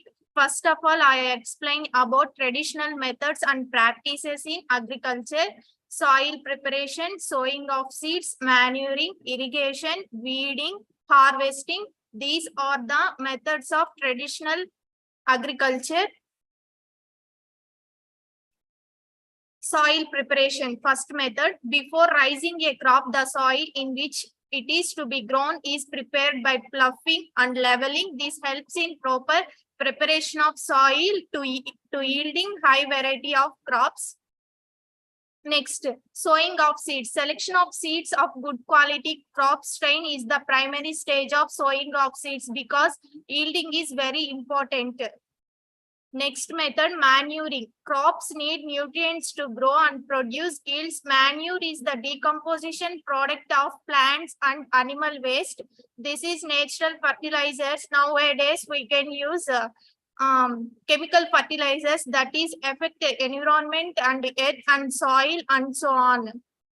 Next one is irrigation. Irrigation is the supply of water. Source of water can be wells, ponds, lakes, canals, dams, etc. These are the irrigation sources. But olden days, we use this type of irrigation. Next, once the crop is matured, this process is then cutting. This process is called harvesting.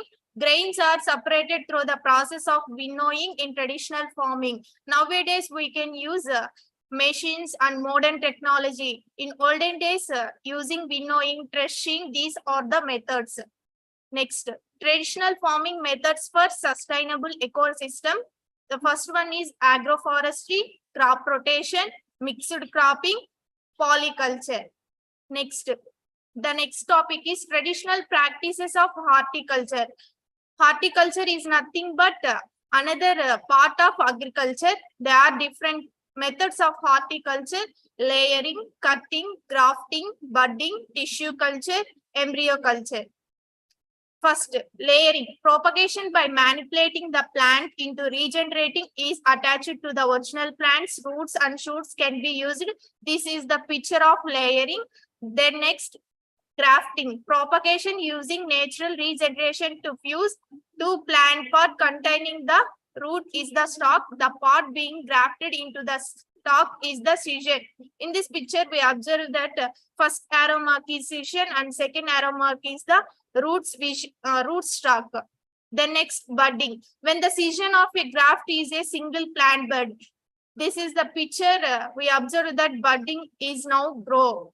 Then next, propagation involving placing plant tissue which can be embrossed, shoot tips and callus on to a subtract supplying of food in organic and organic compounds and growth regulators scattered to the type of tissue need.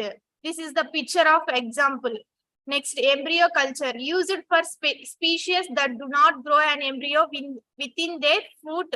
This is the picture of horticulture. The next, aquaculture. Aquaculture is one of the part of agriculture. Aquaculture methods includes open aqua system, sea gauge, active feeding, open aquaculture system, 6 ropes, racks and edges, passive feeding, semi-closed aqua system and closed aqua system. A variety of habitats. First one, a variety of habitats including freshwater rivers, brackish estuaries and coastal marine zones, open systems are being introduced. This is the picture. The next, sticks, ropes, racks and cages, passive feeding. Numerous shellfish species are cultured in systems that are exposed to natural streams. Larval stages can be found in the wild or created in hatchery. It is one of the picture. The next, semi-closed aquaculture is used when in species is grown on land, water is exchanged between the formal and natural river. Then next, the land-based breeding of aquatic species in raceways, tanks and ponds is referred to as closed system of aquaculture. These are the 3 topics of traditional farming methods and practices of aquaculture, horticulture and agriculture. Thank you this golden opportunity to me, my sharing views to you, sir.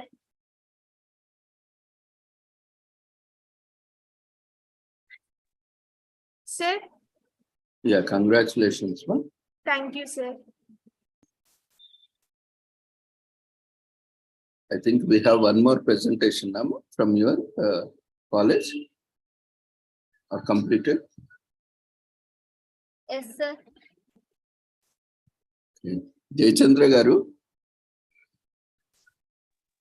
Ravindra Garu, 4 people are there. So All 2 completed. Yes, sir. We'll complete. Okay. Let them complete. Let them complete from SPW. Okay. Okay. Yeah. So next speaker can start your presentation. Yes, sir. Yeah, ma. You share your screen and continue. Yes, sir.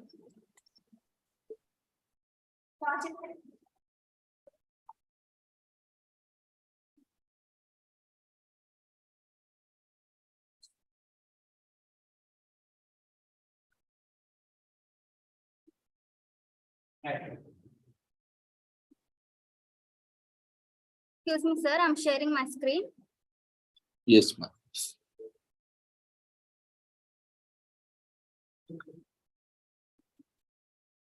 Sir, can I visible my PPT was visible, sir? Yes, yes, sir. Yes, ma'am. My voice, sir? Yeah, both. Yes. Good afternoon, respected sir, and all the listeners. My name is M. Roshnavi, and I'm from SPW Degree and PG College of BSc BTJC, and I'm from 2nd year. I have picked up the topic of forest and wildlife management using the traditional systems. These are the content of my topics and the subheadings. Now, let us know what is forest and wildlife. Forest. Forest serves a natural habitation for large population of wildlife as well as the growth of trees, shrubs, and a wide variety of plants. Wildlife. The term wildlife refers to the non-domesticated species of animals. This means that any living creature that lives in the forest is linked to the wildlife. Now, the classification of the forest conservation can be classified in several ways, but here I have mentioned only 4 types of ways. The first one is maintenance of sacred forest, sacred groves, and sacred trees. The strict rotation of 15 to 20 years of zooming cycle. And the third one is forest area sitting aside for perennial sources of water. The fourth one is the constructive method of controlling burning over shifting cultivations. Now, let us know the traditional ecological knowledge for the forest management practices. There are various types of management practices, and I have mentioned only the 2 types of practices. They are custom and rituals. The custom and rituals form an integral part of indigenous communities in Africa. The custom and ritual have played an important role in conserving sacred forest in Tate Wondu. The Tate Wondu was located at the South Africa. The ritual performed helping in maintaining the potency of the sacred forest. As a result, the forest is highly respected by the community, and there's no deforestation, hunting, or purchasing or starting of wildfires by community members. And also we can see the picture of worshipping and rituals to the trees. Now let us know the might. Excuse me, sir, some screen share was coming, sir. Excuse me, sir. You can continue now. Yes, sir.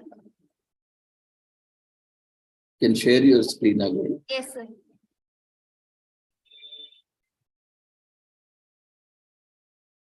Yeah. Let us continue, sir. Yes, ma'am. Please continue.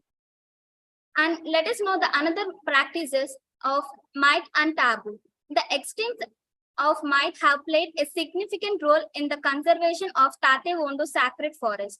Key information reported that the spirit of Chief Nati, who appeared in the shape and formed a white lion, guards the graves and sacred forest in Tate Wondu. The taboo serves as an instrument for the protection of the remaining indigenous forest under communal management. The use of might and taboo has also proved to be effective in forest conservation as they do not require state resources. Example, ranges and fencing. for enforcing rules and regulation, as in the case of national parks and the nature reserves. Also, we can see the picture of the Tati Sacred Forest, the welcome board of the forest, and it will also be nice to visit. Now, let us know the wildlife management. The wildlife management is interdisciplinary that deals with protecting endangered and threatened species and subspecies and their habitats, as well as the non-threatened agriculture animals and game species. The wildlife management program emphasizes both applied and basic research in wildlife ecology, management, education, and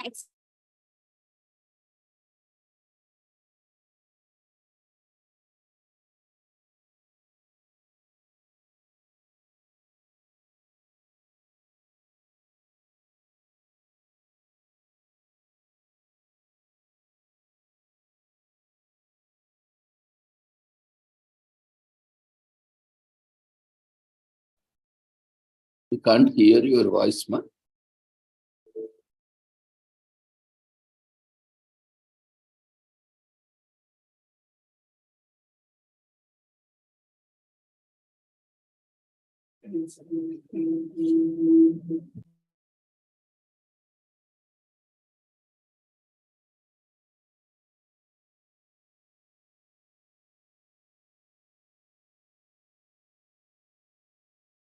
She lost connectivity, I think.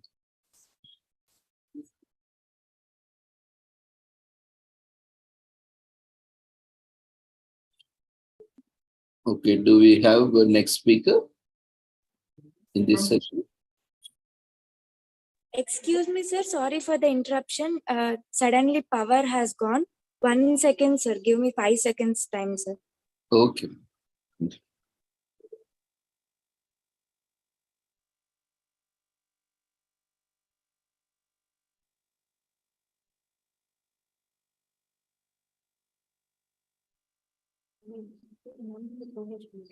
Excuse me, sir. Amma, you are visible. You can start your PPT. Yes, sir. Sorry for interruption, sir. The power was off. It's okay.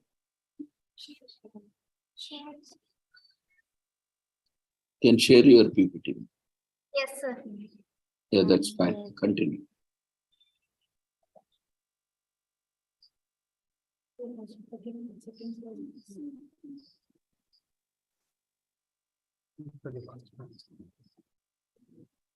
The types of wildlife management.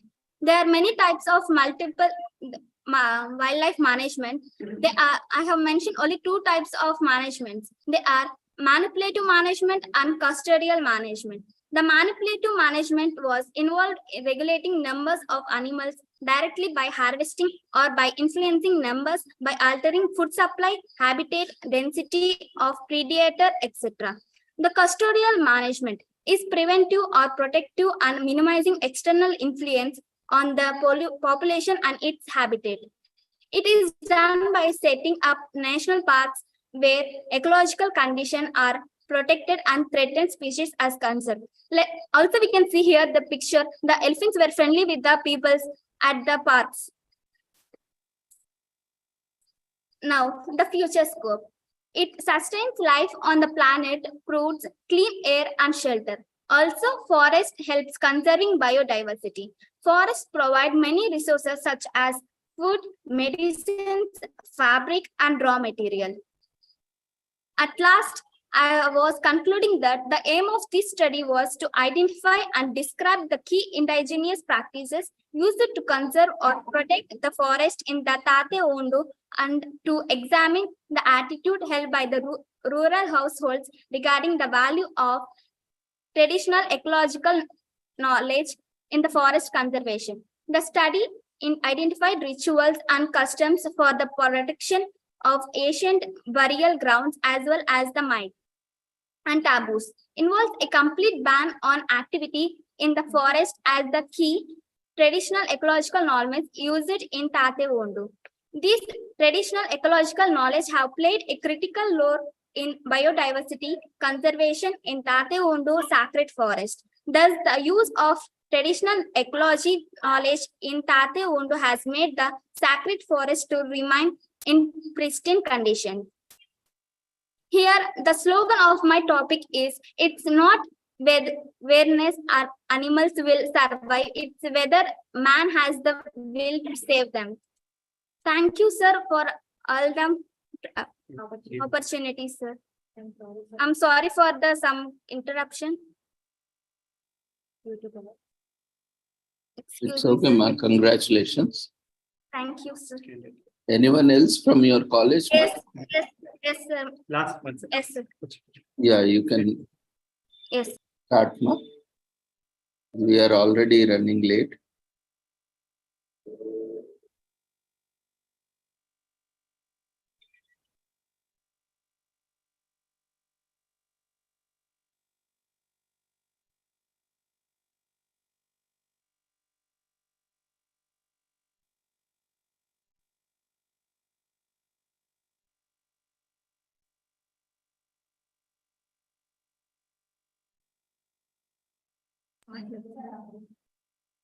Good afternoon, sir.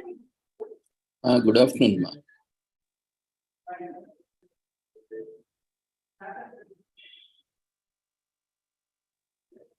Welcome to all the dignitaries and the listeners. Myself, N. Gayatri. I'm studying second BSc Biotechnology in SPW Degree and PG College, Tirupati. My topic is about global cultures and traditions. So in this PPT, I'm going to cover the topics about culture, tradition, unique cultural traditions around the world, future scope and conclusion. So firstly, what is culture? Culture is the combination of particular society or people's ideas, beliefs, cultural customs, arts, and social behaviors. It is the essence of that society, something that is deeply ingrained and that is unique to that particular population. In the picture, you can see the culture related to many countries around the world. Next one is tradition. A tradition is also deeply ingrained. It relates to a specific activity, event, or behavior that has been repeated over and again from generation to generation. Our different traditions are an intrinsic part of our different cultures. These unique cultures often serve to help define our sense of who we are and where we belong. And we all know that there are many cultures and traditions in India and many countries around the world, but many people don't know about the unique cultures that are still present in the world. So in order not to be considered disrespectful or rude, when you are visiting another country, it is good to learn some of the unique cultural traditions and customs around the world. So I have selected some of the unique cultural traditions around the world. Let's see some of them. So first one, choose the flowers you give to a Russian. If you have Russian business associates or friends, be careful of the flowers you give them. Avoid flowers with yellow colors as they represent a breakup of a relationship or defeat, and red carnations are taboo too. And be careful of what you give to Chinese colleagues. The majority of the Chinese is superstitious. They attaches meanings to various things. When presenting your Chinese friends with flowers, avoid using white because they associate with ghosts and death. And there are some other gifts that are not good when giving to a Chinese. They are clock, handkerchief, umbrella, gifts that come in sets of 4, sandals, shoes, green hat. They all indicate bad luck to them. And don't ask for salt when dining in Egypt. In many cultures like United States, it is all right to ask for salt to add to your food. But if you're dining with friends and colleagues in Egypt, keep in mind to avoid asking for salt. It is taken as an insult to the host, as Egyptians take it to mean that you are repulsed by the taste of the meal served to you. And mind your table manners in Norway. In some cultures, it is acceptable to eat food with your bare hands, like India, but as etiquette would have it, it is often required that you use utensils such as spoon, fork, chopsticks, knife when having a meal. Be sure to brush up on how to eat food with knife and fork before you travel to Norway. In this country, even sandwiches are eaten with fork and knife as shown in the picture. And losing a tooth in Greece. For many cultures, children are told to keep the baby teeth under the pillow, so the tooth fairy will come and give them money in exchange for the teeth. But in Greek, they're told to toss the tooth onto the roofs. The cultural tradition is meant for the child to have healthy tooth as well as good luck to the family. In the picture, you can see that it is the tooth traditions around the world. Avoid using red ink for writing names of your friends in South Korea. Pen inks come in a wide variety of colors, and sometimes it is fun to use them to make colorful doodles, drawings, and whatever. For some people, it doesn't matter what ink you use to write their names, as long as their names are spelled correctly. For South Koreans, you cannot use red color to write their name because it symbolizes death. In birthday greetings in the Netherlands, you will not feel lonely when you celebrate your birthday in Netherlands. In this country, it is a tradition to greet the person celebrating the birthday as well as their family and other relatives too. And greeting people in Japan and Germany. When you are in Germany and invited to a gathering, it is a tradition to shake hands with everyone in the room. You even have to shake their hands of children present. Greeting and thanking in Japan involves bowing. Depth of the bow depends on social status or age of the person you are greeting. In the pictures, you can see how they are handshaking and bowing in Japan and Germany. And the dangers of remaining single after age 25. In some cultures, it is a tradition for families to marry off their children at a very young age. In Germany, for example, a person who is still single at age 25 is showered by friends with cinnamon powder throughout the day. Over in France, people buy funny hats for their 25-year-old single friends on November 25 because that day is celebrated as Saint Catherine's Day. Showing your face on your birthday cake. In live action and animated films, showing one's face onto a birthday cake elicits a laugh. Some do it as a joke, some do it out of disgust or anger. But in Mexico, it is a cultural tradition. The birthday celebrant does not have any reason to get angry. It even follows a process. Firstly, the cake is bought and present to the person celebrating birthday, and guests sing the song and candle is blown. And birthday girl or boy takes a bite and followed by showing the face on the birthday cake. And let us talk about the future scope of these cultures and traditions. Cultural expressions facilitate the transfer of knowledge from past generation to future generation. When they disappear, option becomes narrower for everyone, not only those who directly implicated. In the picture that are shown, you can also see the traditions and cultures among the world. Hereby I conclude that globalization of culture contributes to the exchange of cultural values of different countries, the convergence of traditions. On one hand, this leads to promotion of individual national cultures around the world. On the other hand, the popular international cultural phenomena may displace national or in turn turn them to international. Many regard this as a loss of national cultural values and fight for the revival of the national culture. So thank you for giving me the opportunity to explain my views on the topic. Thank you, sir. Thank you.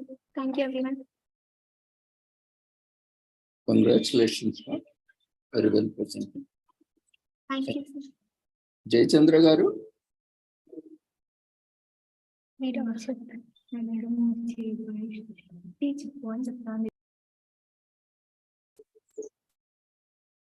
Do you still have any more presentations, ma'am, from your college? No, it is over, sir, I think. Yes, sir. 4 presentations completed in this session. Yes. Yeah. So thank you all students from SPW college. Thank you, sir. Gayatri, Roshnavi. Yeah. Okay, ma. So we are closing this session here, this second technical session. So we have a small formality of giving mementos to the physical presenters here. So I request the chair to hand over the mementos to this. Sir, video start change. Video is not visible. Yes, sir, I will start it, sir. Oh.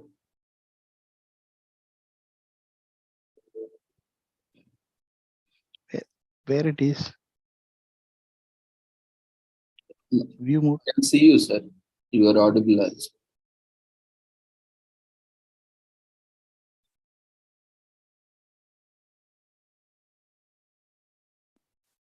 Where is our video?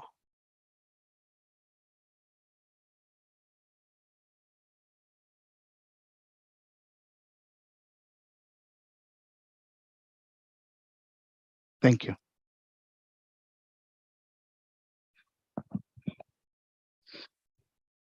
Sir front ఇవి ఇక్కడ కదమ్మా, ఆ పిల్లలు తీసుకురావా, black ఆ black తీసుకురా.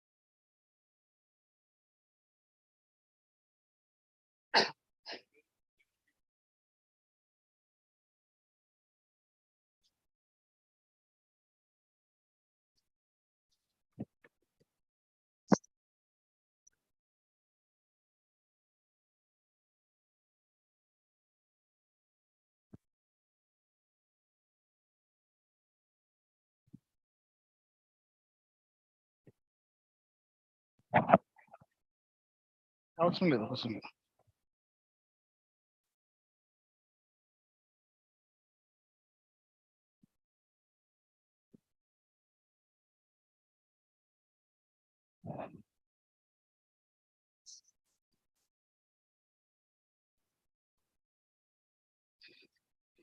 So good afternoon. The next and third session, I request the chair, Dr. Surjit Kumar Kar, who is serving as an associate professor and associate dean at Indian Business School, Hyderabad, and has more than 15 years of teaching and research experience. And is also a consultant in management and specialization in marketing and finance. So he worked with ICFAI, IMIS Business School, and Indian Institute of Production and Management. Beside his teaching, he is a corporate trainer and training the private executives and the government officials. And he done many case studies in national, international handbooks, journals, magazines, which are indexed in Scopus. He is well versed in even in IT, information technology, like advanced Excel and the macros and then programming and many things. He has so much of skill sets here. So his major areas of interest are customer knowledge management, qualitative research, quantitative marketing, marketing analysis, strategy, and business management. So with this, I request Dr. Surjit Kumar Kar to the dais. And okay. So I will also request Sri B.N. Manigaru to participate in this session, because Sara has come, so we will change the chair for the next session. So Manigaru is currently working with rural development, that is NIRD, National Institute of Rural Development, as a rural technology park civil engineer, nothing but project engineer and consultant. So he has done a wonderful projects at NIRD campus. Anybody can visit and see the traditional way of construction without this air conditioning and all. The totally driven from or derived from these traditional methods. So he was one of the key person in the team. So he is here with us. So, and he also already at the dais. So we one more chair person, Dr. Sita Mahalakshmi from JNAFAU Architecture Department, will join very soon. So meanwhile, I will invite the speakers of this session. So whoever is available here, kindly come on to the dais.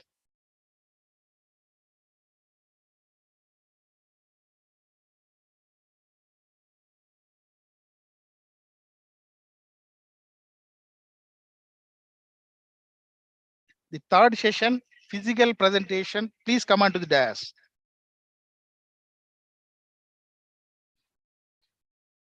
So we have Ayesha, Sakshi, and Sanjana from JNFAU. And what about Sai Madhav and Shivateja? Are they available?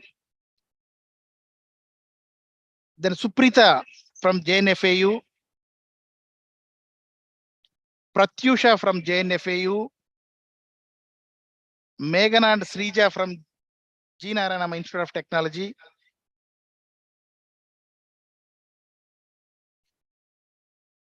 and Afreen and Manimai. If they are there physically, please come.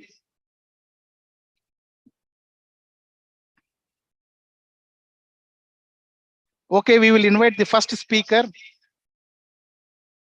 a group of 3 people, Ayesha, Sakshi, and Sanjana from JNFAU, to present their paper here. So please come.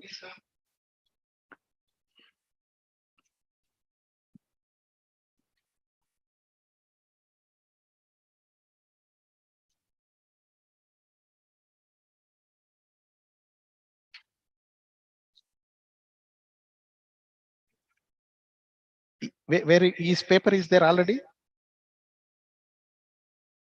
Mailed, okay.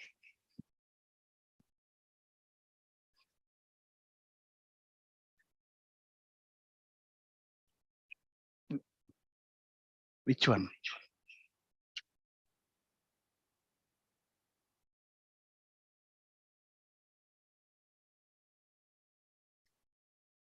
Just wait.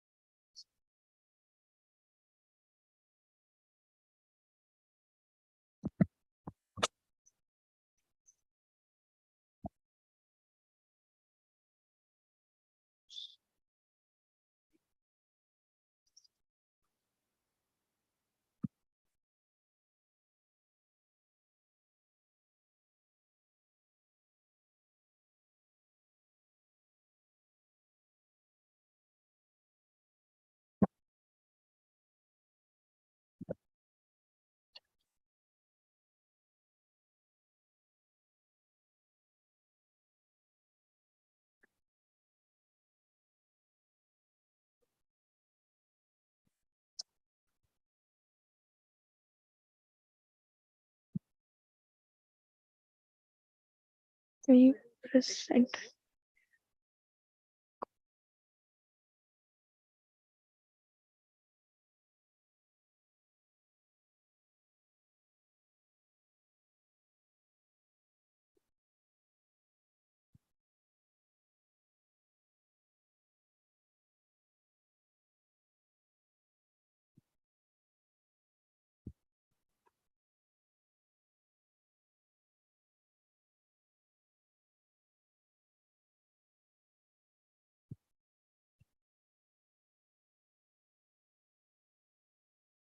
Hello. Good afternoon, everybody. I'm Sakshi. This is Sanjana, and that is Aisha. Yeah, because I'm using a mic.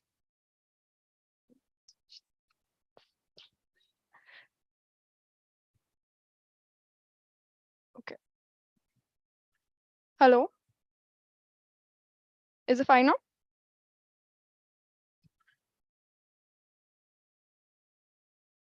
Right. Yeah. Is my voice audible? Yes, ma, clear.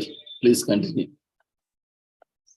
Okay, good afternoon, everybody. I'm Sakshi. This is Sanjana and Aisha, and three of us have come together to research about a topic that, in our opinion, is of prime importance. And as you can see on the presented slide right now, our topic is related to traditional knowledge methods regarding heat mitigation techniques, but specifically in off-grid areas in metropolitan contexts. Our research had to do with trying to understand what these techniques are and then trying to understand how to enhance these techniques. So that is what we're going to be speaking about today.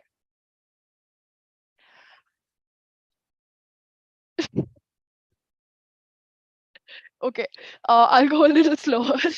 Okay, so just to begin and to make you understand the urgency of this topic or the reason as to why we decided to do this in the first place, we felt it was really important for all of you here to understand that as of now, 90% of India is considered to be in the danger zone purely because of the heat wave.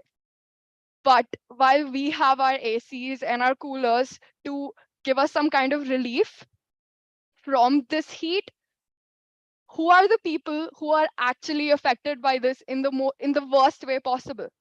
They are the people in the off-grid areas of the city.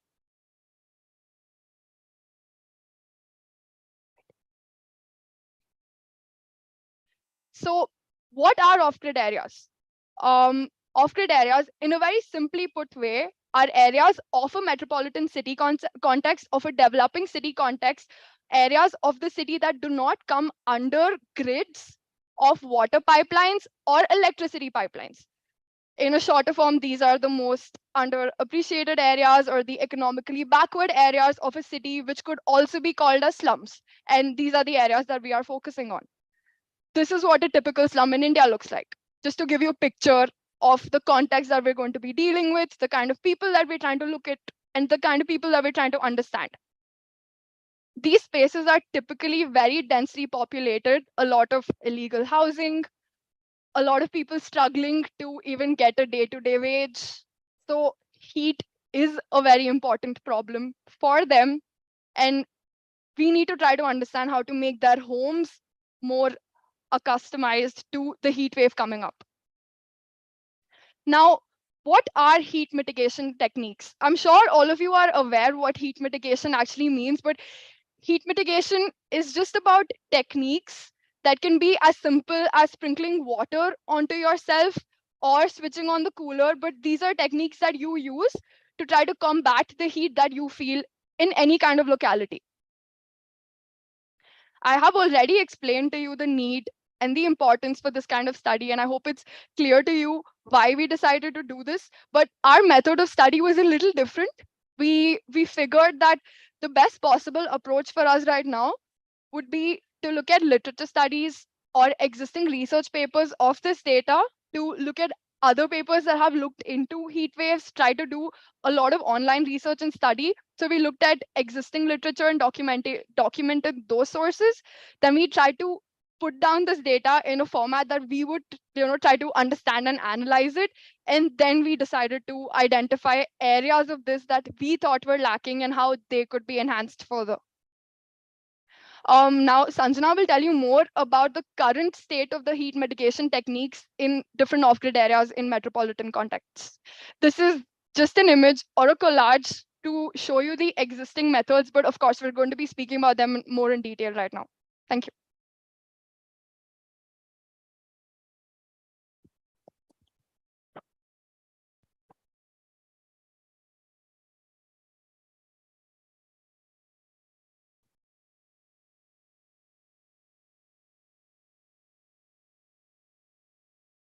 When we specifically talk about off-grid areas, we have to notice the fact that they do not have the same kind of facilities that every person in the city has.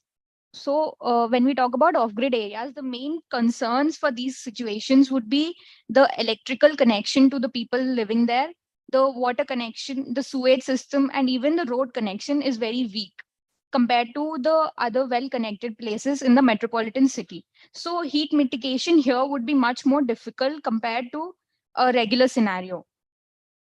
So what we tried to do was document how people have been using their traditional knowledge to mitigate heat in an everyday basis.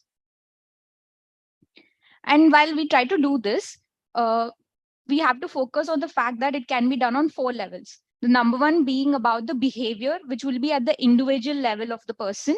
Then the building level, how are they integrating small techniques to make the building cooler? And mechanical equipments, what kind of mechanical equipments are they using? What can they afford, and what are they actually using? And then we move on to the urban level, which would be noticing the kind of vegetation on the streets, the water bodies near to the locality, and how they're affecting the heat inside the place. When we talk about behavioral and individual level, one of the few techniques is to use crushed ice wrapped in damp towels, and they would use it to place it on their forehead or their neck area, and that would reduce the temperature of the body significantly. Then we have also noticed how people would they would damp their t-shirts and then they would wear it. So the water saturated t-shirt would help in bringing down the body temperature. And another technique would be to dip your feet in the water body, or just get a bucket and fill it with water and dip your feet in it. Another heat mitigation technique is that finishing up the tasks that would take up a lot of time and effort in the day where there is not a lot of heat. So women would wake up early in the morning at around 5 or 6 and finish cooking so that they don't have to deal with the heat in the later part of the day. Then even in nights, people would prefer sleeping in the outdoors so that they could experience the heat less when they're sleeping outside. Then we move on to the building level. On building level, the few techniques that have been documented are painting the roofs with a white paint, which would be a very good reflective material. Hence, the heat does not transfer very easily into the household. This reduces the temperature by around 4 to 5 degrees Celsius. Then we have simple techniques like using blinds and curtains and closing the doors. Some people we have also noticed have dammed the towels and hung it up so that the wind coming in comes as a cooler way. We also have opening doors and windows very strategically in terms of if it's on the south side, they would try to close it. Well, if it's on the east or the west side, they would open it on the mornings and then close it in the afternoons. So the strategically they have been closing it, but we try to understand that this has been passed down from their older generations to notice it and do it without even thinking twice about it. Then we have the mechanical equipments that people are using these days. One thing that we have to notice is that the off-grid areas do not have the connection to electrical systems that easily, but the places that do have it, they utilize fans, coolers mostly, and that reduces the comfort temperature to around 4 to 5 degrees. We also have the urban level, in which planting large vegetations next to the tree by their ancestors has helped them keep the house cooler in the daytime. We have also noticed how people have put up canopies in the streets that would reduce the temperature of the road, hence the surroundings of the road. And another method was noticed about how roof vegetation was being practiced very often in most households. But when we look at these heat mitigation techniques that have been passed down traditionally, we also have to notice that the heat has still been increasing consistently throughout the years. And these heat mitigation techniques and strategies in off-grid areas can be enhanced to better address the challenges posed by rising heat levels. How can they be enhanced will be talked about Aisha.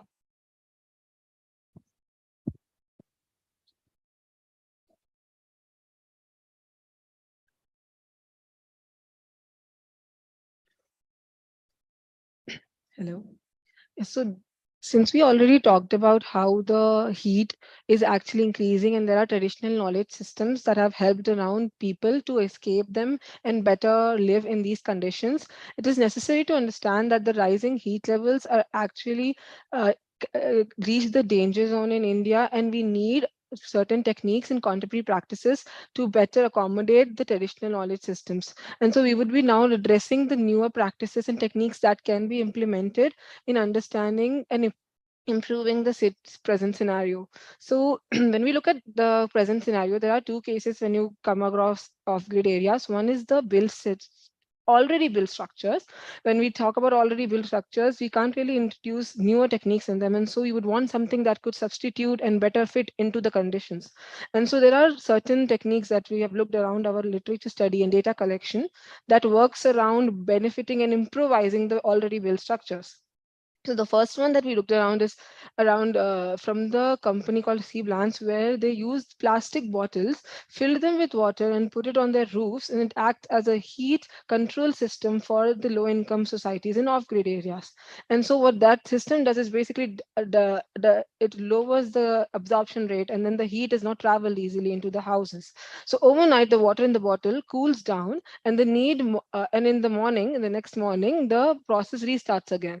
And so the whole house remains cooler than what it was before. So these are actually techniques that are used in low-income societies and off-grid areas, which are actually usable and practical in terms of present conditions. Now, the second one would be covering the roofs with aluminum foil sheets. And this seems like a very easy job to do. However, it's affordable, and installing it is not really hard. The installing is actually done on windows and other ventilations as well, in which the aluminum foil reflects the solar heat, and so the gain is actually less in terms of the overall thermal mass and the heat in the building. The third one is spraying evaporative cooling, water spray method, and spraying coolants on the roof. This type of method is used in certain areas of Hyderabad and even Ahmedabad, where people spray water to keep the atmosphere cool. The indoor temperature, by doing this so, actually reduces by 9.6 degrees, and that's actually very cool in terms of decreasing the whole heat inside the house. The next one is roof retrofits. So composite assembles made of aluminium or broken glass are all used for on the roof, and this acts as a good material which increases thermal resistance and reduces the surface temperature. And by using this, so it was tracked around that it actually reduces by 6 to 9 degrees, 6 to 9%, sorry, 6 to 9% efficiently. The next, so first that we talked about how we can use certain materials in already built structures. Now the second one is, while there are certain policies and ways in which newer structures could be developed in such areas, the planning process in these newer structures would basically have to focus on designing better orientation and layouts for the building. So we as designers would consider better ventilation, better strategic positioning of rooms facing basically north side, avoiding the south glare. And in terms of understanding that the building design does not only compromise efficient use of space, but also the positioning in such a way that well-being of the residents is considered in terms of certain scenarios where the heat is actually growing. So when we consider courtyard spaces, and in our desktop studies and literature studies, we looked around people and talked to them, and when we understood that people don't really encourage placing courtyards in their houses. However, the courtyards have proven to be highly successful in creating a better environment in the house, flourishing the ventilation in and around, and also decreasing the indoor surface and room temperature. And the other method is using resin-coated bamboos. While construction, the roofs could be made of sustainable materials. So the bamboo mats are compressed to form strong, lightweight panels. And this type of roofs are actually proven to reduce temperature by up to 5 degrees Celsius. The next is implanting solar-powered lighting systems. These are actually seen to be installed in Ahmedabad, Gujarat, in the bamboo house of Lakshmiben Chawla. And so these are actually successful examples that are collected by our team to understand that this is possible and better scenarios and implementation techniques can be adopted. Another good technique was basically to substitute the materials. So there are a lot of materials that are used in off-grid areas, such as asbestos and concrete blocks that are not really advisable. So substituting these materials of swell dwelling, such as corrugated sheet, with better insulated walls and roofs, can reduce oppressively hot indoor daytime temperatures, which will be better in facilitating well-being into the people. So as we talked about earlier as well, the unusual heat is rising in these areas and it is concerning. However, there have been a lot of low-cost techniques and cooling efforts, which brings about hope for those areas. And we look forward for this research to actually open up future scopes of looking into these considered areas and evolving into special and better solutions and opportunities for these people. So what we hope to see in the future is this research being taken up and proposing and coming about for suggested strategies that must be explored, which will help on-site experimentation and be cost effective for the people. So when we talk about this research in such conferences, we want to make sure that these are actually implemented. And so a certain case study and a certain experimentation could be done on site to see how these places are actually, these methods are actually used and how they could actually create a difference. Innovative designs must be worked about to make the methods primarily utilized by better economic communities and make it more affordable. So utilizing these on-site is a really essential point that we would like to enforce, and we would like to hope to take this forward as well and work on this more. The implications of the findings can be used for urban planning policies and different policymakers as well. So yes, so in conclusion, our research basically tries to highlight the data that we collected, and it's been around the world that actually helps in around better facilitating conditions for people in off-grid areas, since these vulnerable people are often left behind by policymakers and people on the main seats. So we look forward and we hope to create better solutions and opportunities for these people with our research. Thank you.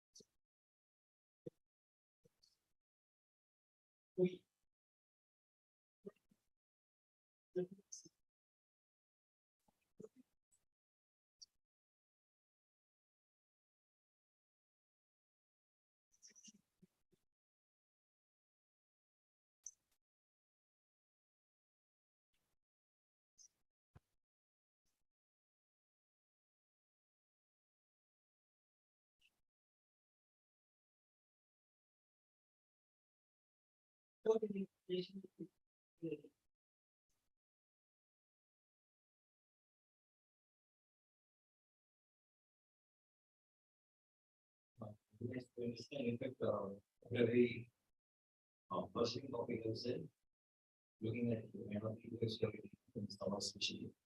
I'm not from a technical background, but coming from a business background, business management background, we have two queries. One, we did normally when we do a research, we talk about two things. One, technical comes to for anything that you want to scale up. So when you went for this strategy, the data that we are all from secondary sources, so we made some things and you sort of interacted with people and how do you gather the data?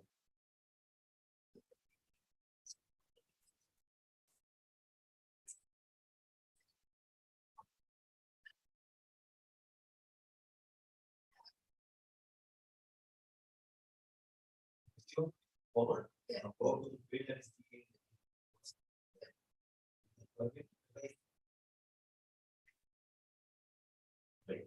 And of course, I think I answered the second question because and see what are the investments there, and the users do not be able to rely on anything.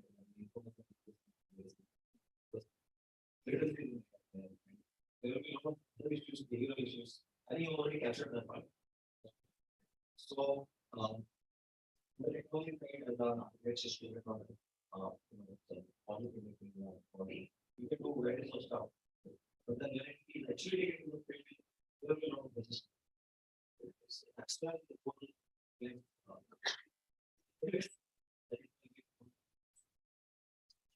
I think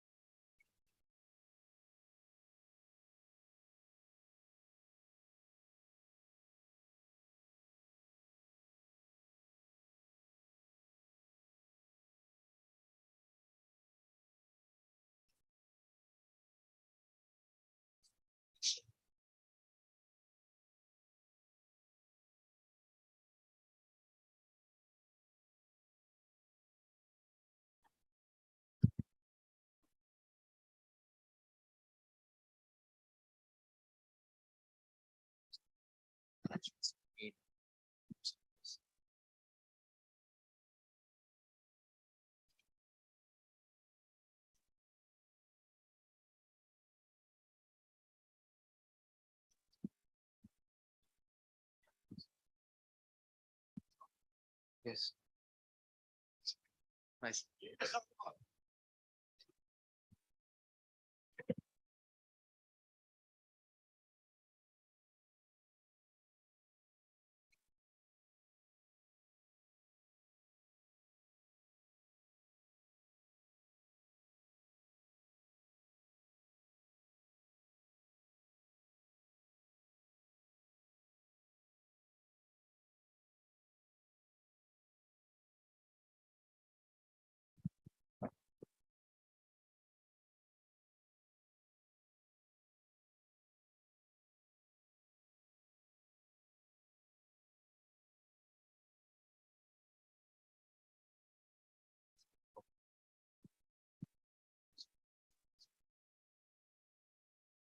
Yes.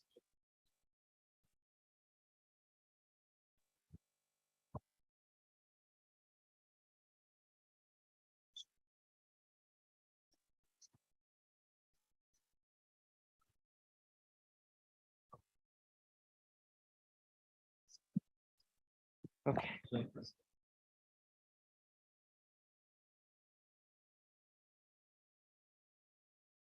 Um, Good afternoon, respected chair, faculty, and all my dear friends. This is Madhav from FSP 4th year JNAFAU. So today I'm going to give a presentation on my research paper, Net Positive Buildings and Integration of High Performance Tunnel Raft System. So brief about it. So firstly, I'm going to explain about net positive buildings. And then I'm going to explain about a passive cooling system, which is known as tunnel raft system. So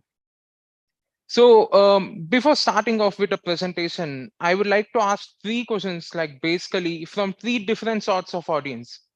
First thing, from a common man perspective, generally in the season of summer, we have peak temperatures and we don't know how to reduce this temperature. And what we do, we turn on our ACs and we see the spike in the electricity consumption, and obviously we get a huge chunk of electric consumption bills. So the first question we always get is, how can I reduce my current bill? And this is from a common man. And second thing, assume if there's an industrialist or a business person, he will think that his business should reduce electricity consumption. The buildings which constitute the business should reduce their energy consumption so he can make better profit or reduce his expenses. And from a global policy maker perspective, the first question will be like, how can they fix the global environmental issue? So for this, we have particularly included two specific things. One is net positive buildings, and the second one being a passive cooling system known as tunnel raft system. So for a generic question, which sector do you think has the highest amount of energy consumption in the energy that's totally generated on the world? Which sector, like for example, industries or cars, what do you think it is?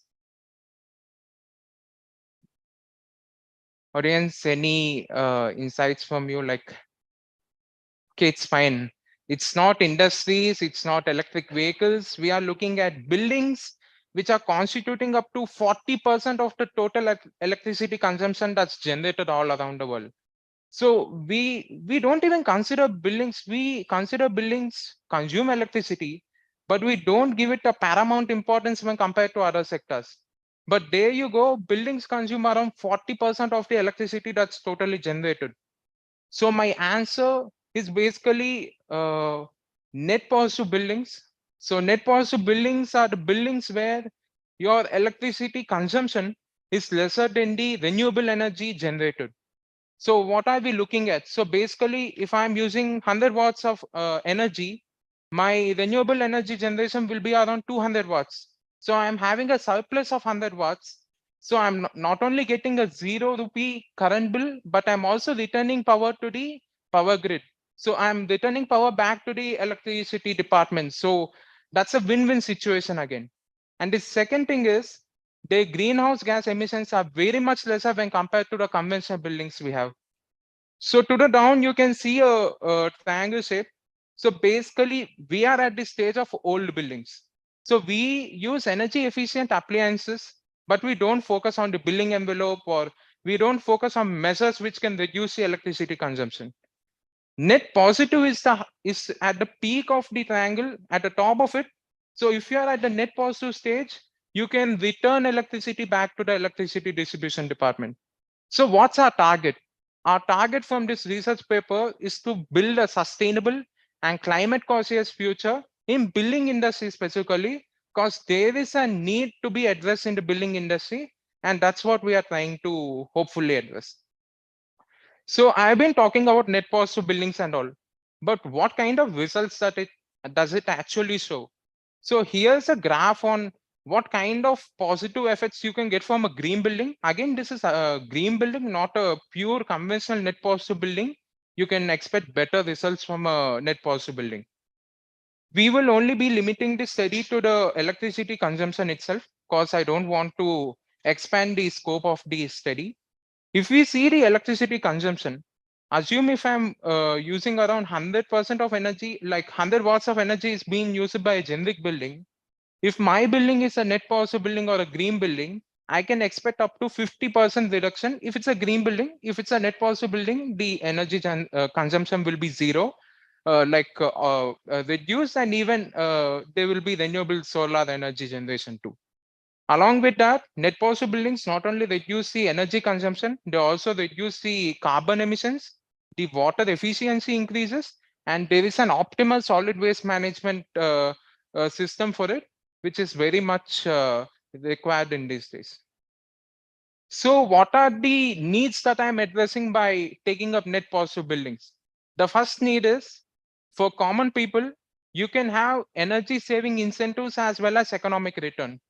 Do you know that you can return energy back to the electricity department, and the electricity department pays you for each unit you give back to them? That's what net positive buildings are actually about. For example, on a scale of you can assume that each unit of your electricity can be bought by the electricity department for 6 to 10 rupees. So that's a win-win situation. Your electricity bill is zero, and again the electricity department is buying from you. So basically you are seeing an economic profit, and this is for households. And the second thing is, if you are a business, if you are someone related to business, the first thing you can always think of is you need something innovative in each business you invest. Okay. So for example, if I'm saying that I'm from an architecture firm and I want to work, you need that X factor which differentiates you from other people. So what if I tell you that my building is completely eco-friendly and will have a long-term better cost savings? You will definitely give a yes to it, right? So that's what net positive buildings are always about. So to simply correlate, again, the positive impact on climate.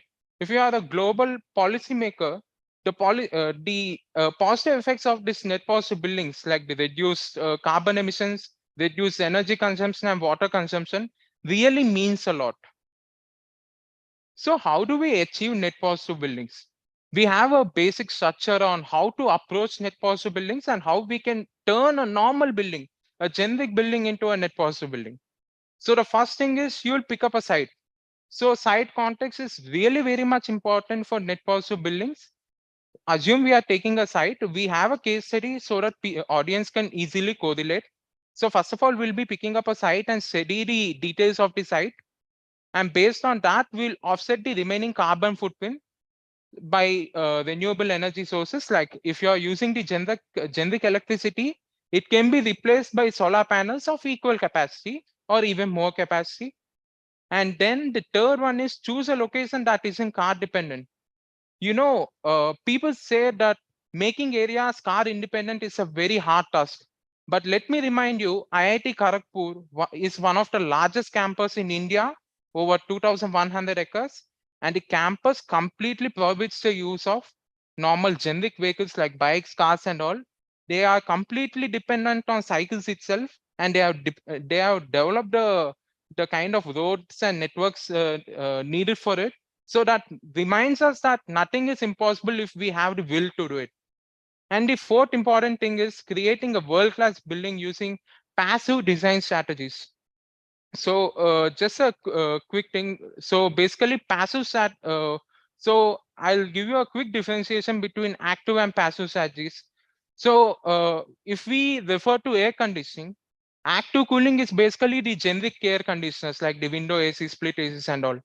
While the passive coolings are, they don't use any kind of energy, okay, or they use minimum amount of energy and provide optimal thermal comfort. So let me introduce you to a passive cooling strategy known as tunnel draft cooling system, which we are going to integrate in this net positive buildings. So tunnel draft cooling system has been existing in the foreign countries ever since the 1990s as ground source heat pumps. So it's also called as geothermal cooling for a specific way. So geo means earth, and earth is basically soil. The property of soil is that soil maintains a constant temperature throughout the year. You might be surprised that the temperature of soil is around 26 degrees centigrade throughout the year. And that's how we are making use of the soil to cool the air. So how are we doing it in the sense? If you can see in the picture, there is an ambient air inlet, okay? So the air enters through the inlet and it passes through the pipes which are provided underground. So there is a specified depth for each climatic zone and each climatic soil property based on the thermal conductivity of the soil basically. So based on that, the soil gets cooled from around 35 or 41 degrees centigrade to the 26 or 27 degrees centigrade, which is again a very comfortable temperature for the occupants. So, sir, 2 minutes. So I'll rush the topic. Okay. So what can we expect from this tunnel draft system? You can expect 40 to 60% more efficient performance than your generic AC. And they have long-term, they are long-term based systems, so you don't need to replace the systems regularly. And they are very convenient. You only have a single unit which you have to maintain and repair just in case of any abnormalities. And the cost-wise, even though its capital cost is somewhat higher than the generic systems, you will have a long-term cost efficiency module if you install the system. So a simple case study I took for the relevant understanding of audience. This is in Hyderabad, Organo Nandi. The materials used for the energy conservation include sun shading devices, silicon sheets, and roof gardens. And to the right, I have mentioned some pictures too. And coming to the solar energy production, net positive in the sense I was trying to explain this. The power requirement was around 911 megawatt hour, where our solar energy generation was around 1188 megawatt hour. So we are looking at a surplus, and the additionally produced energy is returned back to the electricity department. So these are the SDGs it's compliant with. So my conclusion would be till now, sustainability and net positive buildings were just a kind of a luxury for few people, but now it's a requirement. It's a mandatory thing that we have to do. It's a key to future proofing, and it's how we can adapt to the ever changing world. Thank you so much. So I would be happy to answer any questions if you do have any. Yes.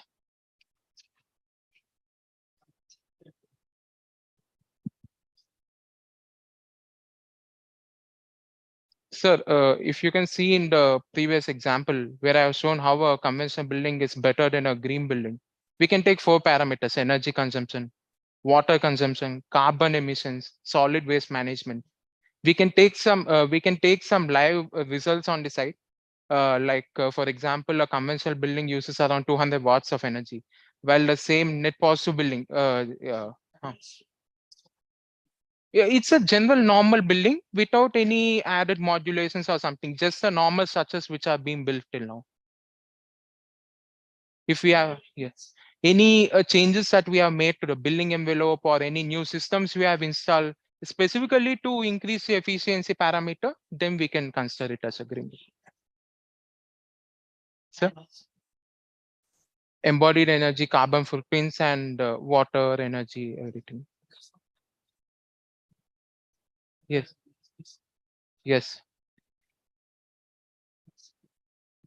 Yes, sir, exactly.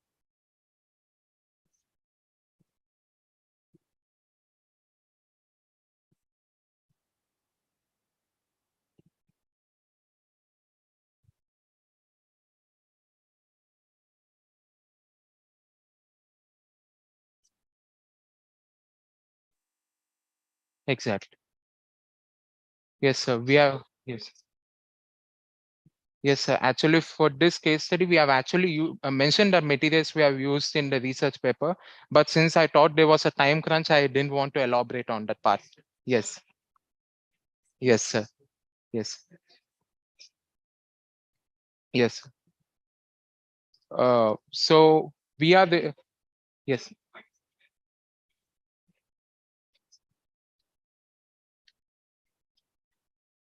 I didn't get you. Yes, sir. Yes, sir. Okay. So if you are using lesser amount of energy, so basically the demand for energy generation decreases. So the pollution which is being caused due to energy generation drastically decreases. And even the carbon emissions and the greenhouse gas emissions are significantly lower if you have lower electricity consumption. Yes, sir. Yes, yes, yes. Tunnel draft system. Yes. It's working in Indian climate, sir. Like the previous like for two villas, specifically that's a villa layout. So for two villas, it costed around 1 to 1.2 lakhs. It can be expanded.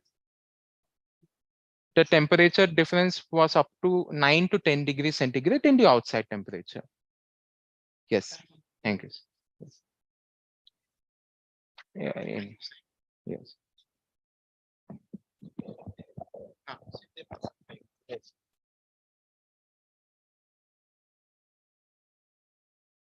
We have any more speakers of this session 3? Any single speaker here? So I will call that this is 39th. Suprita, is she there? Amulya and Hasika. Pratyusha. What is your name? Ma? You are Pratyusha? Come then. Your PPT is here. We'll do. We'll take it.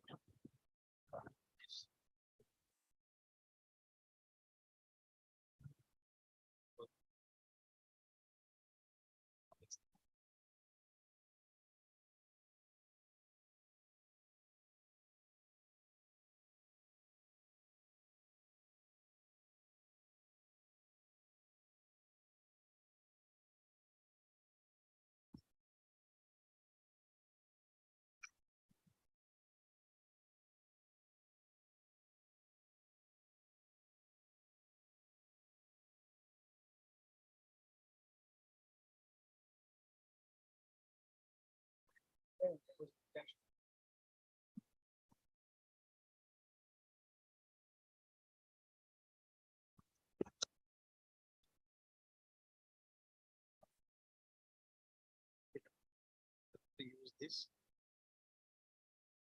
Is okay, sir? Parallel you introduce yourself. A, a very good afternoon to respected sir, ma'am, and students.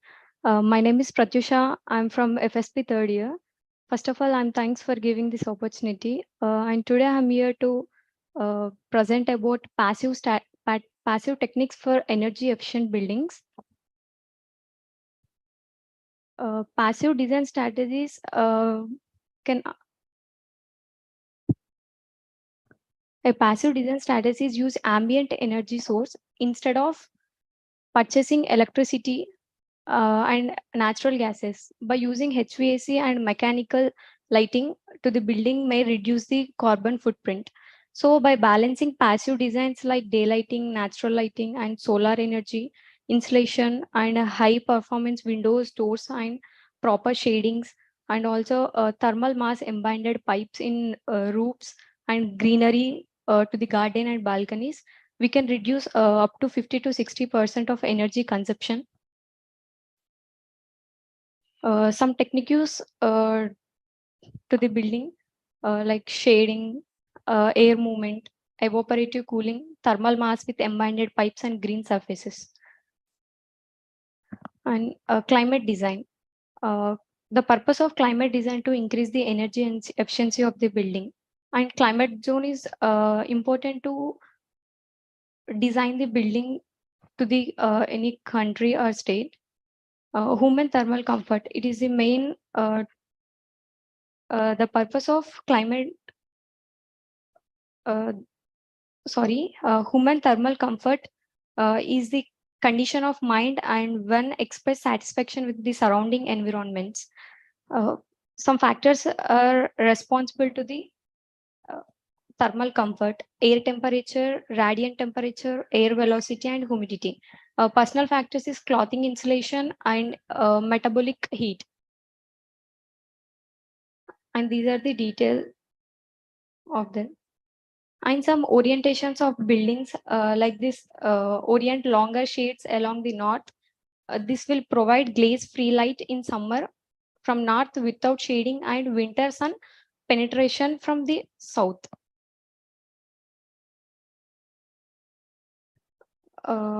If site has multiple buildings, they should be arranged in ascending order to the height and the build site to allow the proper ventilation and wind waves. And shading by neighborhood buildings, it helps to the shade of natural ventilation and shadows. And shading by vegetation.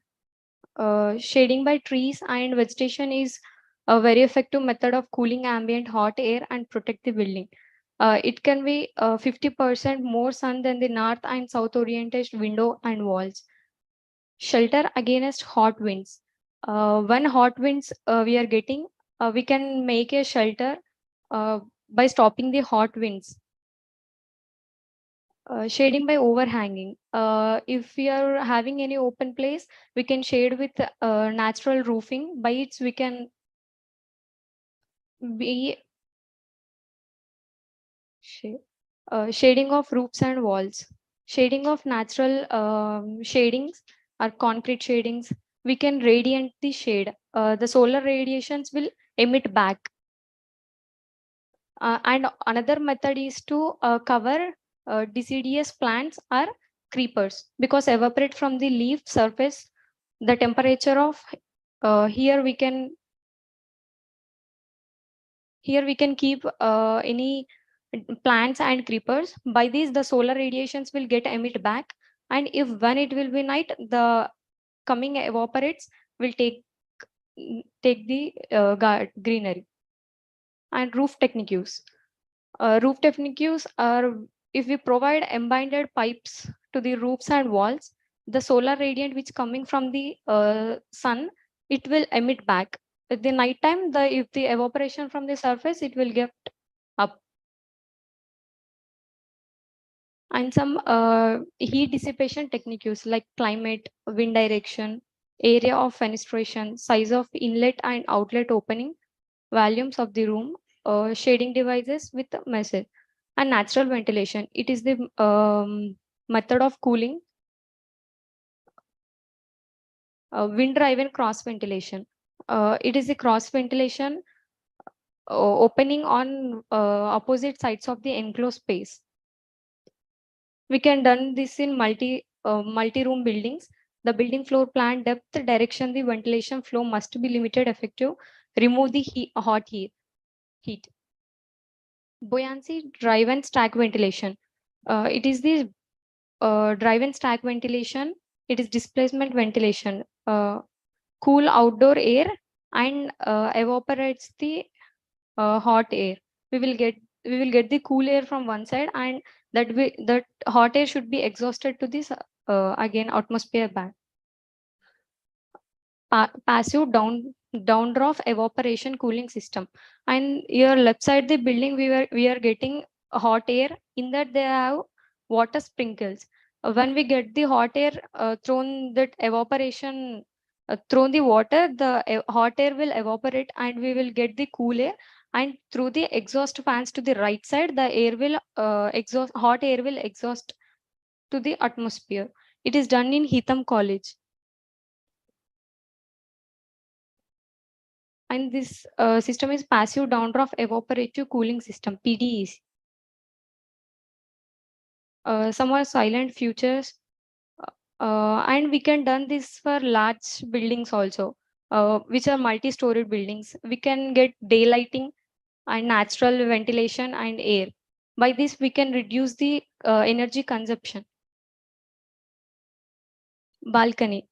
We will leave some place while constructing buildings like corridors and balconies. But rather than wasting of that place, we can keep there large plants, fruits, flowers, or space relaxing rocking chairs, or gardens, or etc. Balcony gardens are give aesthetic view, and we can be luxurious veranda garden. Some approach to energy, light and air. And by spacing adjacent buildings to the apartments, the location openness of the automatic space across the floors and determined to allow for idle pressure. In design optimizing stage, daylighting students and thermal comfort will be not only by lighting, we can have healthy also, public health also. Types of natural ventilation. Wind driven ventilation and design strategies for natural ventilation. Here some of techniques like single opening or two openings in the same wall. We can get fresh air and it will be go out.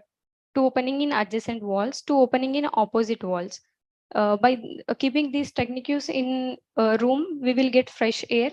We don't need all HVAC fans and more electricity. And these all passive techniques, if we follow, we can energy consume 50 to 60%. And in Hyderabad, Heatham campus certified by IGBC as the first silver rated green building for educational industries. Thank you.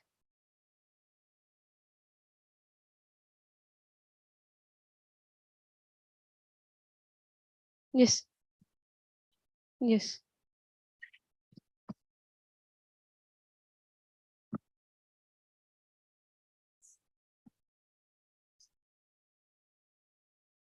Yes, sir.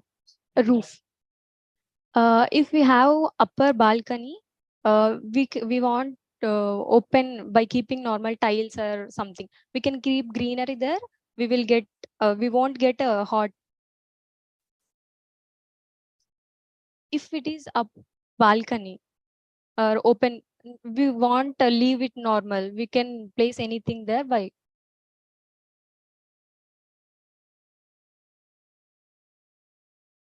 Sir, it is an one system, sir. We can get 1 minute. Sir, here this is one of the building designs, sir. By keeping this opening of two sides like this, it is a Hitham college, sir. They will open every floor from two sides. We will get fresh air from this side. Yes, the system is called down drop system. Like it is a tower cooling. Thank you, sir. Thank you, sir.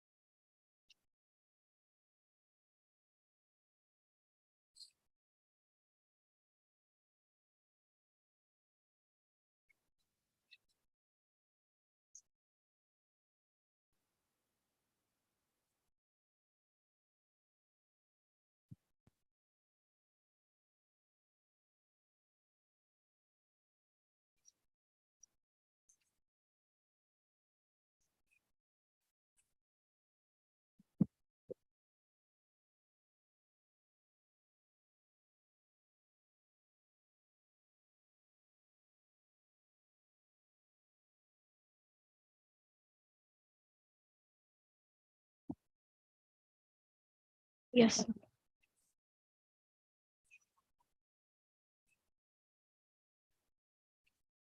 Okay, sir.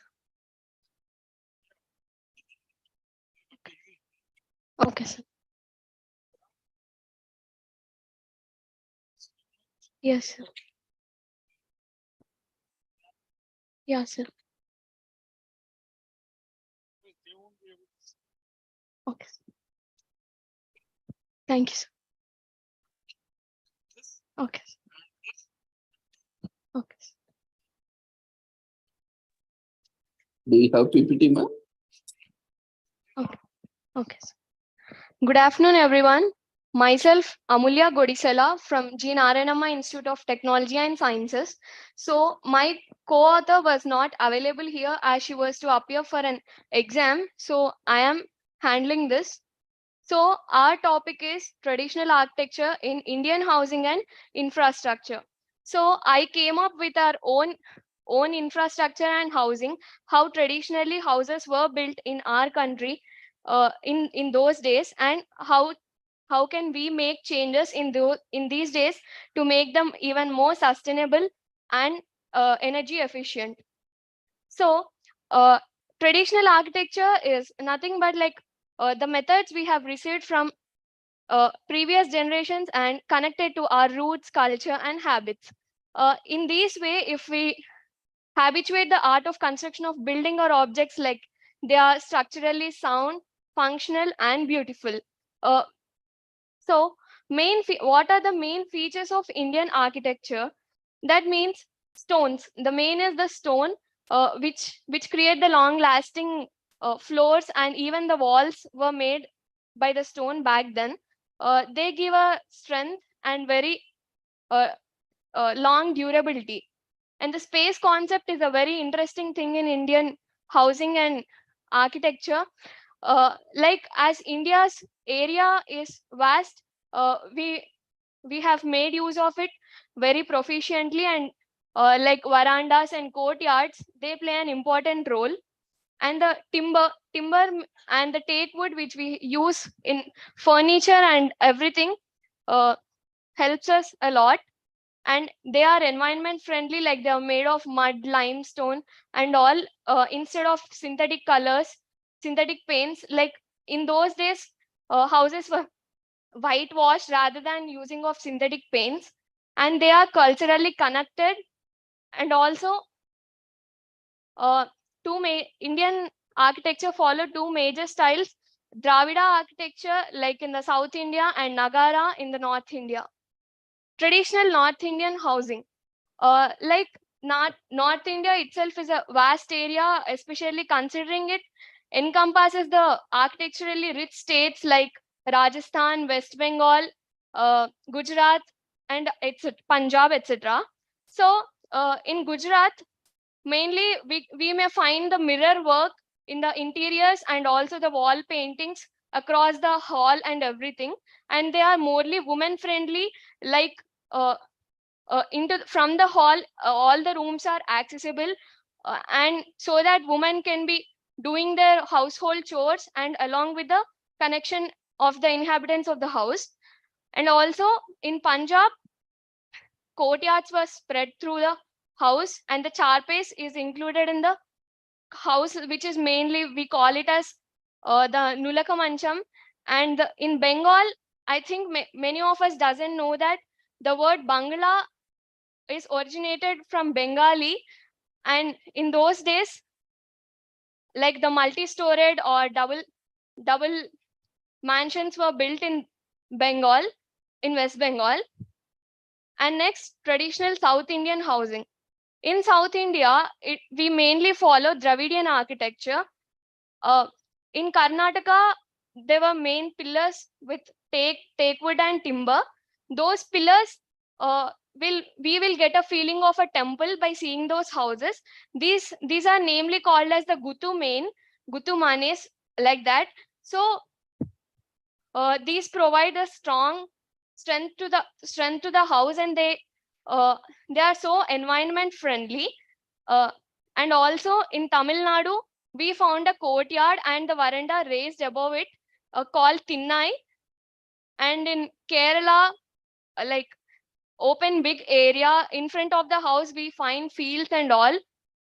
And in AP, mostly in Andhra Pradesh and Telangana, our culture was like mainly influenced by the Mughals, and also in some olden houses we may find some Urdu scripts written on the walls of the olden houses.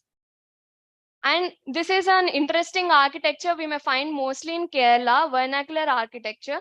So it is a low-tech method, like basic green architectural principles. These are energy efficient, and these are built with the resources which are proximity to the site. And this is also coined, for this architecture, they coined a name called non-pedigreed by Bernard Rodofsky.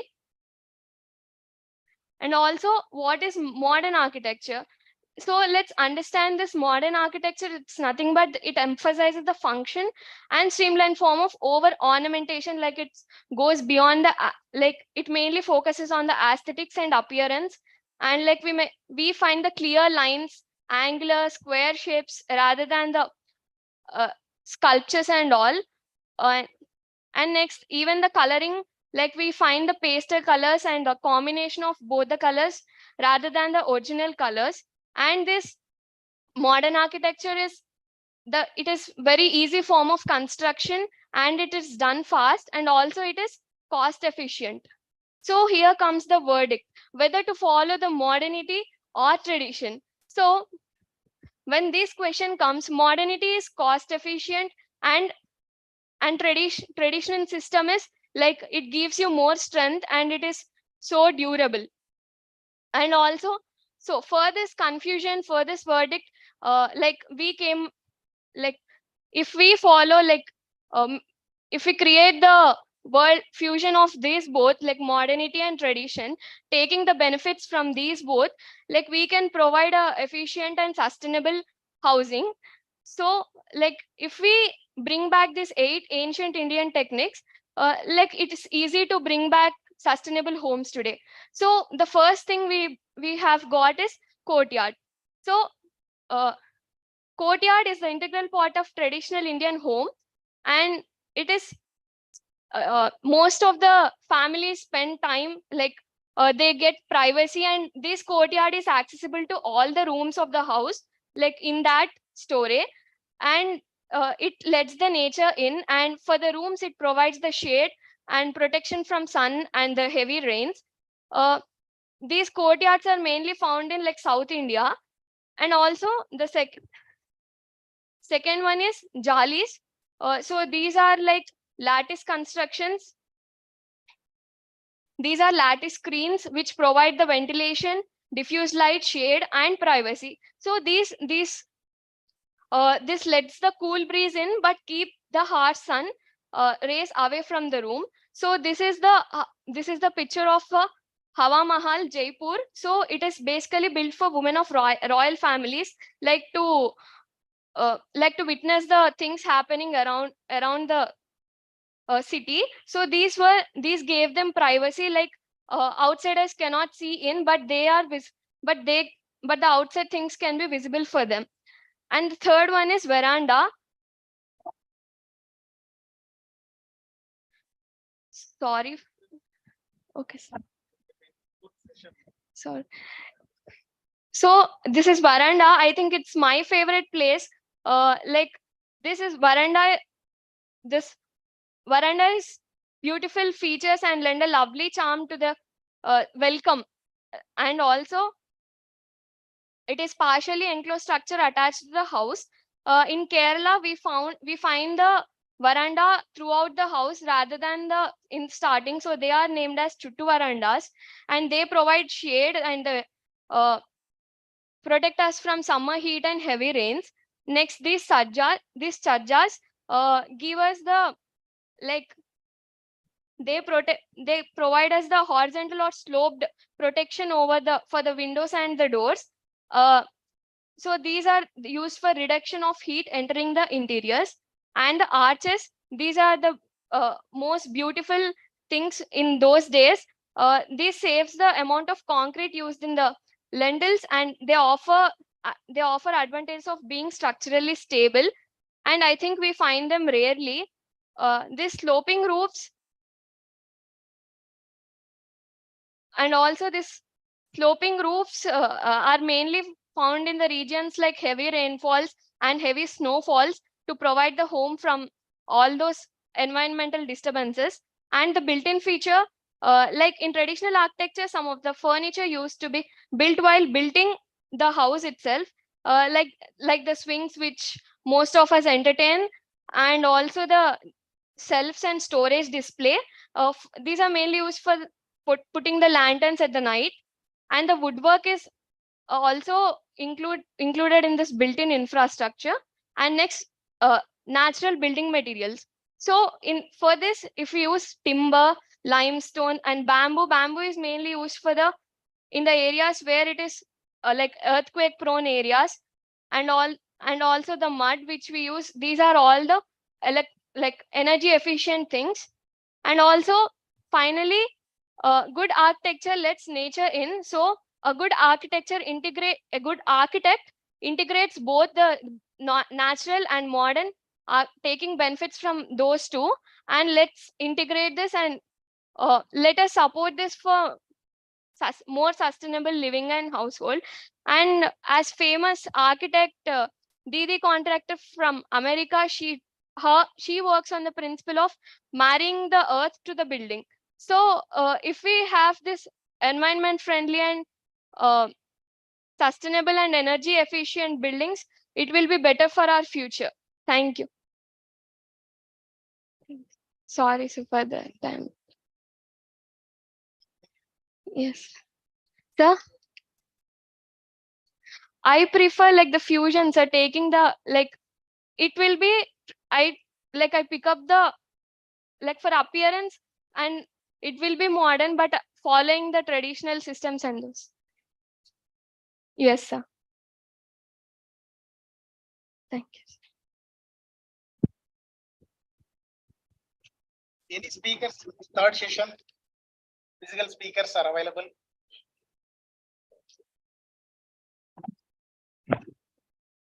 So I request those who presented here, come to the dais, students in this session.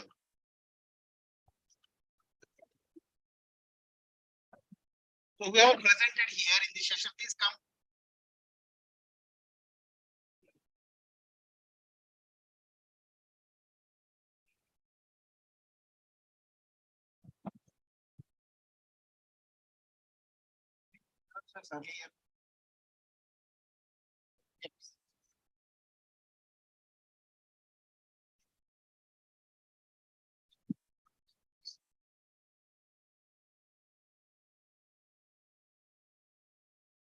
This Ayesha, Shachi, Sanjana.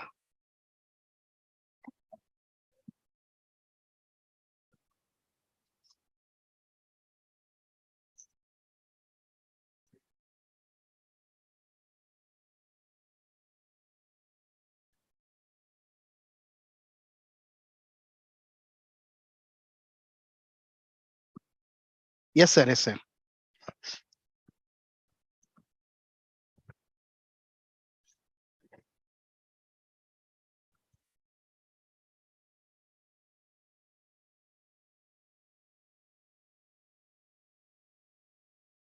Akash Sadanand is there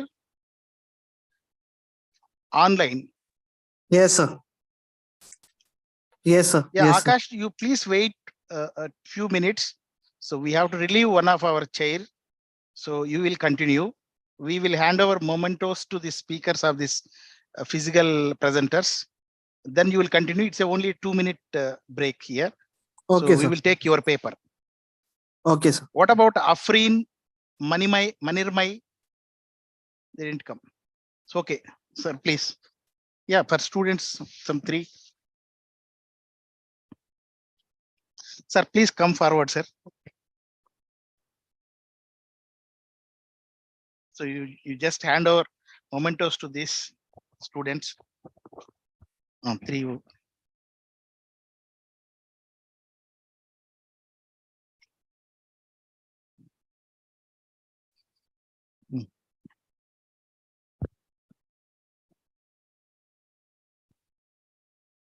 Yeah. Come.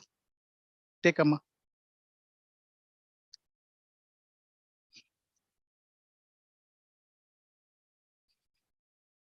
Next. Yeah, next you come. Take from our Surjit sir.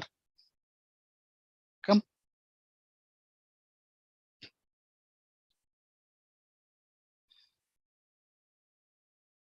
Sai Madhav. And bring one memento.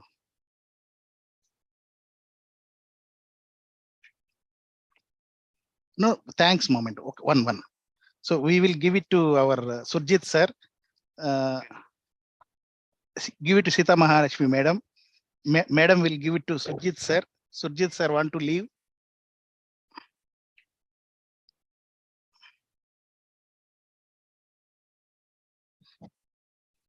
Manigaru and Sita Mahalakshmi madam, please stay back. We have one more paper in the same session. So we relieve Surjit Garu. Yeah.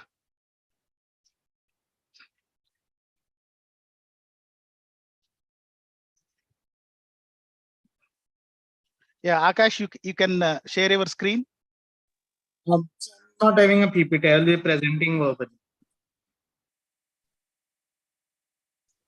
Thank you. Thank you so much.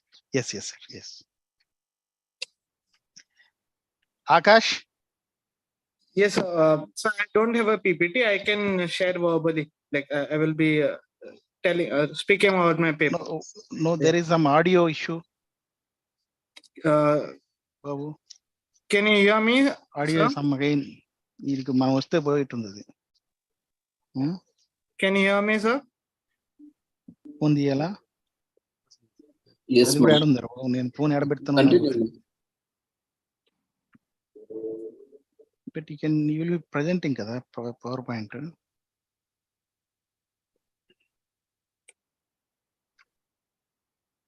Where start, sir?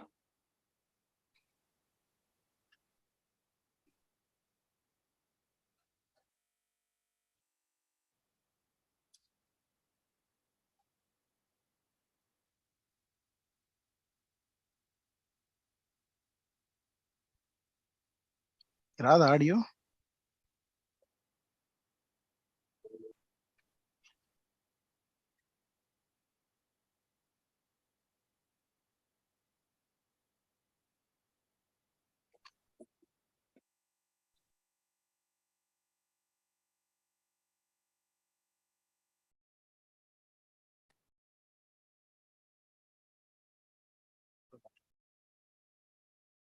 He is already speaking. Sir, I'll start with my paper. Now I'm getting audio. Okay, Ma, you continue because we are running short of time. No? Okay, sir. Okay, sir. The title of my paper is The Ethics of Environmental Education, Empowering Future Generations to Protect the Planet. I'll go through the short abstract so that it will be clear for everyone what my paper focuses on. Okay. The environmental education is crucial to empowering future generations to protect the planet. It involves teaching individuals about environment, its ecosystems, and the impact of human activities on the natural world. Environmental educations aim to create awareness, understanding, and environmental issues, promote sustainable practices, and encourage individuals to take actions to protect the planet. The research paper will explore the ethics of environmental education and its role in empowering future generations to protect the environment. Environmental education is essential for creating sustainable future. It gives individuals knowledge, skills, and make informed decisions about their actions and its environmental impact. It also promotes sense of responsibility and stewardship towards the environment, encouraging individuals to take action in protecting it. Educating individuals about environment can create a more environmentally conscious society that values and protects the natural world. Environmental education raises ethical questions about our relationship with environment and our responsibility to protect it. It challenges us to consider the impact of actions and environment and future generations. It also raises questions about the distribution of environmental resources and the role of environmental education in promoting social justice. Environmental education could be inclusive and accessible to all individuals regardless of socioeconomic status or background. My paper focuses on environmental education and the ethics of environment. Basically, till now, the focus has been throughout the studies to focus on environmental studies. Everyone around, even in the even for the courses like bachelor's courses, environmental study has been one of the core courses, one of the courses compulsory made at all levels in all college education. But it is now now a time to step ahead. We need to think, go beyond just studying the importance of environment rather than going our action towards it. We need to focus on environmental ethics part more than environmental studies part.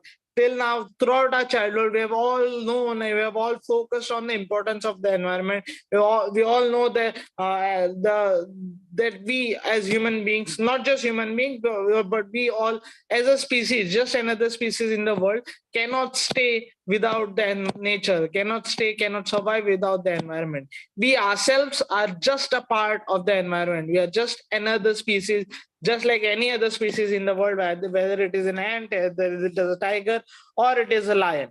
We are the same species. We are just a part of the existing nature.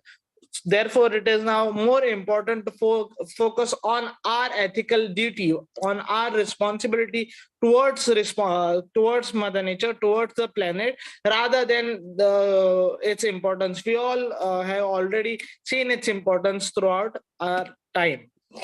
So my paper focuses on the actions which can be taken and which is necessary to be taken from the school level to till the graduation level and going ahead for all the students through environmental education itself, as well as through personal role of duty and personal role of ethics and and the basic ethical duty of every individual, not just as a citizen but as a human being, as part of nature itself.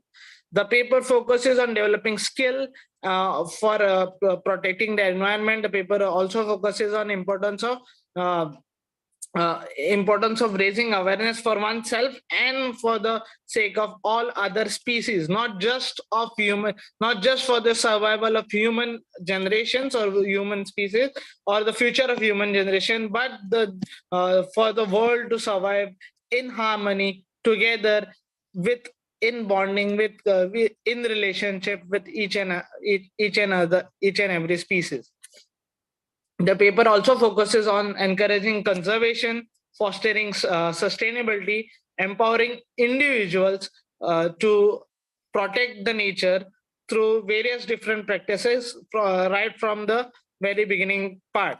It also questions on, the paper also focuses on the corporate social responsibility of each and every company or company or an organization which is either in the manufacturing field or either in the marketing field, or is a profit-based organization which has to follow the environmental guidelines. But what happens in the real world out here is, even if they don't follow the guideline, what happens in the society is that they are fined some amount more for the harm they have been caused or they have been causing, and they are given a leeway to do something else in that protection instead of stoppage of the activity or stoppage of the environmental harm which was caused. So it ruins the corporate social responsibility. It removes the stewardship of the company itself. Therefore, the empowerment of the environmental arms and environmental agencies is very much necessary. Our health is also completely dependent on the nature, on the environment. Therefore, to make have the best impact, to have the best impact of health and a good health for humans as well as other species, we need to protect the nature as well. So teaching at the ground level by practical activities from schools to colleges to every part of it, instead of just focusing listening in the class or teaching in the class the importance of environment, we can actually take the students out. We can actually have plantation. We can actually come out with a yearly concept of plantation drive. A specific area can be given to different colleges, different schools of a district or a state by the state government, and that area the plants in the plantations can be done in that area by that college yearly, and the maintenance of that area should be done by the students of the college as their own responsibility. This paper also focuses on that and tries to come up with various solutions to raise environmental action and take hard action to protect the nature, protect the environment for the coming future for the generations. I would like to thank the organization for the great opportunity for presenting this paper. I was not able to make a PPT for the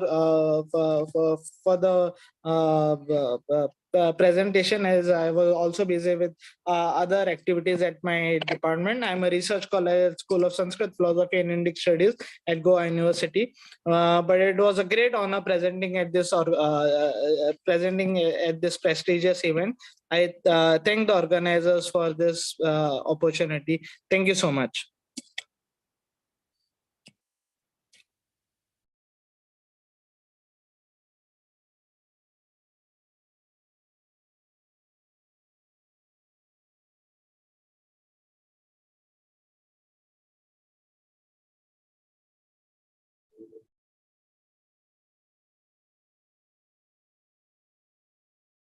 Congratulations, Akash. Thank you, sir. Thank you, sir. Jayachandra Garu. Sir, Ravindra Garu, am I audible now? Yes, sir. Yes. Thank you. Thank you. So we have completed this third session, sir. Now I request our President M.V. Krishna Rao Garu to hand over mementos to the chair. Thank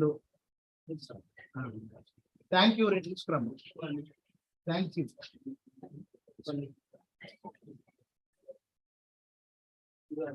Thank you. తొందరగా ఇందులో ఏమున్నాయి చూసుకున్నావా?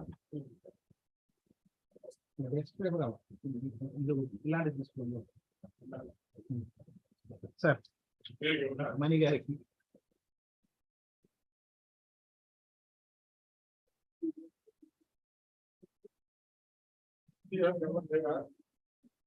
ఒకటి. Thanks. Venkat ఎక్కడ వెళ్ళారు? మీరు తీస్తారా?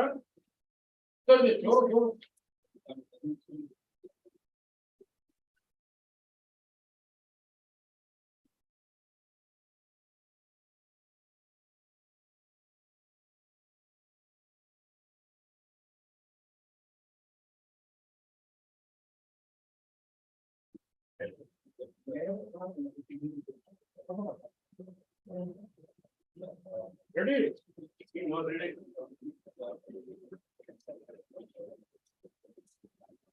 You guys?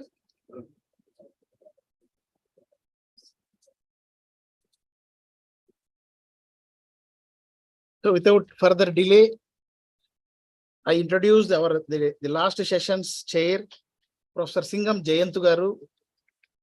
He is the professor from NIT Rourkela, born in mining community.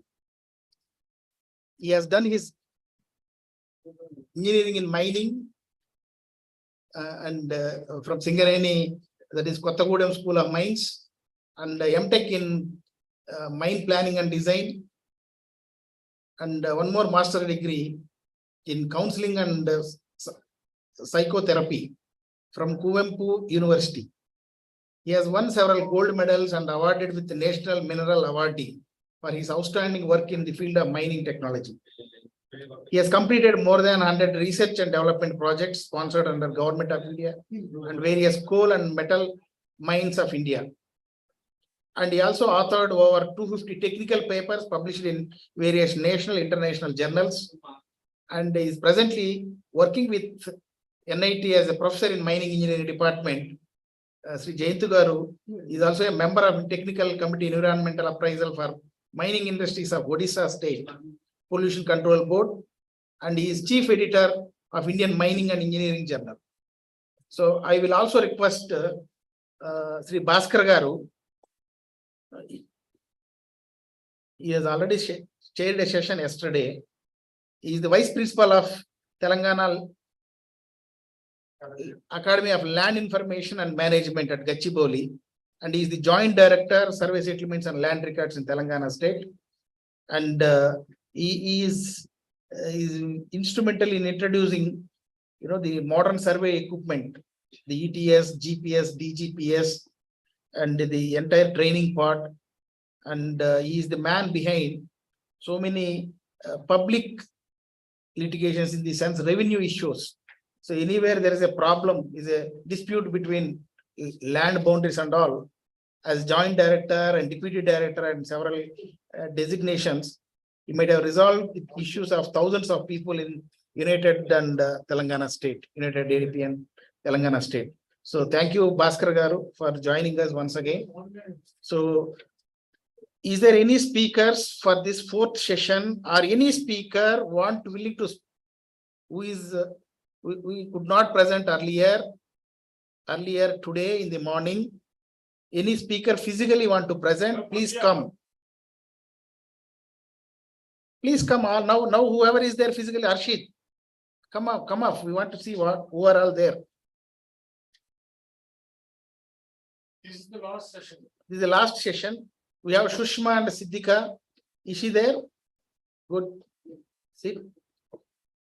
This is the last session. Arshita. Don't sleep. Arshit. Bhavani. Gideon. Srija and Saranya. And one paper from Udaipur. We from virtually. So now we have. So I will call Shushma without further delay. Shushma, please come. Your PPT is here. Is there? Yes, sir. I made it. You keep this. Is it downloaded already? No, sir. But it is there in email. We will take it. You want more chairs? I'll get you. Sir, they will come and sit here.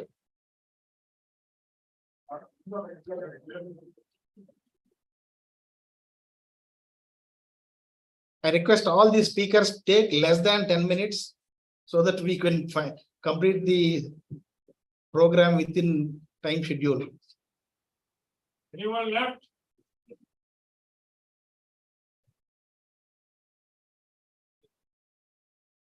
Ravindra Gar, is it visible?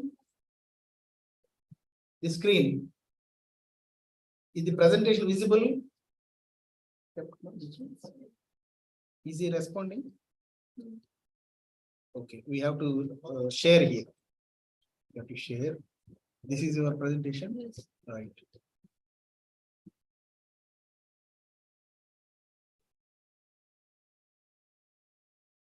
So make it within 10 minutes, brief. Okay. Good afternoon, everyone. This is Sushma from FSP second year, JNAFAU. My presentation is on a traditional approach to contemporary living. No, small thing. Lakshminarayan Garu, please you also join here to the dais along with Jayantu Garu.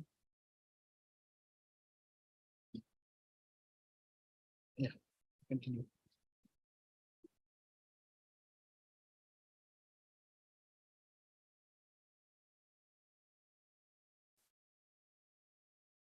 Continue. There has been a drastic increase in the use of air conditioning system for cooling the building all around the world. Thus, the issue of providing users with proper indoor environment conditions have become absolutely critical, not only for the satisfaction and well-being, but also due to health-related issues. Passive cooling is one of the strategies to improve thermal performance and reduce energy consumption of buildings. So what do you mean by passive cooling? Passive cooling, it means using design choice to reduce heat gain and increase heat loss. There are two basic components. Those are cooling the building, cooling the people. Cooling the building is not by reducing heat gain, by installing shading windows, roofs, etc. And other method is increasing heat loss and access to cooling source by using earth coupling and encouraging earth movement. And the other method is cooling the people in physiological comfort and psychological comfort. Physiological comfort like increasing body cooling, and psychological comfort like air movement, radiation, and conduction. Key points. Passive cooling is especially useful in hot climates. The main method to reduce heat gain are to include good installation levels, shading windows in summer. Why passive cooling is important? Passive cooling is important. It can significantly increase your comfort and reduce your energy bill. There are three types of passive cooling. Those are heat control. It's also known as a heat prevention, heat modulation, which modifies heat gains, and last one is heat dissipation, means removal of internal heat. Heat prevention. Heat prevention it is the first step. It is the first step achieving comfort condition in the interior of a building. Heat gain is of two types, internal and external. Internal heat gain is achieved by human activities, etc. External heat gain arises from direct solar radiation. Next one is heat modulation. In heat modulation technique, the heat gain is reduced in the building with the help of building materials. And next one is heat dissipation technique. In this technique, excess heat of a building is rejected to suitable environmental heat sink at a lower temperature, like air, water, soil, sky. Further classified as convection cooling. Convection cooling means heat is carried away due moving air. Evaporative cooling draws hot air from outside air over water saturated pads. Water saturated pads. The water in the pads evaporate, reduces the air temperature. Next is geothermal cooling. Is the type of renewable energy system that moves heat from a building to below the earth surface using the ground like a heat sink. Radioactive cooling. Thermal radiation exchange between building surface on the earth and the colder atmospheric layers in the sky. Achieving passive cooling. Passive cooling is achieved by heat loss and encouraging cool breeze access when available. Zoning living and sleeping areas appropriately for climate. Maximizing ventilation with high-level windows and ceilings. Results achieved by passive cooling. Cooling load by 9% after applying these passive cooling strategies. Total annual energy consumption could be reduced by 23.6% by using this passive cooling strategies. Conclusion. The potential of advance in passive cooling technique can ultimately reduce energy damage, cooling loads, greenhouse gas emissions, etc. Thank you. Thank you. You did in time. That is one happy news for me. because I am worried with the time. The next speakers, please. Introduce yourself. Your PPT is here. Is there in the email? Yes, sir. You are from JNFAU or GNITS? Yes. GNITS is my college. Okay. Where is this? Shrija Reddy. This one? Yes.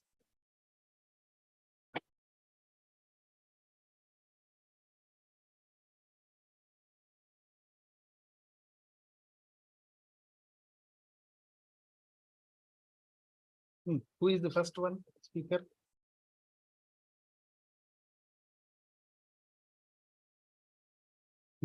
Parallel it goes very well.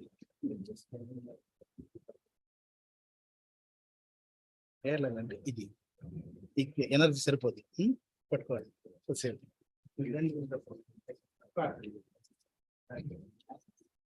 Good afternoon, everyone, respected dignitaries and faculty and my dear friends. This is Sharanya Reddy and my friend Shrija Reddy. We are currently studying first year, second sem in the Department of Electrical and Electronics Engineering at G.Narayanamma Institute of Science and Technology. Here, we are here to represent our review paper on the global traditions and cultural across the world. First, my friend Shrija Reddy will tell about the introduction, and I will continue about the tradition culture we follow in across the world.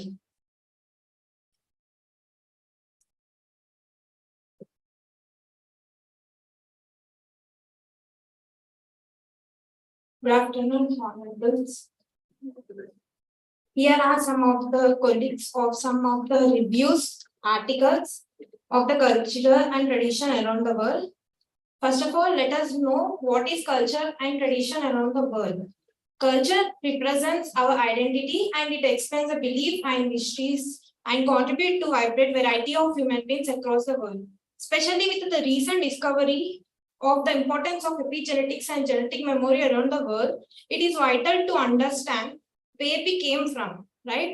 As the struggle, as the sorrow and the joy around the past generations are passed on at a secular level, we need a community to be, as the community represents our identity, right? So Vikram Frankl, a great speaker, said that people always searches for the meaningful frames in the entire life. Preserving culture and tradition very important in our life. Without them, we would be homogenized without any distinction. So let me ask a quick question, that is traditional culture is better than the modern culture? Can anyone answer? Is traditional culture is better than the modern culture? I hope the answer is relative. It depends on the case. For example, let me share a small story about the marriage tradition.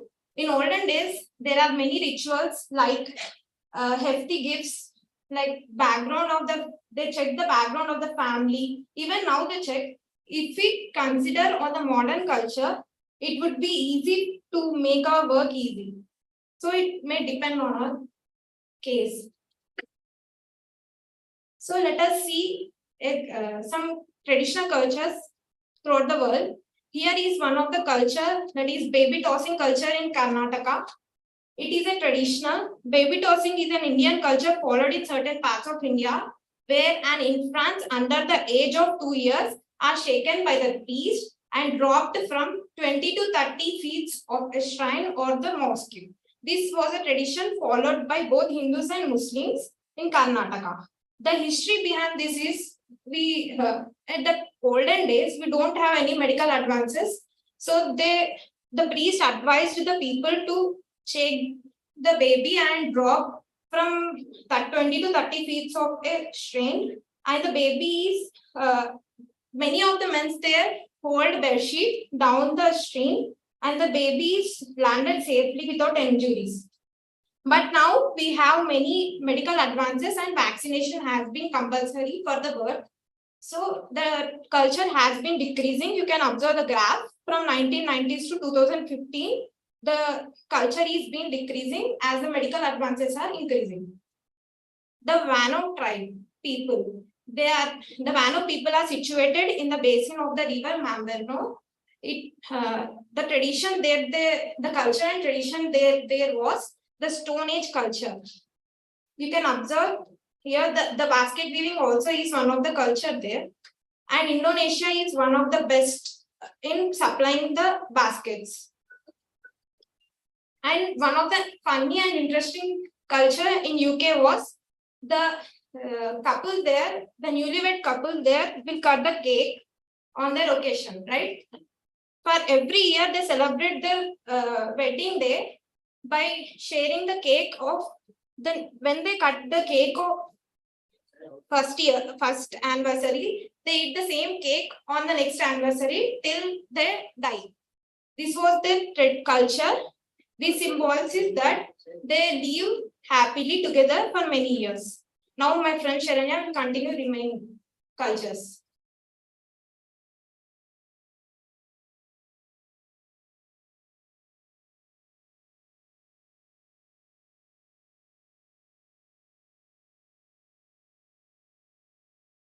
Thank you, Sridhar. Now, I would like to tell about some of the traditions we follow in India and across the world. First thing, April Latin Festival is a card celebrations held on the evening of the 12th morning's full moon in the traditional lunar calendar, and it is an ancient celebration adopted from the Brahmin origin. And here they place lights, candles, and at the entrances of shops, homes, and temples, and making the lamps or donating them to the sanctuaries is one of the method of gaining merit. And the radiance of light is important in Buddhist culture because it addresses the transition from obscurity to more promising future. And here next we see Ram Leela. Ram Leela means Rama's play. It is the traditional performance of the Ramayana, and it is an epic series of signs that include song, narration, dialogues, and poems. And it is performed across northern India during the festival of Dasara, and it is the most representative Ram Leelas in the places of Ayodhya, Ramnagar, Banaras, and Satna, and Madhurabani. And next, we see the tradition of Vedic chanting. Here you can see in the pictures about the tradition they follow. And Vedic language, which is derived from the classical Sanskrit, the Vedas comprise of a vast corpus of Sanskrit poetry, physiological dialogues, and myth and ritual developed and composed by the Aryans over 3,500 years ago. The Vedic transition of chanting is one of the world's surviving cultural traditions. And next, we see about the Om tradition, and next, we see about traditional literature is a genre of literature in which stories have been passed down within a cultural through generations, both through oral tradition and in written form. Literature allows a person to step back in time and learn about life on earth from the ones who walked before us. And next here, we see some of the traditional medicine we follow in India.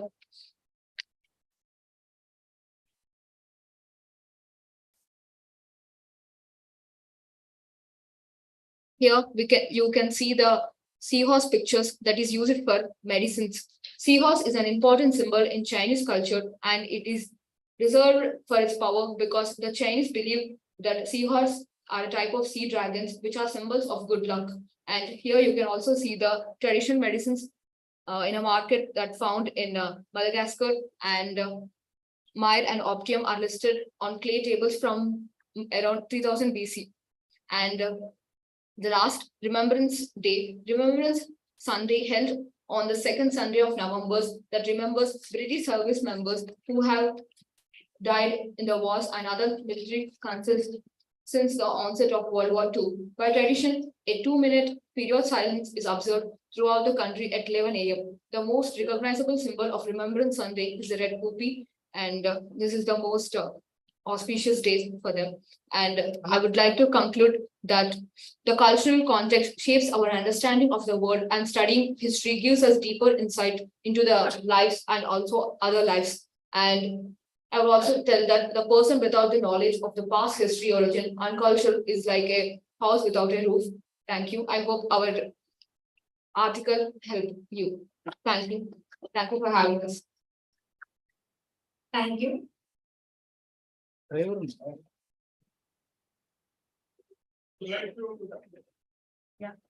Comments are and next one.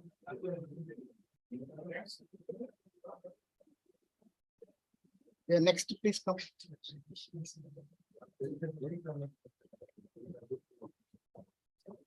Your name, no? Morning, he's from now, I'll say something. There is take your PPT is here. Yes. Okay.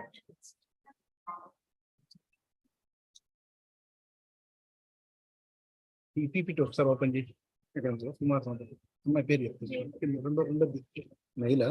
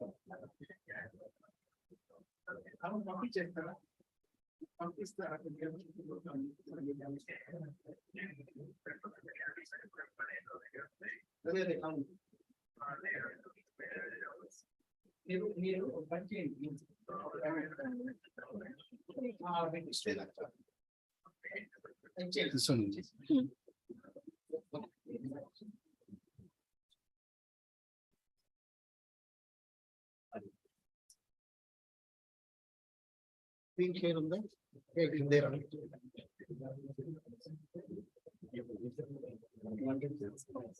Sorry. Is there? We already shared. We take this.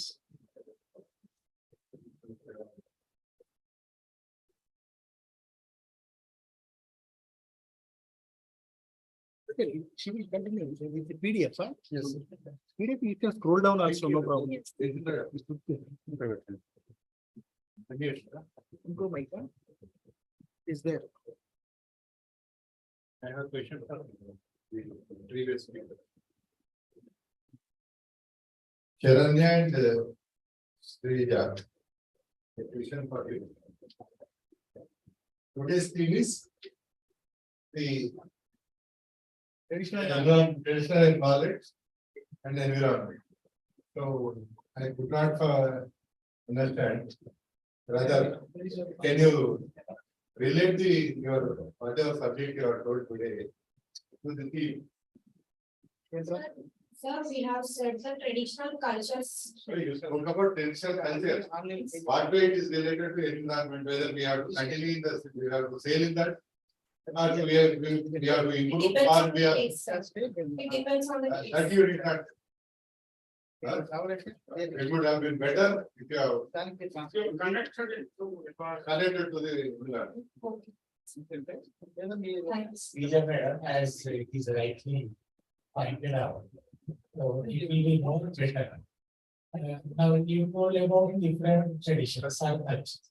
Whether we should continue to follow that tradition and culture, it will be better because now we are moving into the new world. It depends on the Case. Some of that. Relationship with environment is this. Environment is fine. That is a part of it. But get it connected. But at least whatever they could correct. So it's whether we should follow because now as Indians we are trying to be from local to global. So you know very well in my national education policy 2020, and in future we are going to education 2030. So we have so many policies. So there it is like a Vasudeva Kutumbakam, right? So which we can continue to follow and which needs some change so that we will become truly global. That is fine. You have taken an idea, appreciate it. In future you can say something more about it. With more and more data and all this. Okay, all the best. Thank you. You did, it's a very good presentation. Next, for the previous speaker, Sushma. Once you save some 9%, again you save 23%. What is 9% is for what and 23% is for what? For heat reduction and for 23% is for total annual reduction, sir. How come 9% becomes 20% when you have calculated? So once you are saying that it's 9%, means average looks to come down. It says for general. You study whether you clarify in future, in your future presentations, try to clarify the issue. Okay.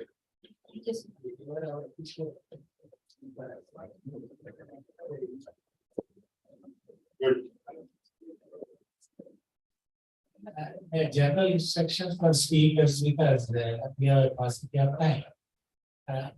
Within 8 minutes, try to complete your presentation, and 2 minutes for general discussions. Even online, those who are available, they can also ask any queries.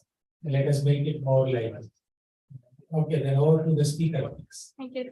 Good afternoon, everybody. This is Visvavidyalayam from Redesign 4th year at JNAFAU. My topic of research is pollution for eco-conscious citizens. So we are all here today because in some or the other form, we all found love for nature.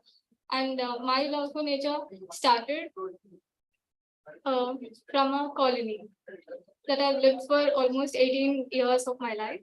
This is HCL colony in Challapalli. It is a span of 324 acres.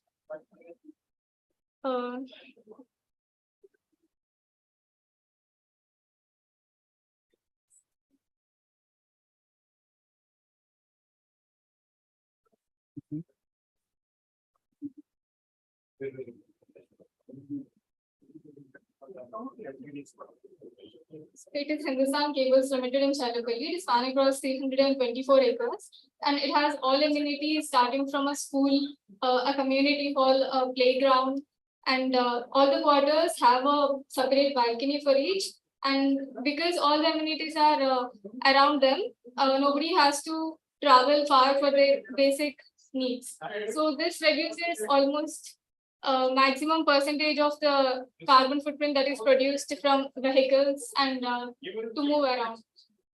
So I was thinking, well, why can't we make it more accessible? Like all the communities cannot live in such huge areas. So if it has to be done in a small scale, what can be a better alternative? And I found that co-living can be such an alternative here. So there are almost 1.2 billion people on the planet, of which 70% of us are living in cities, which used to be 30% in 90s. So what is a co-living? Co-living is an intentional community which provides housing for people with shared intentions. People come together for their meals and activities as such. They live in their separate rooms like micro units, but they have all the collective activities. So the concept of co-living started long ago. In prehistoric era, Viking longhouses, people used to be 5 to 18 families living together. They all share all their meals and all their work. And then in Middle Ages, they like we have joint families. They also included people like poor couples or orphans, elderly people in their houses. And then we have boarding houses. During Industrial Revolution, because of the industries placed far from villages, people had to move from their hometowns away from their families, and they hoarded into boarding houses. The boarding houses, as we know, have basic amenities, but are very congested for people to live in, as laborers who work for industries live there. And then we have communes, which started along Vietnam War in America.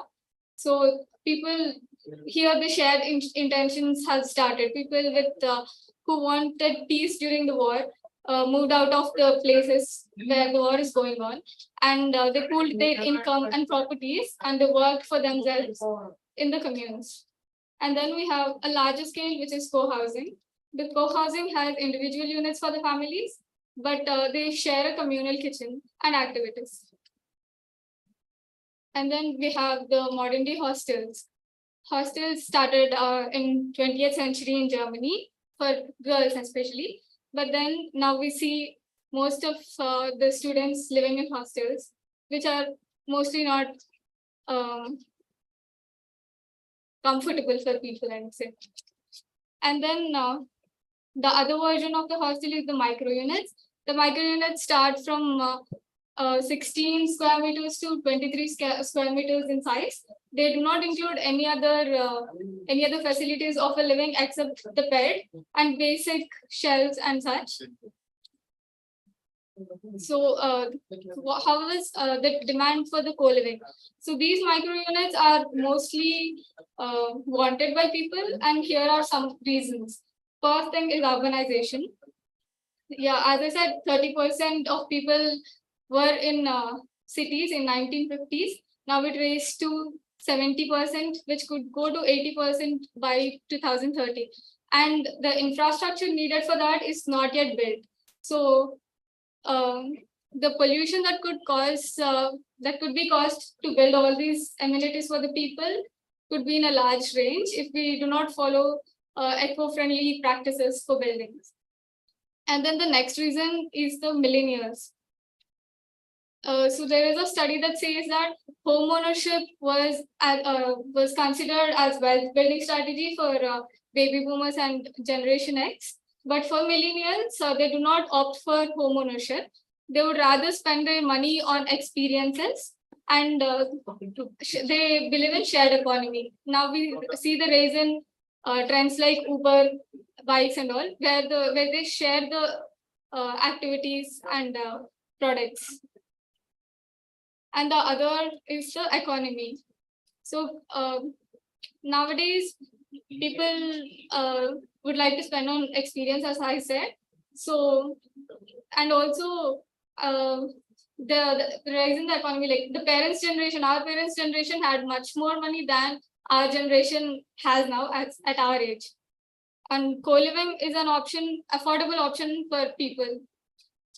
And then the social factors. The millennial generation are putting away their marriages and parenthood in their lives. So they are mostly living alone. And then there is employees that are spending more time remote working. Because of the COVID, the trend has begun of working at home. Yeah. And then this is the research, like how is co-living in India? In 2022 alone, there has been 50 co-living startups in India, and especially in cities like Bangalore, Chennai, Hyderabad, and Pune. These are some of the screenshots of the newspapers, and here we can see there is more demand than supply. If the demand meets the supply, there could be a amount generated up to 93 billion to 1 trillion on co-living startups alone. This is one shared house survey conducted by Space 10. So 88% of people surveyed who are among the ages 18 to 29 felt comfortable at public spaces also, as they felt comfortable at homes. So they also stated that they would like to share amenities such as kitchens, workspaces, smart things like Wi-Fi, and childcare if the space is affordable for them. And rapid urbanization and loneliness are the two major reasons that they stated to opt co-living. And here are some of the results of the survey. Like they would prefer couple, single woman, single man in their community. They would pay extra taxes for services. Here, the co-living that I'm talking about is for the people with the shared intentions, that is sustainable lifestyle. So when people want to follow sustainable lifestyle, for an individual to follow in a home, it is very difficult. Like if somebody wants to opt for they don't want a milk packet. It can't happen. Like it should be a group thing. Now, before in earlier days, they used to serve the milk in glass bottles. A person used to come, drop the glass bottle, and then pick up the next day as well. But nowadays, we have packets which have to be cleaned before recycled, cleaned and dried. So if an individual in a home wants to follow this, but they go for work and they do not have time to do all such, the other person who is doing the work should be able to do that, should have that interest. So that is why this generation, though they want to follow sustainable lifestyle, they're unable to. So this co-living for sustainability, people have shared intentions, so they can come together in a group and live together. So these kind of things, like not using plastic cards for everything, they can have a day or a two. They can carry their own bags as such. And people are ready to use common areas which are already furnished. This reduces the amount of things that we are buying.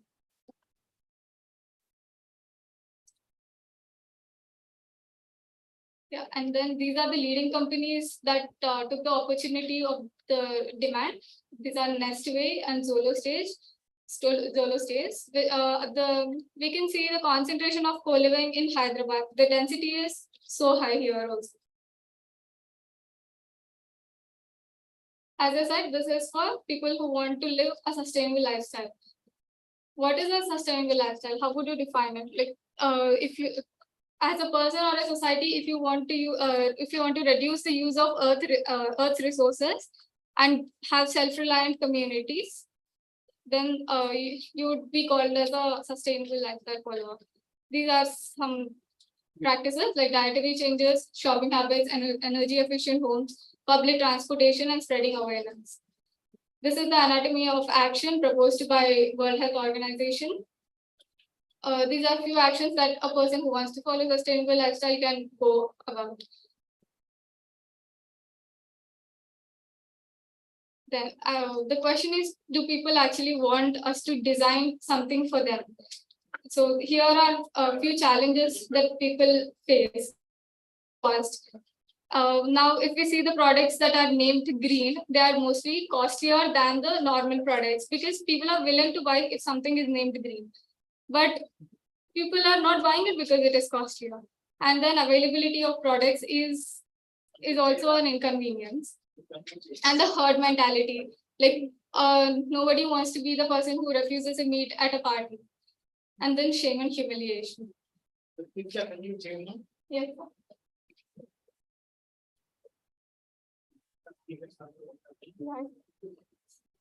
So coming from a design construction background, the pollution that is caused by energy required for building a house is almost 70%. So to reduce these, we propose a passive technology. Yes, sorry.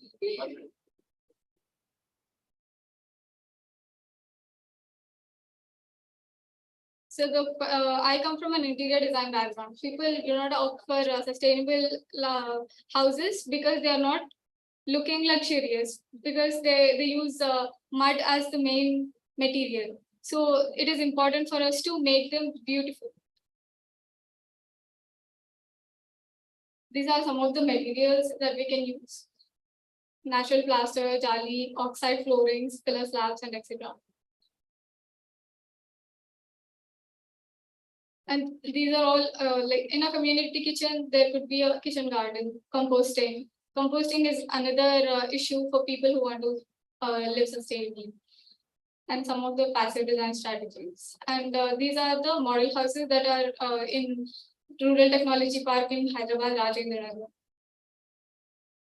So yeah, I would like to conclude by saying that co-living is for people who are migrating to the urban areas, and they are just for 6 months, minimum 6 months. So if they follow any such strategies, they can pass down these strategies to their next generations as well, so that they can shape the future society into a more livable environment. Thank you. I have a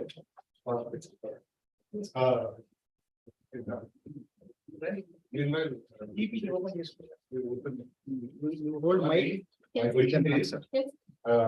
we have been speaking about our tradition and culture. So our tradition and culture is to parents, the old parents, and their children living together. And your concept of co-living is for 18 to 29, for the age of 18 to 29. There is no scope for old people, parents. So what is I would say that we are talking about the change in the methods of living here. So I would say that living. no doubt, you are bringing down the carbon footprint. You are bringing down the carbon footprint. But what about the parents? Can the co-living societies be advised to involve parents also? Actually, the point that I've spoken about is the quality that families stay together. And we can see now there is a rise in fostering, number of fostering schemes. There, obviously, children are not even when their parents are ready. Any heavy file? So, 13, like, people migrating for their jobs and all for a short, limited period of time. This is an option where they can. Only for short leave, short time. The point here is increase and greater. It's already taking time. Now we directly open. You are speaking out for a short period. PPT का PDF extension. Accommodation. Show in folder. So that even after these people were. File full download These services in their children as well. So the generations follow these sustainable practices. As it is rightly pointed out, Bhavani madam, you have taken the name of. Irrigation better. So. You go ahead What with you this. say about, because you have 11. done a lot of literature survey, I have seen so many. Go like this. papers. Keep this first person. So when it comes to marriage, what is the previous tradition? Yeah. Culture. Scroll list. And Use this. which will be better. This is from your literature survey. There is also moving. In previous times. And in your opinion, co-living means in American style, they used to say that they are living together. It's not co-living. Just make only Yes. mic you take it parallel. Mostly for married couples or for single separately. This can be an option as well, cohabitation. But as modern Then which country tradition is better from your literature survey, whatever you have done? I have seen so many papers. Like a very good researcher you have done. So from your survey, which country is adopting a good lifestyle? It depends on the individual. From your survey, whatever your survey you have done. You have shown so many papers also. I hope you are a scholar or. I'm a student. She's only a student. Yeah, Scholars are also students. He made a decision, taking something. Then some. It's a good work. It's a good work. Very good work. In fact, it's a very good work. Demand is more. Like this is a problem. So when question is asked to the student, the teacher started answering. So now we are not agreeing the student to say something. No, it's fine. It's fine. Students always need some support.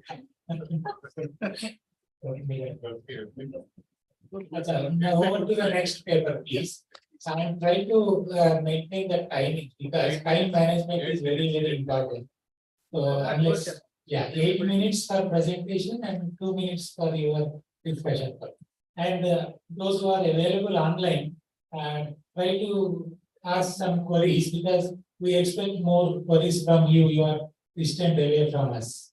Okay, then over to the next speaker, please. Good afternoon, everyone present here. Good afternoon, sir. I am Samiksha and this is Ananya and she's Akshita. We are here to present a paper on space technologies in identifying and mapping of traditional systems. We are from GNITS, first year CSE.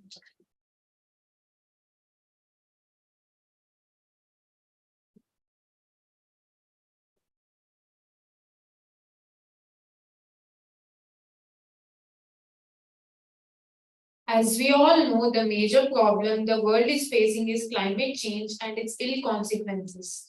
The side effects of this development is threatening the sole existence of our planet Earth. We must hand over the planet Earth to our younger generations as it is. The development must be sustainable to rules for the sole existence of mankind. So the problems we are facing now are unseasonal rains. As we saw today morning, this produces a greater loss to farmers. One best solution for this is to working together, and space technology is very useful to treat the ill consequences of climate change. One best solution is to use satellite technology. Now my friend Ananya will continue.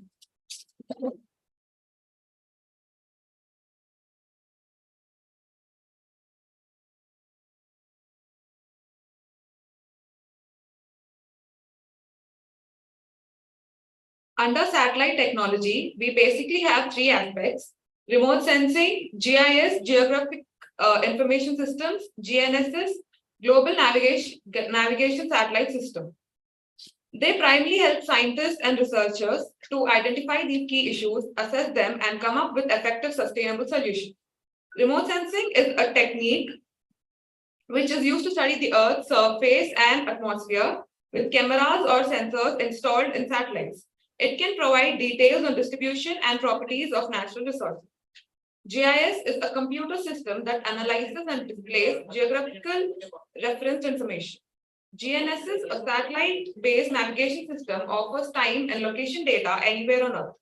Satellite images have already been successfully used in a wide range of climate change fields, such as monitoring sea level changes, monitoring vegetation status, monitoring water resources, and predicting disaster risks such as cyclone, floods, and drought. Satellite technology, as discussed, can be used in forest and wildlife management, disaster management, and climate change. In the past 25 years, there has been an increase in the frequency, intensity, and unpredictability of disasters such as earthquakes, hurricanes, floods, landslides, and wildfires. Phase-based technologies can contribute to all phases of the disaster management cycle, including preparedness, prevention, early warning, response, and reconstruction. Traditional systems of environmental protection to avoid climate change were afforestation, protecting water bodies from contamination by declaring them sacred, controlled hunting and fishing, and religious worship of nature. With the advent of technology, modernization of societies, and increasing population, people forget the need for sustainable development and ignore nature and climate change. It's time now to bring this issue to forefront and tackle this using technology.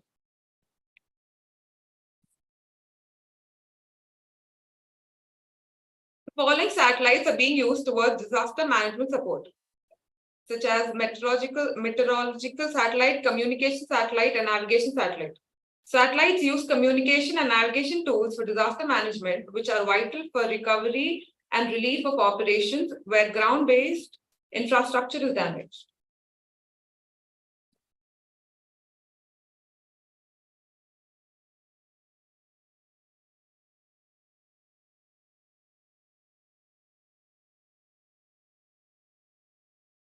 Remote sensing images at high resolutions definitely help ecologists and conservationists to accurately observe wildlife population and monitor illegal mining, and also promote afforestation by observing deforestation and activities which alter environment.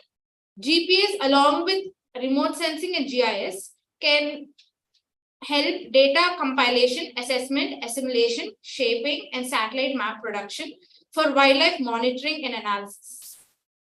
We can provide this data to scientists and researchers to keep them up to date with geospatial data.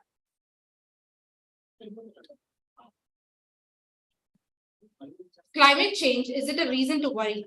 So we have four changes which are worrying. One is global warming, the other one is impact on hibernating animals. Second, depletion of water bodies. Fourth one, impact on migratory animals and birds.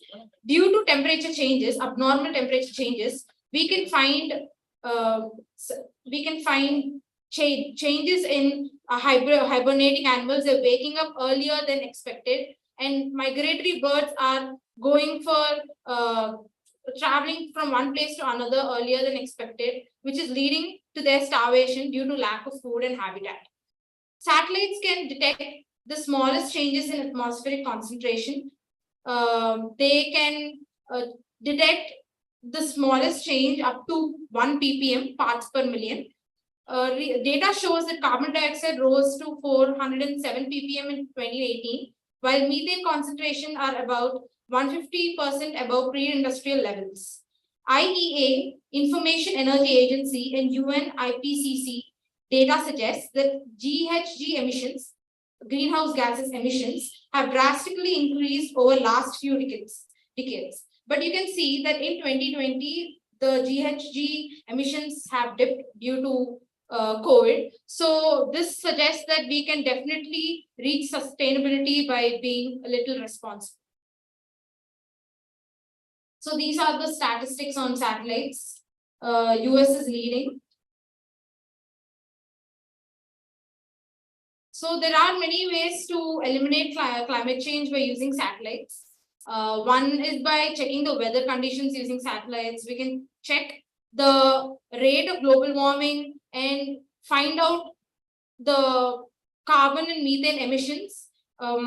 Satellites also have ability to check the difference between emissions by natural ways and emissions by artificial means.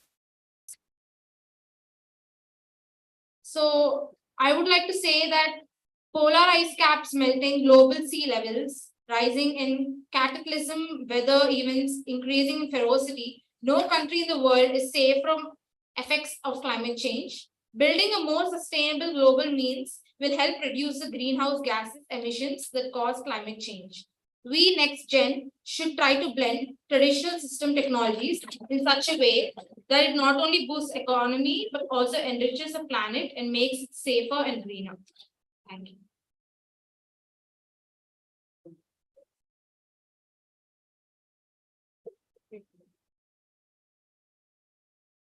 My question is,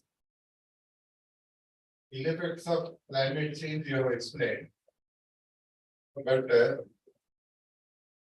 the methods of remote sensing, GNSS or GIS, they can be used to study the system, to collect some data. But you did not discuss about any model of controlling this, whatever climate change. You said that the greenhouse gases emission is increasing and methane is increasing, carbon dioxide is increasing.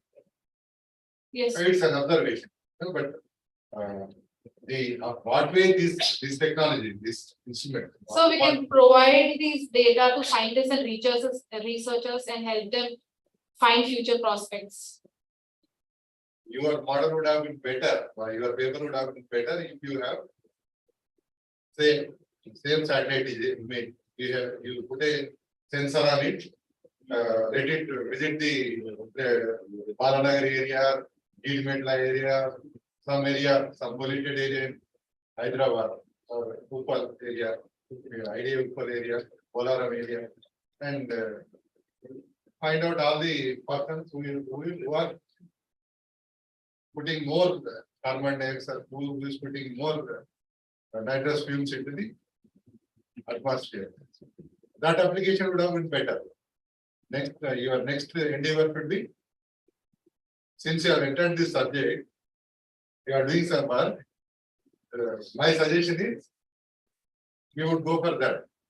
There are satellites which can remote sensing satellite which can give that data. Yes, so you can program it to visit Hyderabad every day.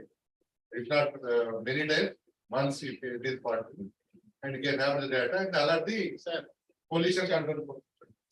So such application would be better, I think. So there are satellites which actually check for. Yes, but your paper do not say that about that.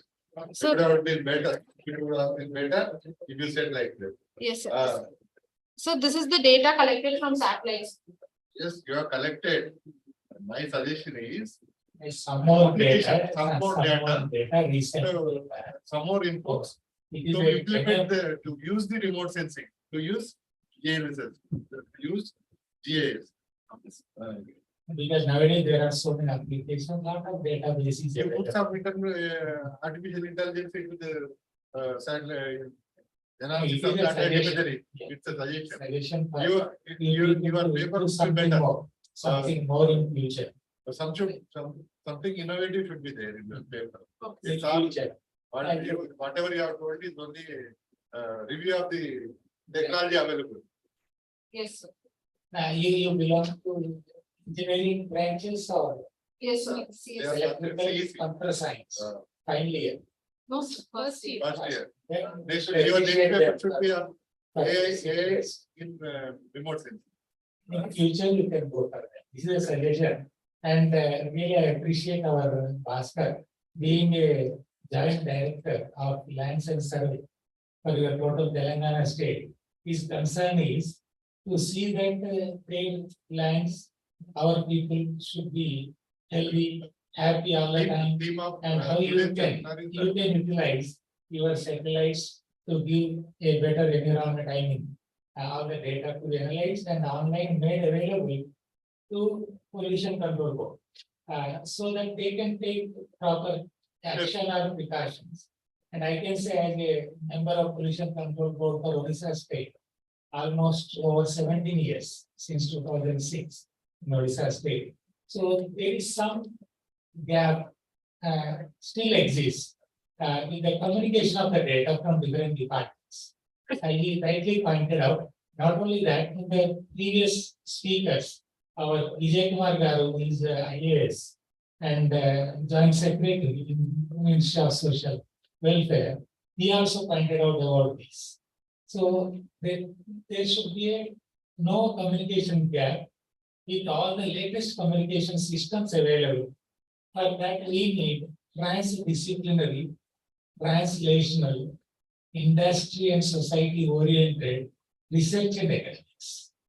So that is a future. Being a computer scientist or computer engineer, now we are trying to understand the effect of environment, I mean, different parameters, pollution and other things on the climate and the environment. This ultimately to give better society for the betterment of life situation for the people. So this is a good suggestion and I hope you will follow. By final year, you may be able to give an international journal, SCI journal paper with the latest data, whatever is available, visiting Sriharikota once or twice in. Right?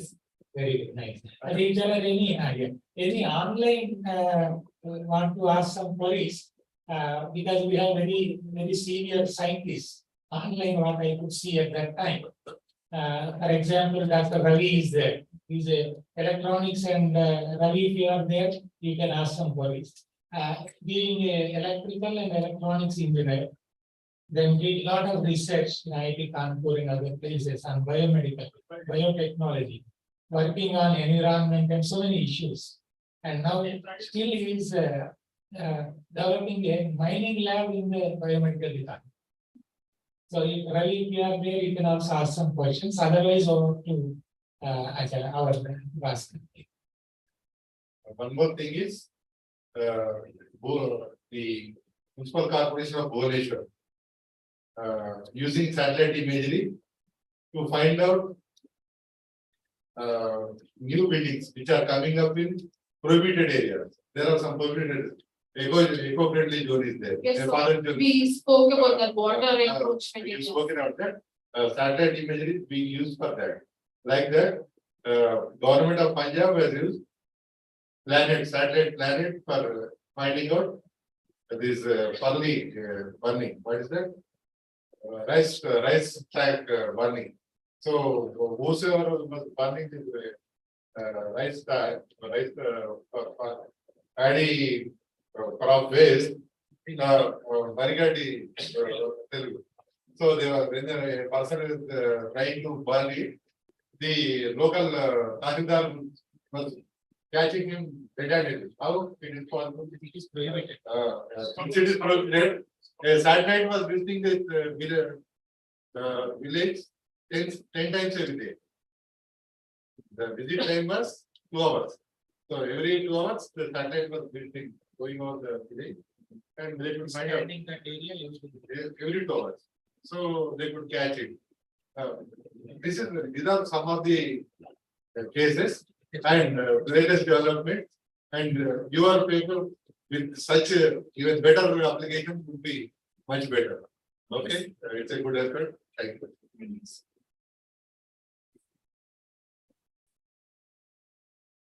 Hello. So whatever it may be, your presentation is very good and really better, and definitely 1,000 miles journey will start from one step. So we have a great future and we become an international expert. Thank you. Okay, now we go to the next page. All the best for the future computer scientists. Saved. They are already in folder. They're in folder.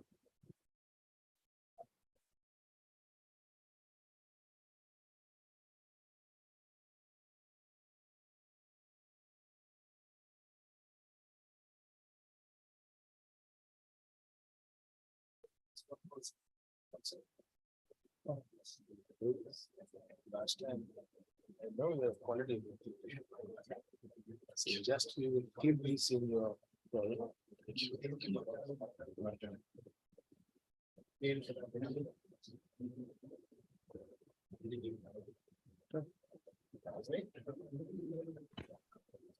Respected distinguished guests, dear students, scholars, and esteemed members of your foundation, very good afternoon, rather good evening to all of you. Myself, Arshisan Malik. I am research scholar at Geetam University, Hyderabad, under the guidance of Dr. Madhavirande.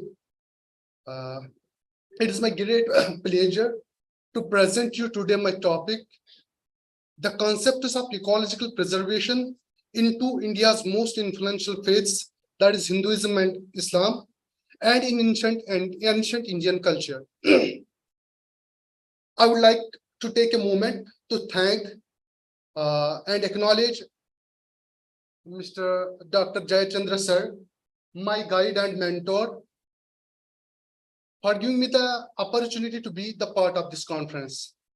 Without further ado, I would like to share my presentation. As we all know, the environment refers to the physical, biological, social conditions that surround and affect an organism or a community. The environment is broadly categorized into two components, that is the biotic and abiotic component. And the biotic component that we belong to depends on the abiotic component. It includes the air, water, land, and all the living things and non-living things that exist within a particular ecosystem. The environment plays a crucial role in sustaining the life on Earth. It provides resources such as food, water, raw materials, and it regulates the climate, weather, and other natural processes that are essential for life. But unfortunately, due to the ignorant and greedy nature of human beings, we are doing the activities that are against the laws of nature. We have left no stone unturned, in polluting the environment, in destroying the environment. There are different government organizations as well as NGOs who are working 24/7 in protecting the environment, in convincing the people how important the environment is. But the rate of success is very less. We are unable to convince the people.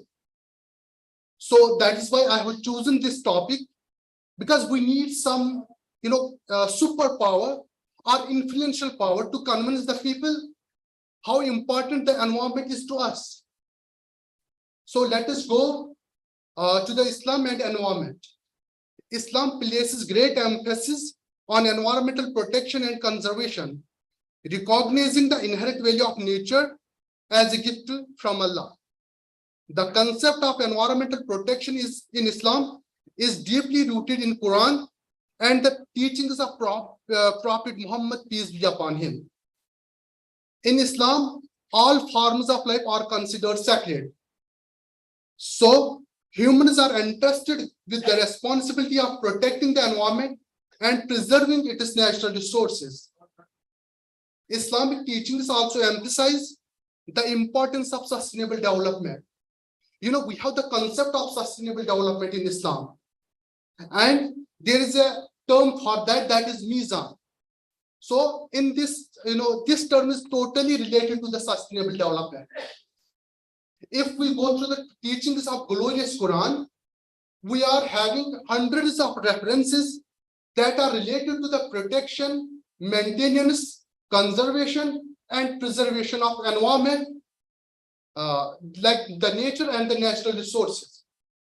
There is one of the statements in chapter 7, verse 31. Ya bani Adam khuzur zayyinatikum inda kullu masjidin wa kulu washrabu wa la tusrifu innahu la yuhibbul musrifin.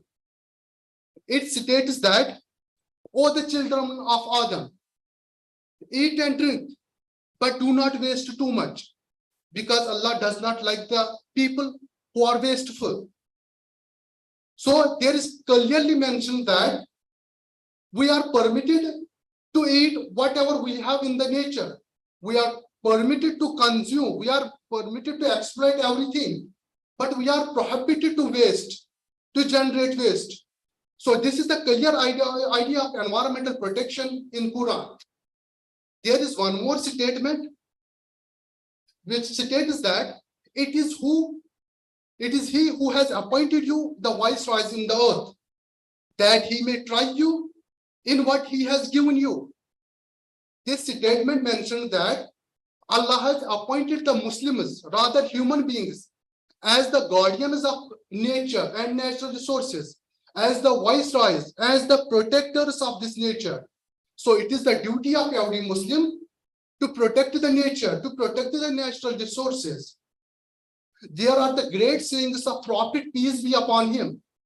When a Muslim plants a tree or sows a seed, and a bird, a person, or an animal eats from it, it is an act of charity. So there is the concept of afforestation in Islam also. Furthermore, according to the Prophet, planting trees, purifying rivers, digging wells, conserving resources, exercising moderation, and refraining from being extravagant and excessive are considered ongoing charitable acts. There is the term purifying rivers. So it is a duty of every Muslim to maintain the quality of water bodies that we are having. We are not permitted to contaminate the water bodies. We have to abide by the rules of, as a practicing Muslim, we have to abide by the rules of Quran and Prophet Muhammad sallallahu alaihi wasallam. If we go through the concept of Hinduism, the environmental protection in Hinduism, Hinduism is itself a way of living. We have different life lessons in Hinduism. Hinduism contains numerous references to worship of the divine in nature and in its Vedas, Upanishads, Puranas, Sutaras, and other sacred texts. Hinduism is remarkably diverse religious and cultural phenomena, with many local and regional manifestations. Within this universe of beliefs, several important themes emerge. The diverse theologies of Hinduism suggest that, like the earth, can be seen as a manifestation of gods and must be treated with respect. There is the concept of dharma called as duty in Hinduism.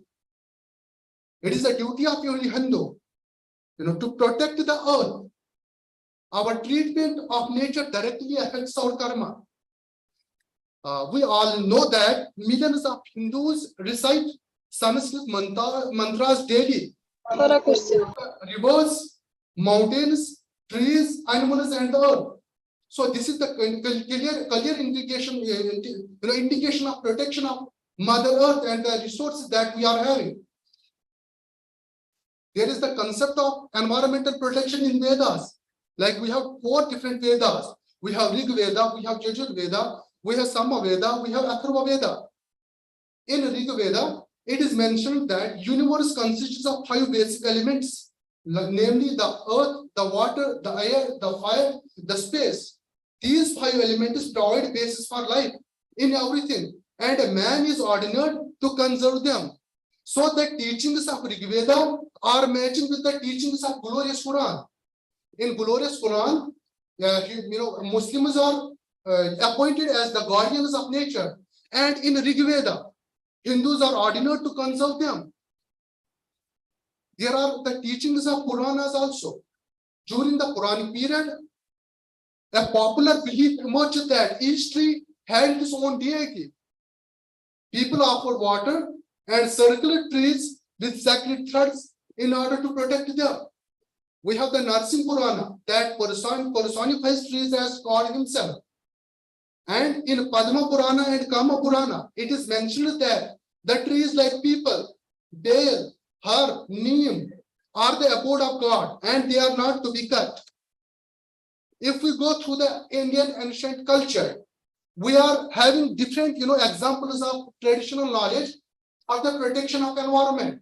And one of the most significant examples are sacred groves.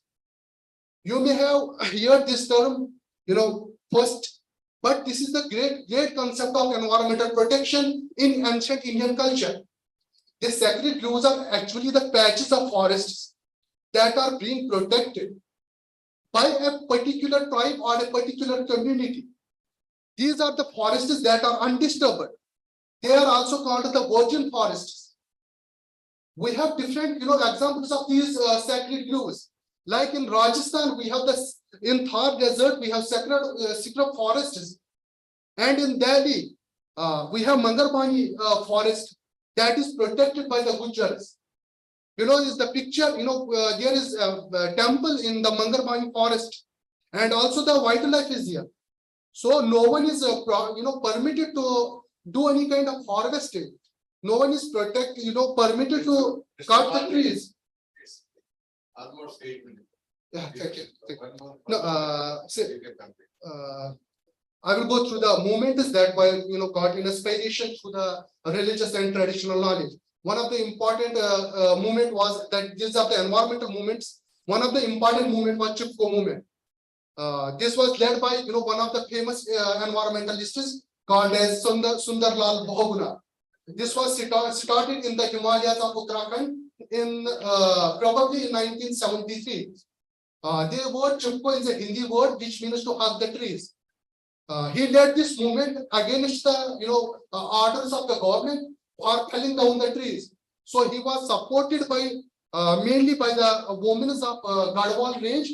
They hugged the trees and protected the forest range in the Garhwal area. Then there is Apiko movement. The Apiko movement got its inspiration from the Chipko movement. Apiko movement is a Kannada word which also means to hug the trees. So this movement was led by Pandurang Hegde in 1983 to protect the forests of Western Ghats. Then there is Bishnoi movement. This movement started some around 300 years ago against the king of Jodhpur, who ordered felling the trees in Rajasthan. Then with the conclusion, as we don't have too much time, I will quote a famous saying of Kashmiri spiritual poet called as Nandaresh.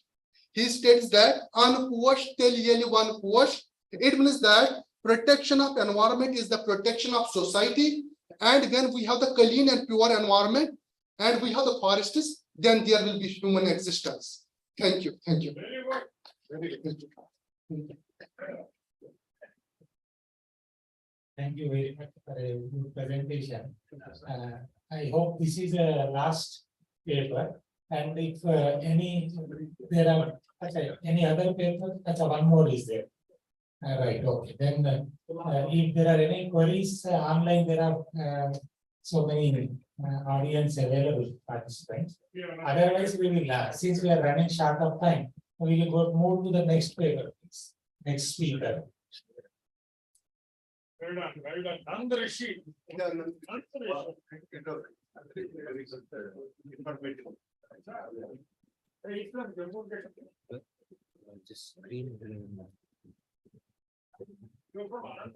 Yeah.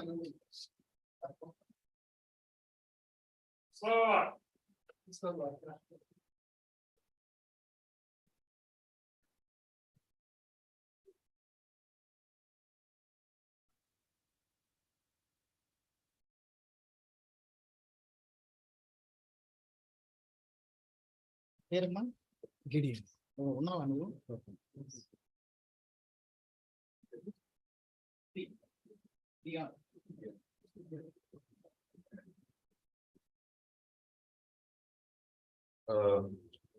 Good morning, everybody.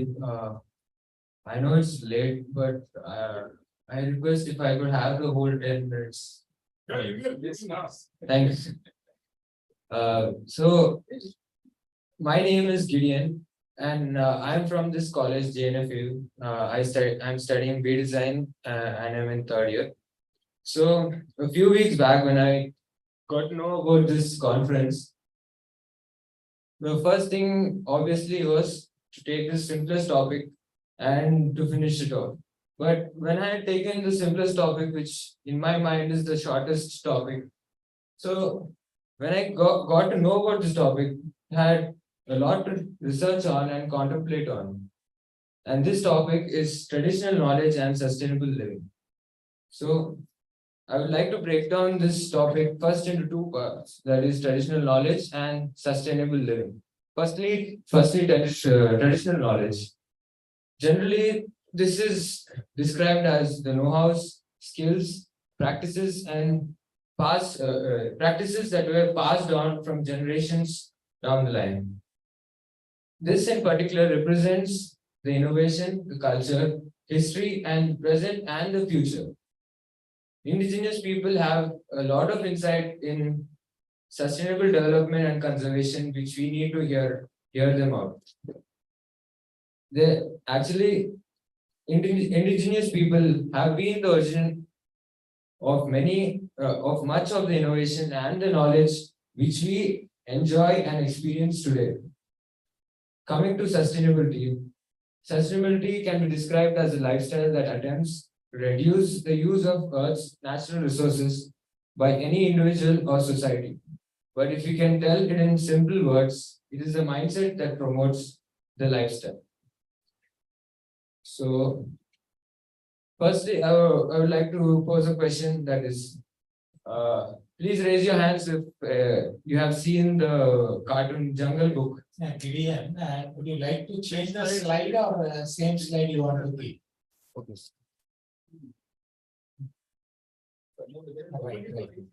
Right. See, there is no audience. Yes, as we can see in the life of Mowgli through the cartoon, the dependence of nature and how he uses even swinging from trees for transportation or eating bananas like a monkey for food, and how well he was connected to the forest. But what if I said that even today in India there are tribes, there are communities which completely depend on nature for their sustenance. So enter the primitive tribe of Sauria Paharia. This tribe is from Jharkhand, which is one of the oldest habitats of the Santal Paragna region, and they find their dwelling in the top hills of Rajmahal Hills. Nature and forests are the main source of economy and food. They use water bodies and forests for their source of food. They have many indigenous types of food. They have access to the local markets. They have a rich treasure of indigenous food types, like almost close to 193 types of indigenous foods. But as we can see, they are also seclusion-loving people, shy in nature, but not to nature, freedom-loving people. So, as you can see, it is all going very well for the tribe, but So why is it that such a tribe would need the concept of sustainability, whose basic needs are of prime importance to them? They don't care to wear the prettiest dresses or live in luxury houses or have the latest iPhone. But unlike the happy ending of Mowgli who runs away with the girl, but the reality is far from happy. A tribe leads a pitiful life. What they eat is not edible. What they drink is not potable. They are cheated and exploited by non-tribals. But to put it in simple words, they are ruthlessly exploited. They have been experts, national communities, and even our Prime Minister Modi has tried to solve their problems by giving them jobs, sometimes in the army or in many development projects. But when I was looking through the library and I had found the book of Sustainable Development by S. Narayan, he says that because of the politics of development, it has become so dominant that sustainability cannot manage even a seat in the backbench. He further tells that people's perception and their need of development, which he terms as felt need, has not been implemented in any of the projects. As we can see in the photos, they have poor consumption of indigenous foods with low nutrition intake. The women have very underweight and even severe stunting and underweight, and even the children are also underweight. As we can see in the photos below, the village goes through a lot of rot. There is scarcity of water. There's unclean surroundings, and natural foods which they generally have as turned to chips and kurkure, and unclean fuels are used for cooking. So in this paper, the micro level field data and analysis, which was done by S. Narayan in his book, is discussed, where the book deals with the dwindling tribes, in which he explains that programs meant for this. We may complete within 2 minutes.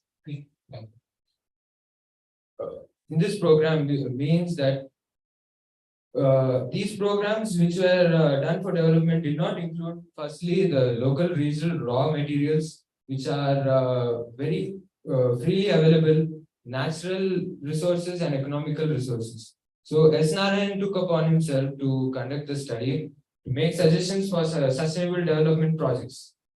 His objectives were to record the present socio-economic and political status of the tribe, to identify local regional raw materials in order to prepare a felt need-based sustainable development, and to compare the data with that of other states, and possibly the sustainable development model may also be suggested for them. So objective 1. According to the study, tribe activities revolve around the family, which consists of husband, wife, and their unmarried children. And coming to the economic tribes, a forest plays a major role, and it can be understood in the following 3 categories. That is, forest as a source of food and drink, which because forests abound in several trees such as mangoes, basilia, latifolia, atta, and jackfruits, and many are such things. And also for providing shelter, as they use these raw materials to make themselves huts, household belongings, and even make small accessories for their home. So coming to the next objective.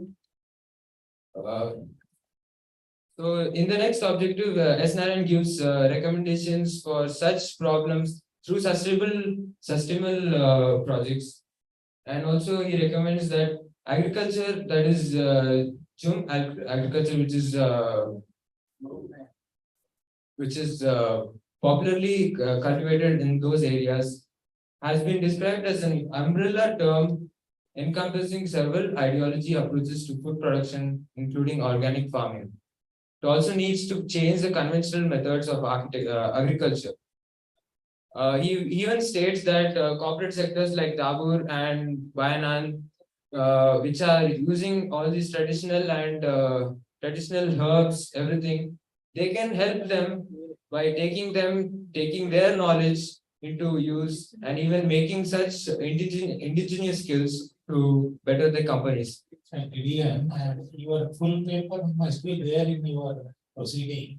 So just make it brief and within a minute you can conclude. Only important point and conclude within 1 minute. The third objective was to create programs and projects for the future policy makers so that they will better their life. So some of the data analysis which was done by him is that food distribution systems of all the types are shown here, where mushrooms which were freely available in the forests are the highest priority because of their indigenous form. And even the herbs which can be used as medicine, which are used actually for medicine in their villages. So some of the sustainable projects for the future which were suggested by SNRN are as follows. So the first project was fruit processing and preservation family units. This unit takes about 3 to 8 tons, produces about 3 to 8 tons of chips, dry fruits, pickles, etc. per annum, with an estimated value of production of about 25,000. This will provide employments to 3 people in 1 unit, that is. So each family can help out with this project. And the second project, which is the cocoa processing unit, which is very abundantly found in the forest. This unit has a capacity to produce approximately 50 tons of dried beans per annum, valued to 30 lakhs at current price. So in conclusion, the development of the declining population of this Sauriya Paharia tribe can be turned into sustainable development only when the tribal's aspirations, the needs, that is also referred by S. Narayan as the felt needs or real and assessed needs according to S. Narayan, finally resorting to concept of sustainability. So through these developments, through sustainable development, tribals can sustain themselves. So if these recommendations and inputs could be implemented in the true spirit, then sustainable development could be achieved among tribal India. Thank you. Very, very good paper giving an overview of S. Narayan. Any questions you can answer? Now, with buying experiences, whatever our child persons has, so I request Sri Lakshmana, who is a former Deputy Director General of Directorate General of Mine Safety, India, and to give his blessings to our next generations based on his experiences and some suggestions wherein our next generation, the present scholars, students, they can improve upon their works in the future. And Lakshmana, please.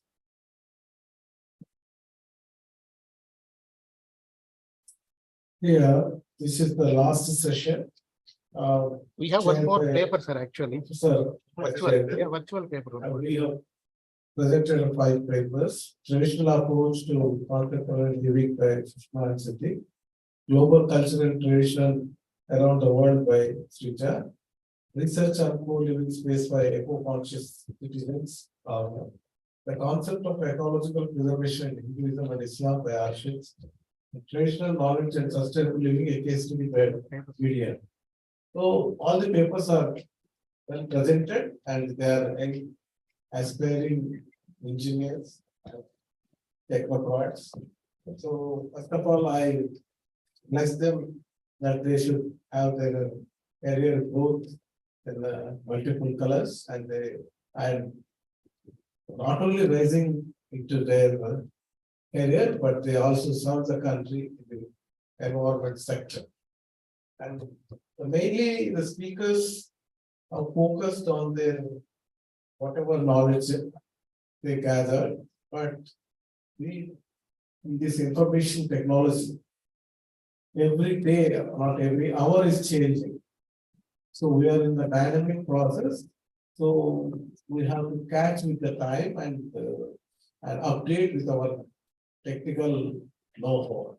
And one more thing is nowadays everything is Internet of Things and everything is available in the net and research. Different magazines on that environment is available. I hope they will be enriched by their taking the help of this knowledge. And one paper is. I also thank the organizers and conducting a very relevant at the environment conference. It's the meet of the hour.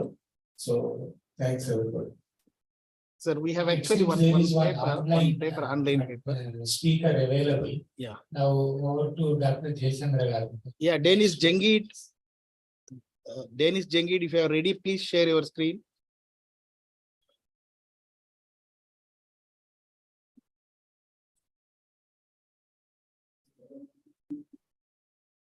Dennis, you can share your screen. Yeah.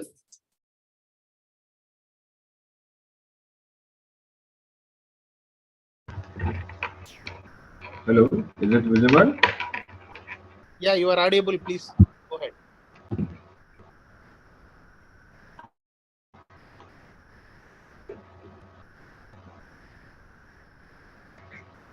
Am I audible? Yeah, you are audible, please go ahead. Okay, thank you, sir.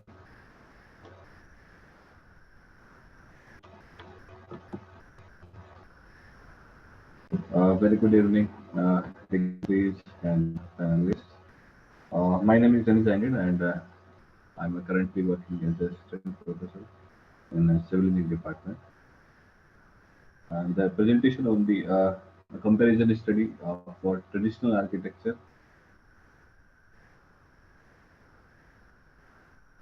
in housing and infrastructure development. Let's the introduction. This entails first week of the introduction, then literature review, methodology, conclusion. Let's come to the introduction.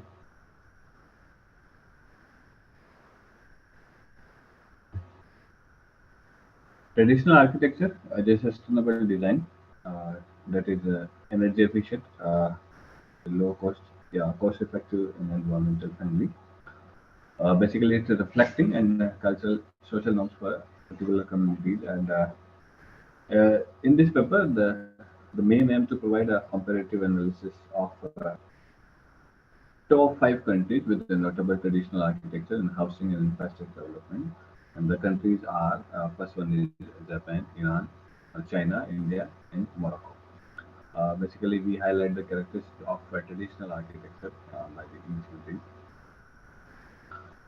This paper mainly balances between the traditional and modern architecture, housing infrastructure development, where the benefits of both approach can be utilized and create a sustainable, livable, and culturally relevant built environment that reflect the values and needs of our communities.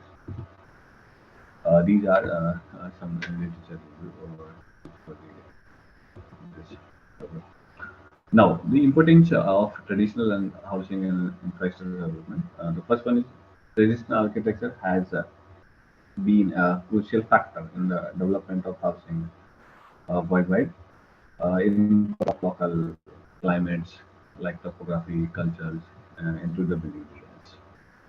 We mentioned also there in the cultural heritage identity one of key benefits of traditionals, providing sense of communities, connection of the past. Traditional architecture can also enhance the social points by the incorporate communities values and knowledge into the building designs.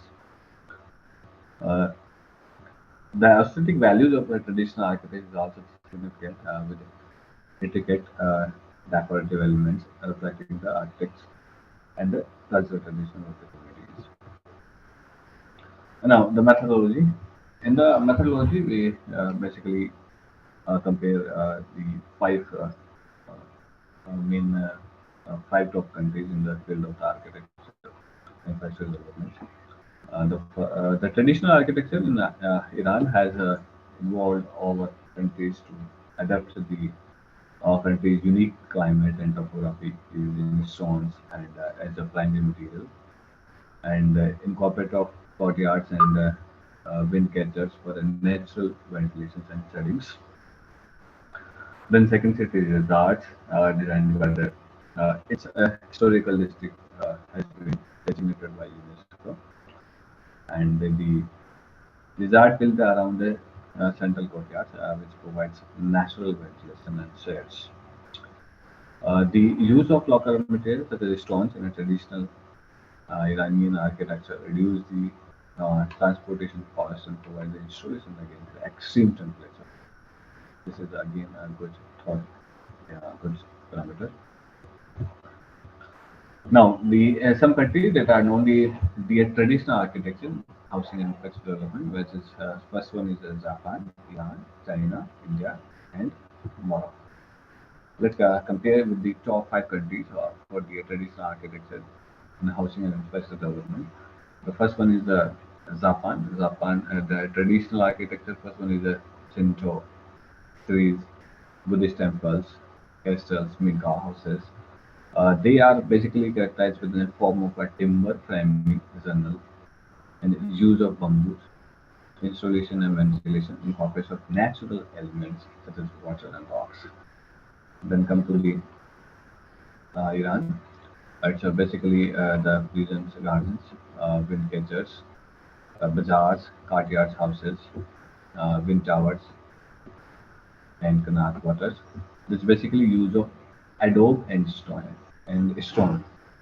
Basically, it's adobe means it's a building material made from earth and organic materials. Adobe is a Spanish for a mud bricks. Incorporate of courtyard for natural ventilations. In the China, the pagodas and temples, to low earth houses and hakka houses, traditional houses are there in the traditional form of traditional architecture. And the main key characters are the use of timbers, brick, stone, and decorative elements such as painted roofs, incorporate of limestone and principles. Now come to the India, and in India, the traditional architecture are forts, places, havelis, and their houses. Rajasthani huts also there, temples also there.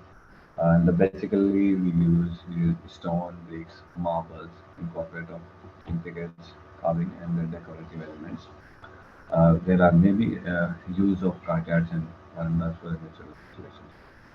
In the form of Morocco, basically the traditional architectures are the reds, median states, Vespers, and Medinas and Vespers. We again use the adobe and clay. And adobe again is the building material for the earth and organic materials. Incorporate of the tile works also there in the form of the use of the courtyards and natural.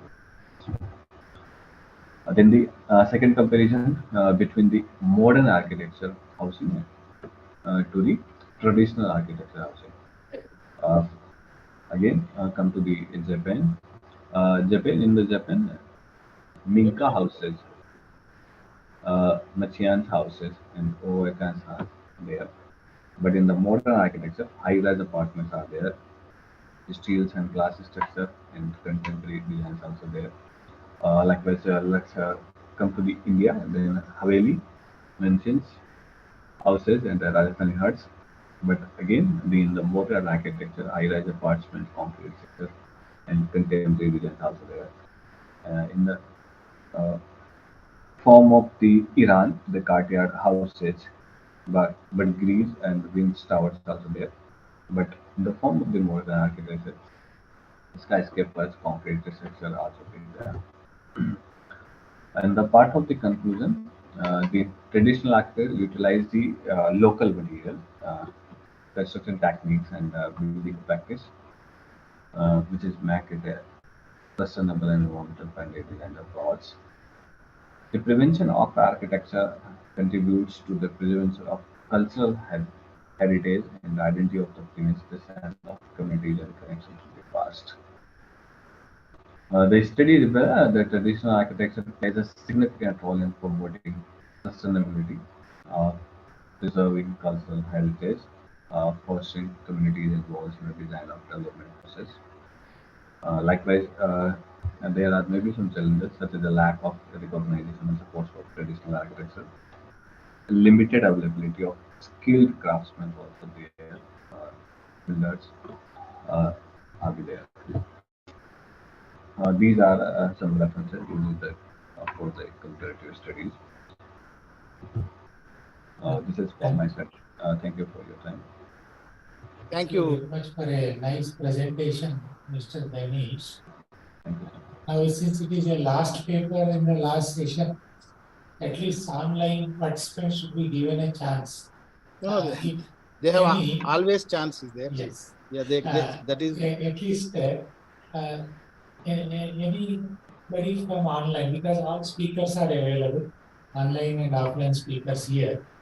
So they can utilize this opportunity to have any queries to the speakers. So any we have questions from queries online papers. participants? Not only the last paper or anything related to this last session, the whole session. You have any question? Because you have not raised. So we can have it for 1 or 2 questions from the online participants. So any question, please raise your hand so that you will be unmuted.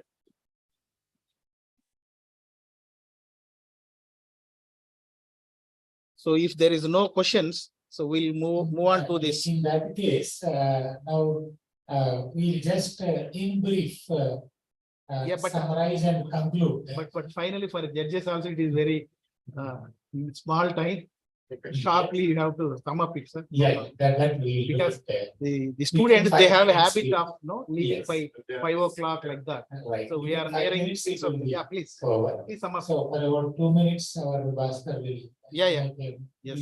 Comments and suggestions for the speakers. Yeah. Yes. So that they can improve their skills. No, that is our importance is Skill India, then Make India, all these issues we address for our next generation. Over to Bhaskar, please. Thank you, Nehru. In this, the theme of the conference, some new concepts, some concept, innovative concepts are untouched concepts are there. The one I like to say is geopolymer cement. Whatever cement we are producing is having lot of carbon footprint. We burn coal to heat the components of cement, hematite, limestone, hematite, clay, all those things are to be, gypsum are to be amalgamated and burned with burning lot of coal. So there is an alternative to cement, geopolymer cement. We make it by mixing clay ash with soda ash and silica, liquid glass. It makes a good cement. It is eco-friendly. It has no carbon footprint at all. And we are using the waste of the power plant. Whatever power plant waste is there, fly ash, we will be using that. And it is an idea to be, a technology is to be developed. And one choice would be that. Next is recycled materials, whatever building materials with recycled. So building waste or your dismantling a building, so much waste is coming out. So we have to use that to make a new house. In that, bricks from recycled materials, even hardwood from regional materials, and even a lot of agriculture waste is there.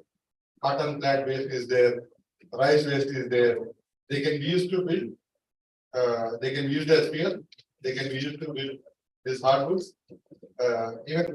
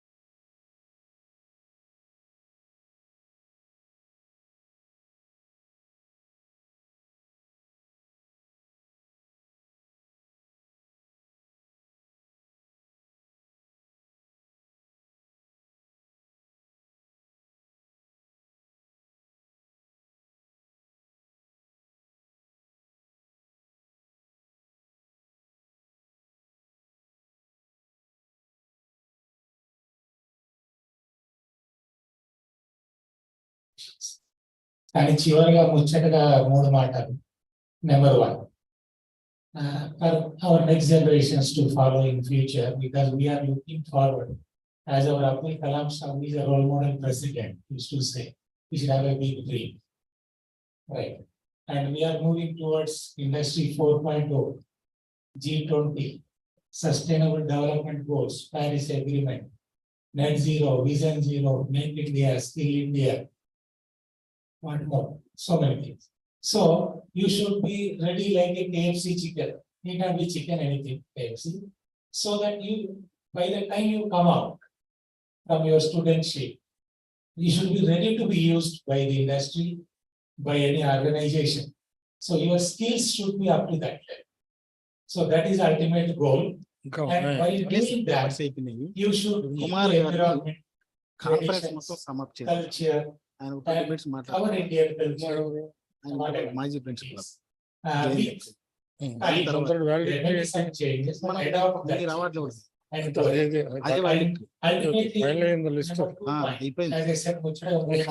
తెలవాలి కదా, announce చేయాలి కదా, announce కూడా జరగాలి కదా. అన్ని జరుగుతాయి. ఏమైనా మాట్లాడాలనుకుంటున్నా ఇప్పటికే as a mining engineer, mental fatigue. So we are greatly accepted. Our J.Narayanamma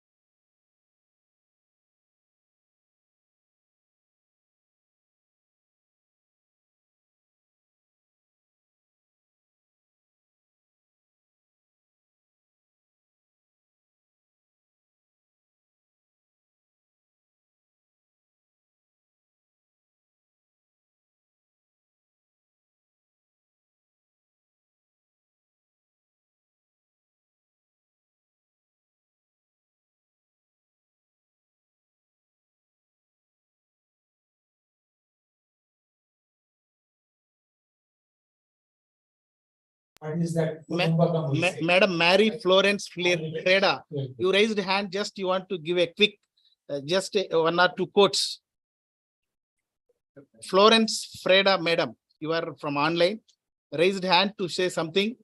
Make it a one or two statements, please. Sir, it was a wonderful learning experience for me. And I thank the organizers for giving me the opportunity to express my opinions on. Thank you, ma'am. I learned a lot from today's one-day session. Yesterday I didn't attend. Today, one day I learned a lot of things. Very good. I'm hoping for more conference, sir. Thank you, madam. All the best, sir. Thank you. Thank you very much. Thank you. So now we will move on to handovering mementos to this session students. So I request Chair to come front. Please bring the mementos for the students. And Mr. Venkat, you be ready with your photography.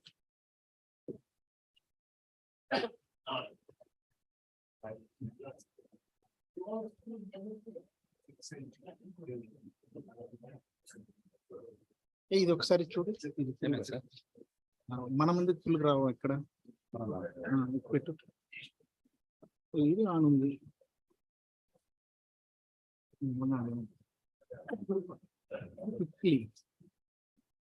Where is ours? Jayachandra.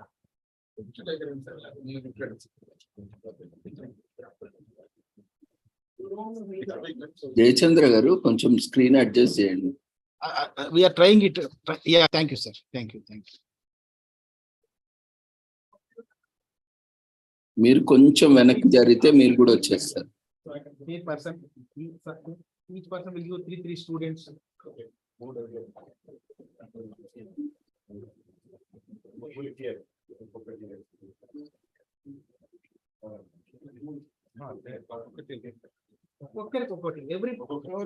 Everybody each one. How many are there?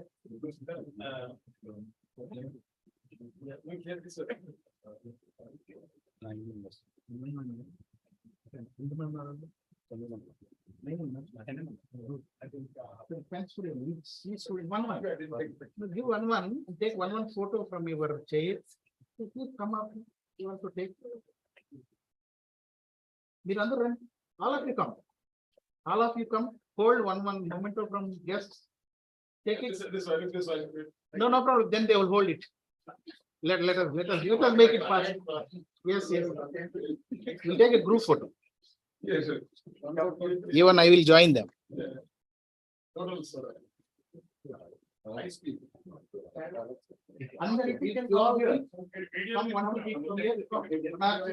Anybody wants to kneel down? All in one.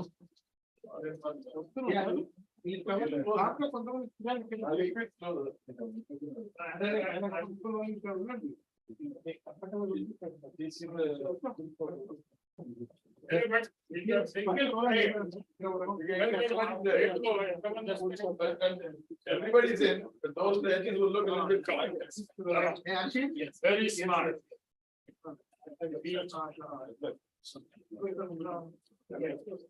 All smart.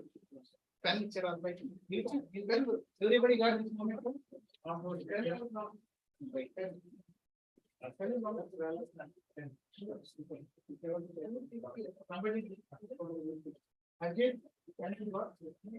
Anybody? You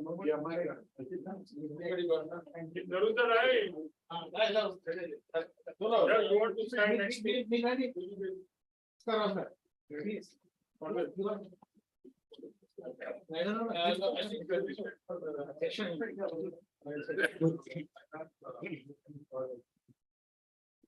Maybe 2 inches in the background. Back front. వాళ్ళిద్దరూ కూడా deal చేస్తారు. If you trigger all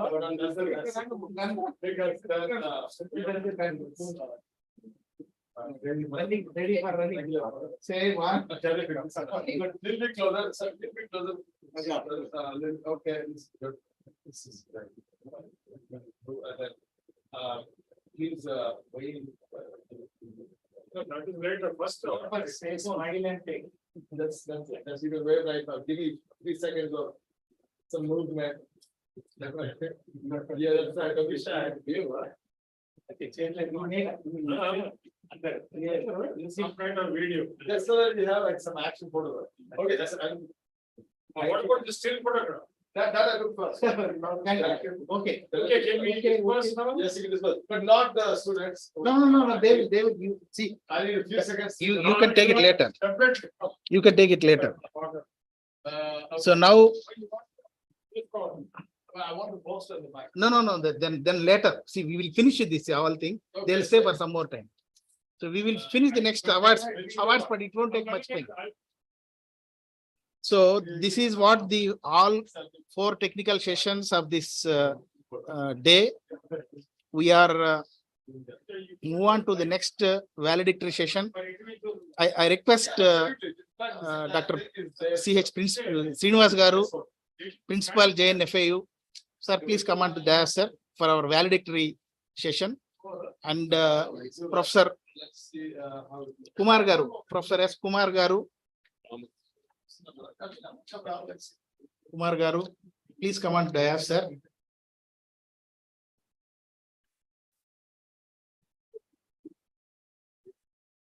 Sir, there, sir. The director, sir. Vinod Ganesh, director academic. Sir, Vinod Ganesh Garu, director academics. Please, sir, come on to the dais, sir. Yes, we'll make it in 15-20 minutes. Yes, sir. So I request Professor S. Kumar Garu will have a brief sum up of the whole conference of 2 days, total 6 technical sessions. So he will sum up briefly. Then we will have award presentation. So that is valedictory. Sir Kumar Garu, please. This will take you to online. Sir. Yeah. So throat. No problem, sir.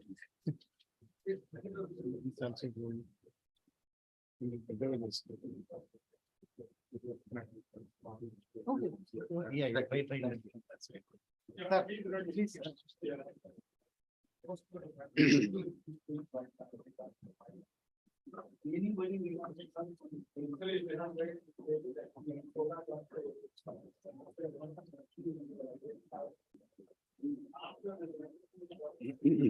Sir, kindly adjust your mic, sir. Sir, you are online. Yeah. Respected members on the dais, organizers and participants, good evening to all of you. I am supposed to be giving the report of the events that took place in the last 2 days. So in the last century, human beings learned how to destroy the earth in 2 ways, as they say, quickly through a nuclear war, slowly through environmental destruction. Now the cause is clearly established as anthropogenic, that is caused by human beings. This particular thing was coined by Paul Crutzen and Eugene Stormer. Humanity is a major geological and geobiological factor on Earth. So having created the problem, we are now searching for solutions. So in our search for solutions, we are not only looking at the present, but we are also looking at the past and tradition. Since time immemorial, traditional knowledge systems have been the main source of information and survival. It has evolved over the centuries through the cultures of various communities.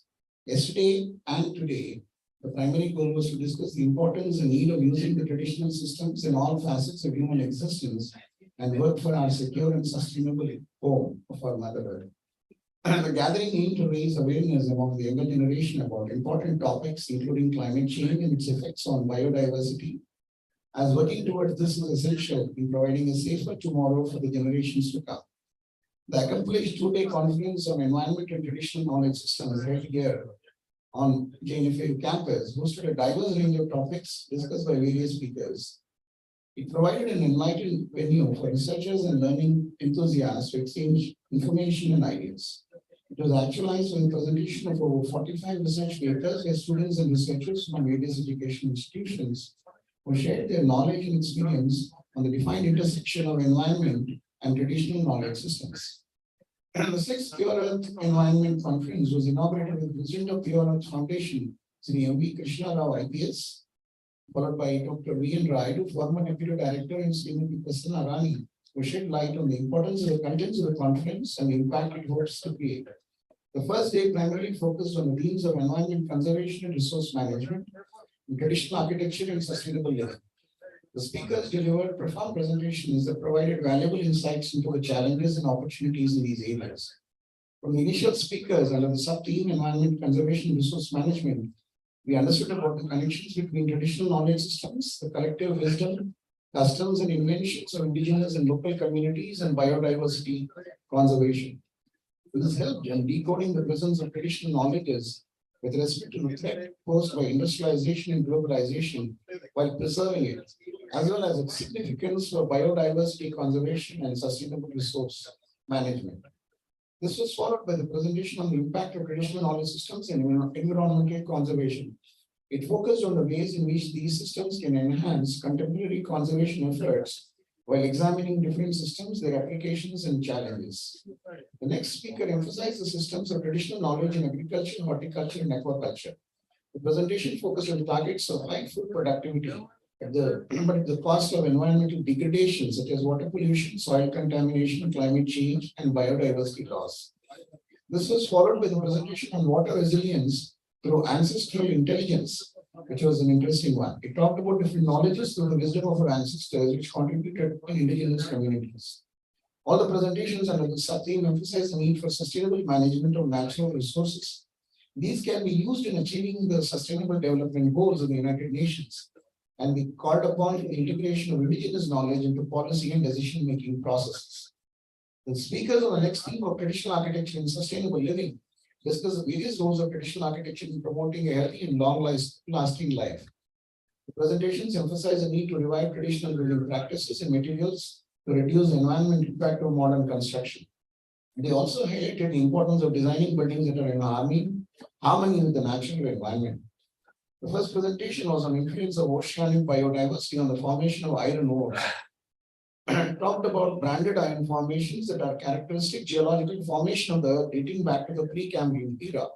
And this team used computer imaging, analyzed the variations in the band's morphology by following the light's intensity to mark changes in sedimentary conditions.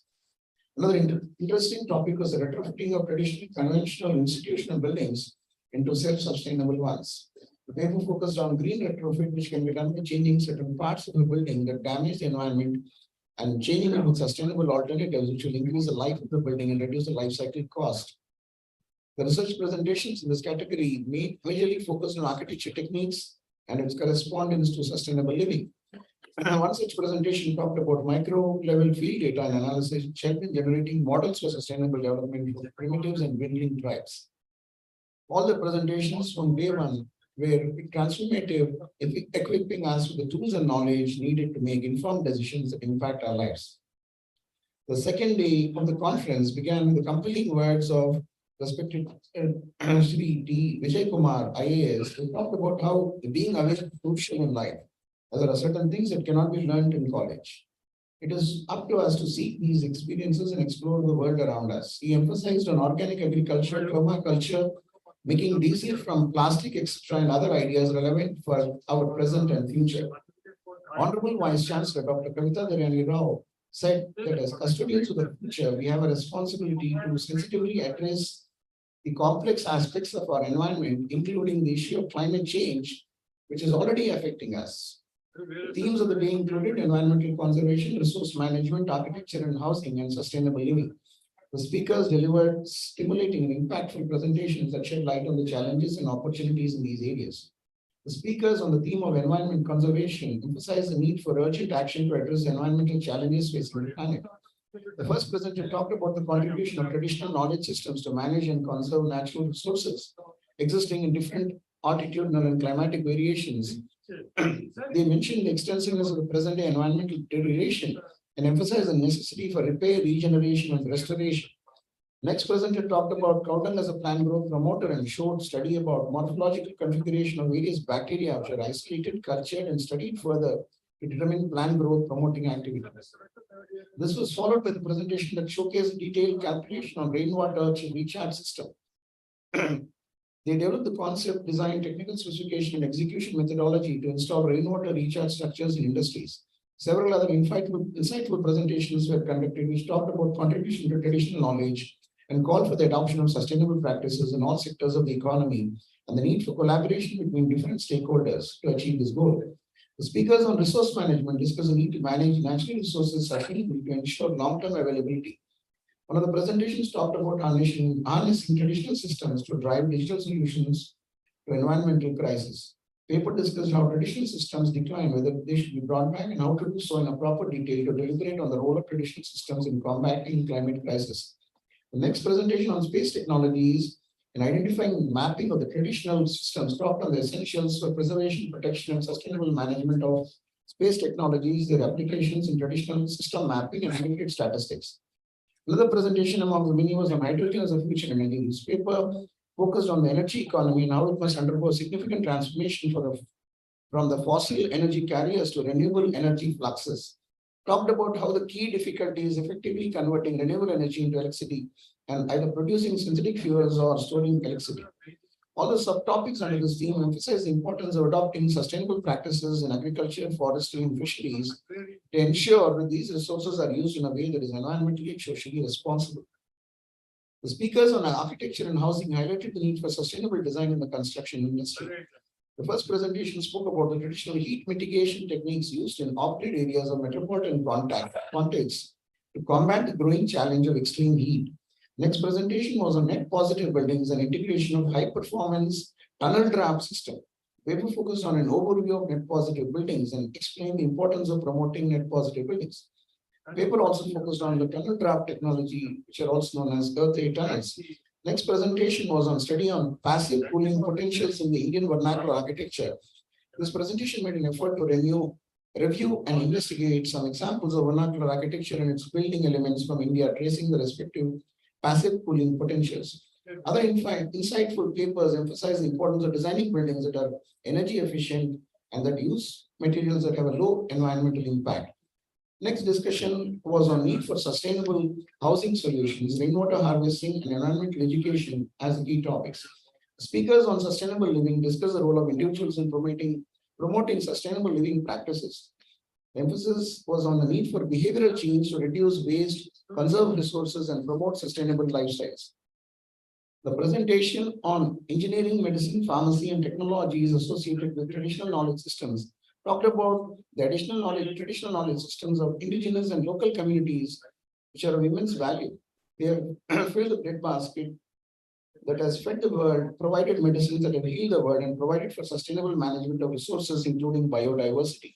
Another one was quite insightful on the topic, the concepts of ecological preservation in Hinduism and Islam, which focused on how the majority of the world's important religions can be found on the Indian soil, and since adherents of these religions in turn recognize the close connection between humans and their natural surroundings, those religions controlled human behavior in a way that was compatible with nature and focused on how Indian society demonstrates a progression towards a sustainable harmony. The last presentation was on virtual mode was on the comparative study of traditional architecture in housing and infrastructure development. It spoke about local and natural eco-friendly materials and construction, which respect the local climate, topography, and spoke of elements such as the central courtyard, high ceilings, wind catchers, etc., and how these fostered community involvement in design and development. In conclusion, the Conference on Environment and Traditional Knowledge System provide valuable insights into the challenges and opportunities in the area of environmental conservation, resource management, traditional architecture, and sustainable living. The takeaway from this conference comes down to an understanding of the urgent action required to address the environmental challenges facing the planet and the role of traditional knowledge systems that can be used to our utmost benefit in achieving sustainable development goals. Education and awareness will go a long way in changing attitudes and sustainable practices. As on 2021, we have 1,100 universities and more than 42,000 colleges with more than 4.13 crore student enrollments in India. Students are the catalysts of change. Therefore, engaging our youth in these dialogues becomes essential since they are the future a forum for young researchers to present their work and have an in-depth conversation with peers and subject matter experts was successfully established by the conference. The value of ancient knowledge systems and its integration with contemporary practices was underlined during the conference as a means of achieving sustainable development objectives. The conference was thus a great success due to the contribution of the Pure Earth Foundation team, the JNFAU University, School of Planning and Architecture, and due to the researchers, practitioners, and all the students who actively participated in the conference. As per the Brundtland report, Our Common Future, meeting the needs of today's generation without compromising the ability of future generations to meet their needs is, I think, the main objective. We hope that the knowledge and insights shared during the event will inspire action, big or small, towards a bright and sustainable future for the Mother Earth and her children, flora, fauna, and all. Thank you.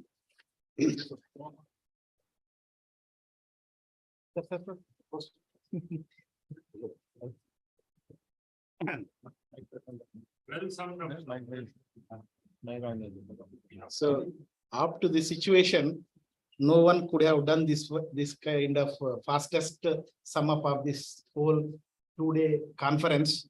Thank you, Kumar Garu. Now I request the students who have presented today, yesterday, all the presenters, please come there. First, you will take participation certificate, presentation certificate. The next will be award certificates. Yeah, please come. All those who presented papers, if you gather here, you will get the certificates of participation and also the printed booklet containing the papers of your own as well as the others. So the actual presenters, please come here. You just stay there. Stay there. One by one, you can come. Sir, please come. When you're done, come. You also stay there.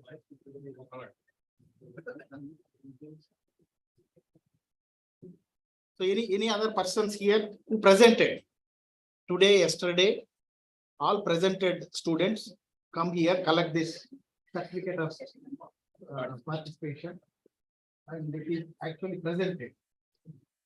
Okay, has presented a paper. This is not the simple participation. This is the certificate of participation with presentation. So you people come one by one and take certificate, get a photograph there. Okay, then we will call again for hours. So Principal Garu, you give some 4 or 5 students all.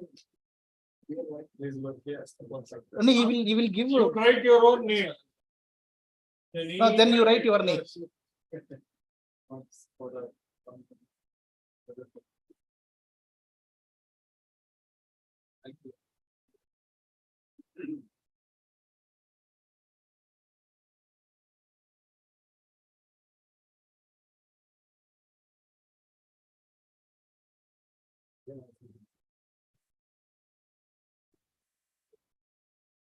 You have to make it fast.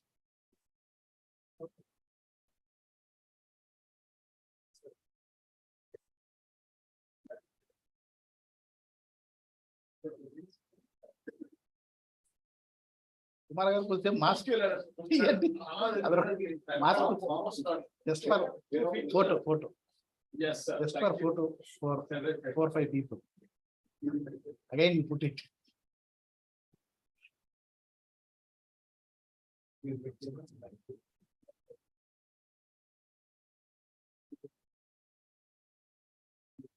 Kumar Garu, you also and a few photos.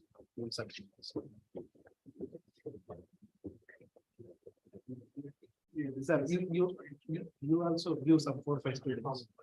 Thank you, sir.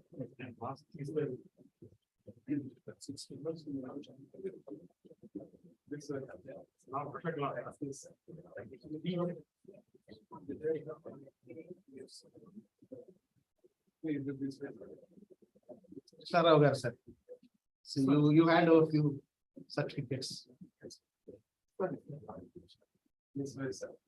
अभी कोई बैठा क्या? Okay, okay, go. They are there.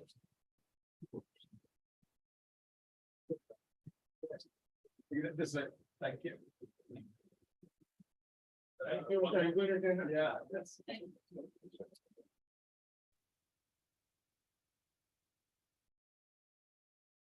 Yeah, this way. Thank you.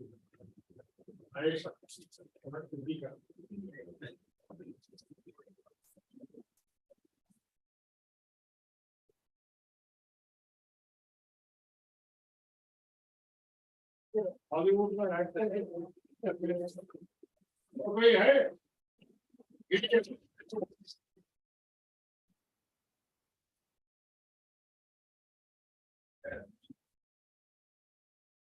Everybody got your pen? Go home and calligraphy. That is for participate. పెట్టుకోండి నేను చెప్పిన వాటికి third announce చేస్తాను. Third announce చేస్తే ఫస్ట్ సెకండ్ స్ట్రైక్ చేసేసి థర్డ్ పెట్టండి. ఉన్న వాళ్ళ confidence. See, now we will move ahead with the awards, sir. Please be there, sir. Yes. The awards we have to mention here because there are many criteria in finalizing this. That doesn't mean the people who got this award have done the best or got best paper or something else. There may be several factors. Actually, there were some professionals also presented today, yesterday also, like a paper from NIT Roorkela. Though it is a paper from faculty, similarly, even a paper from Udaipur and like that. So, but the conference basically to encourage the youngsters and students particularly. So we decided not to include the people who are representing the departments working like a faculty and all. We have, so that is why they have to accept this. So to encourage the students and youngsters, so we decided 3 best papers for first award and 4 best papers for second award and 8 awards for third paper. Here again we have physical papers and virtual papers.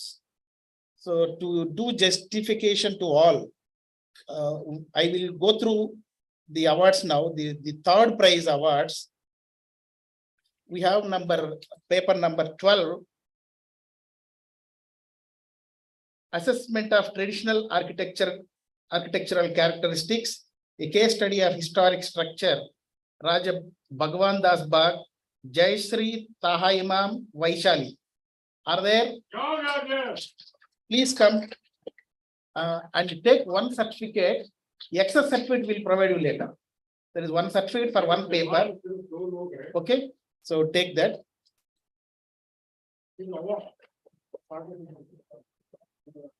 At paper number 26, she is a virtual participant.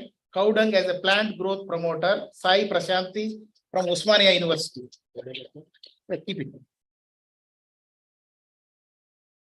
And paper number 17, traditional knowledge and sustainable living, G. Salima from SPW College. Tirupati, she is also a virtual presenter. And we have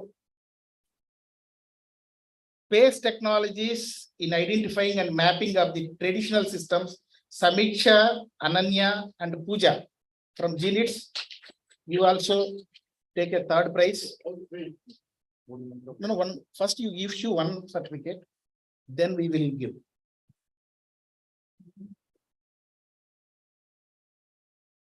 The other 2 certificates, we didn't expect. So one more paper from virtual forest and wildlife management using traditional systems, Roshnavi from SPW College. Okay.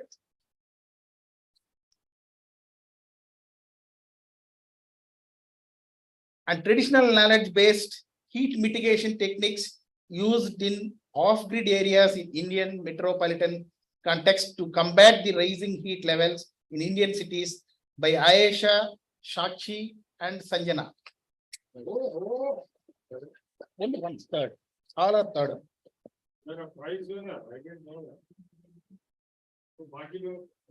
Research on co-living space for eco-conscious citizens. Bhavani. Third. Bhavani is a model. I saw you on Vanita. Cover.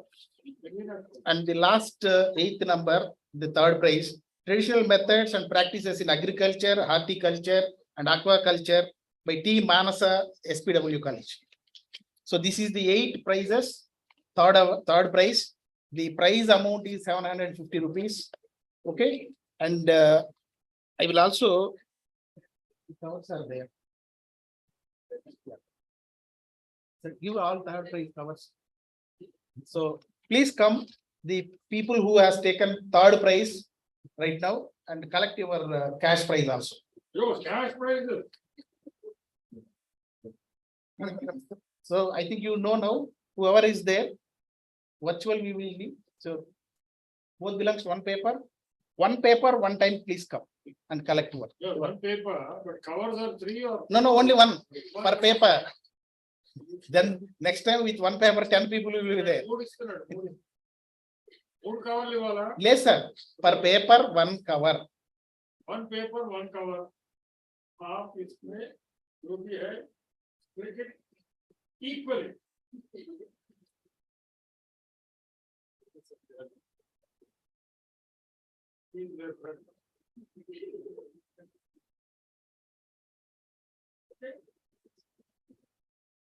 Yeah, next who has got that third prize, please take.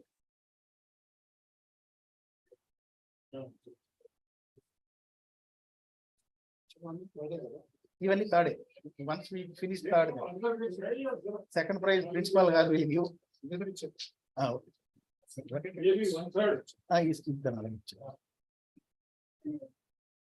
ఇవి ఎక్కువ ఉన్నాయి అందుకని ఎక్కువ ఉన్నాయి అసలు ఎందుకు ఉన్నారో తెలియదు.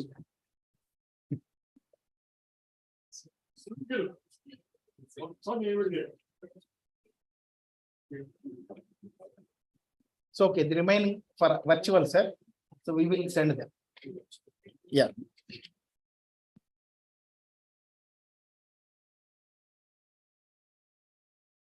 So now we will move on to this, the second prize. So is there anybody who didn't get a prize? No, they are there. If we get a prize, that means they may get second prize. Those who got a prize, that means that's it. See, role of traditional knowledge systems in biodiversity conservation. Akshita from GNITS. She may not be here. And traditional methods in agriculture, horticulture, and aquaculture. Abhinay, JNFAU. Yesterday's case, he did well, but he is not come. Okay, he is also not there.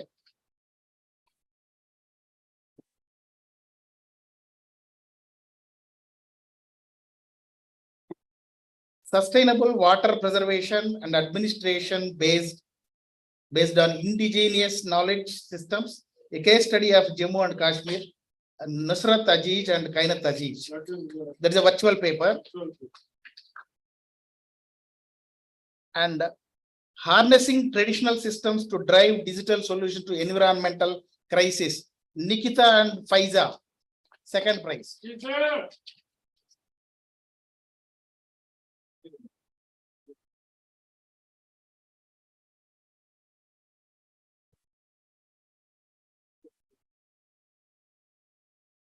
So the remaining are options. So we have given four.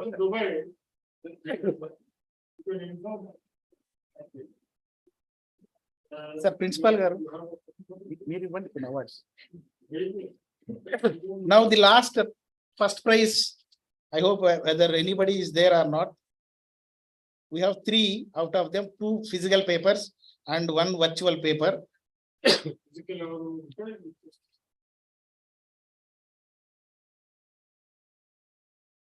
the valuation of traditional architecture to modernism in architecture by Sania and Soha. And yesterday, they are the 9 people, Saudi Arabia. There is one paper, and then we have net positive buildings and integration of high performance tunnel draft system, Sai Madhav and Shivateja.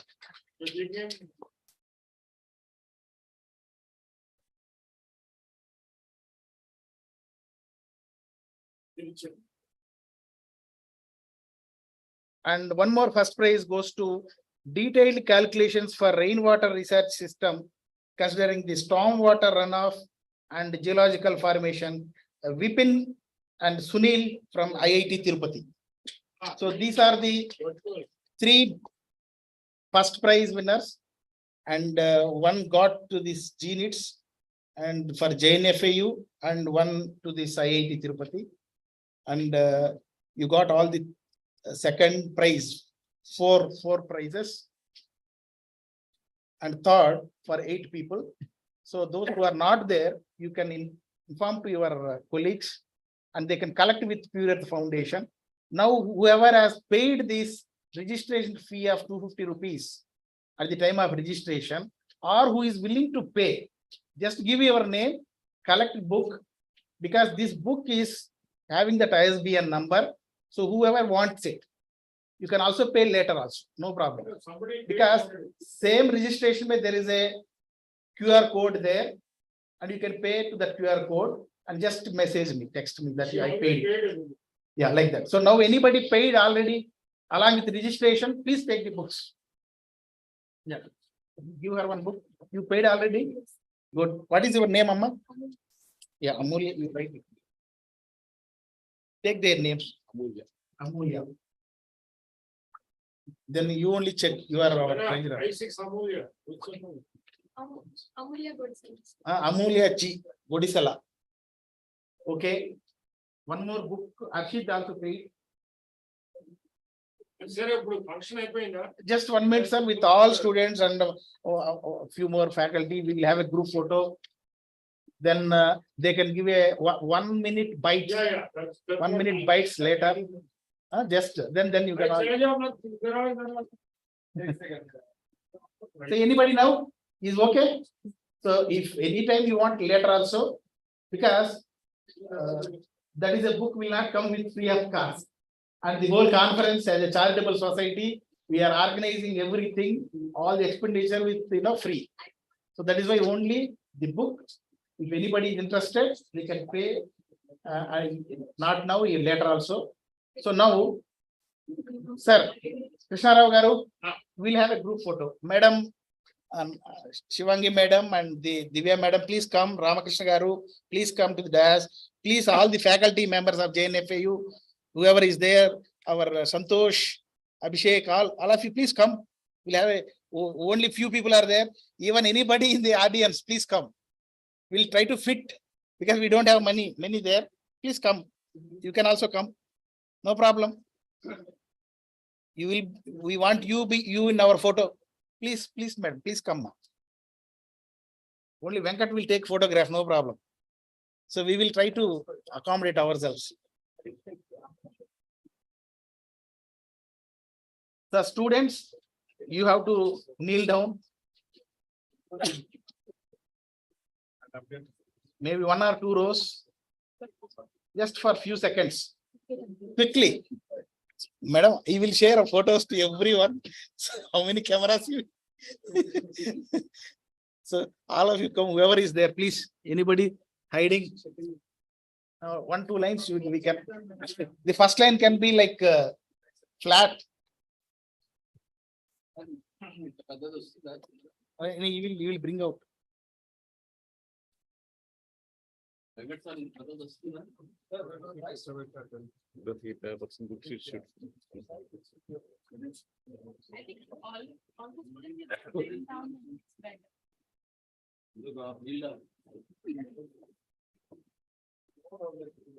One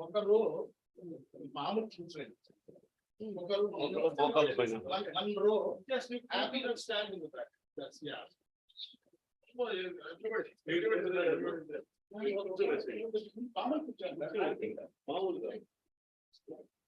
think like in one row, next row will kneel down. Will come, all of you know everybody. Yes. Oh, Vajrasana. This is Vajrasana. All faculty, students, అందరూ together. Madam, మీరు మధ్యలో. You are to come, Ashir. You are now you are team of students. Yes. అందరూ వస్తారా? నేను కూడా come this side. So we're going to do a few pictures and then like a short video. Everybody wears their hand. So we have some action. Front row వస్తుందా? Two rows వస్తుంది. Everybody is in photo.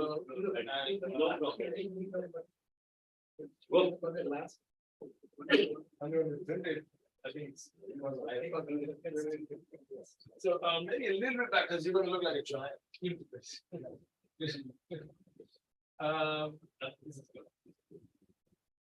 Can you just twist a little bit towards the camera so you don't look 6 feet across? You also know, just twist. His body just twist a little.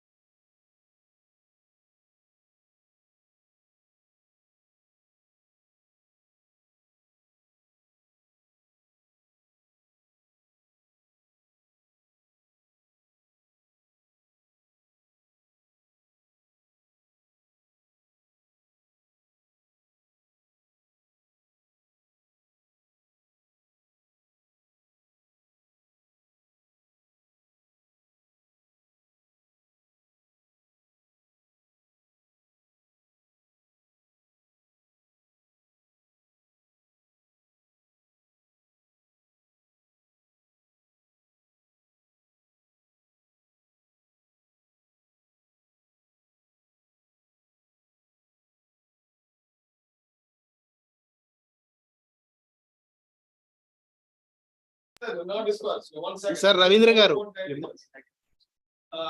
Jayachandra garu. Congratulations. Ravindra garu and all online participants. So we have completed the formalities of all the proceedings, including announcing the awards and then issuing certificates and all. So I thank all the virtual participants, and there are few virtual awards also. We will mail them and we will inform, and we'll send the certificate, the book, and whatever the cash prize and all according to the announcements. So I hope you all you all heard about this announcement of awards also. So Ravindra garu, can you confirm you could hear the awards, or is it Yes sir, yes I sir. do not know whether it was mute or unmute. Yeah, we could Ravindra able garu, to see. can you confirm kindly? Feedback that you would like to give, so next comment. Okay, thank you. Thank you. If it is done, I am thankful. So it was informed to everyone, and we have that list. We will do the things. So thank you, sir. Thank you all the virtual participants. So we will dealing from with this. So thank you one and all. Thank you. We'll rejoin again in other occasions. Thank you, sir.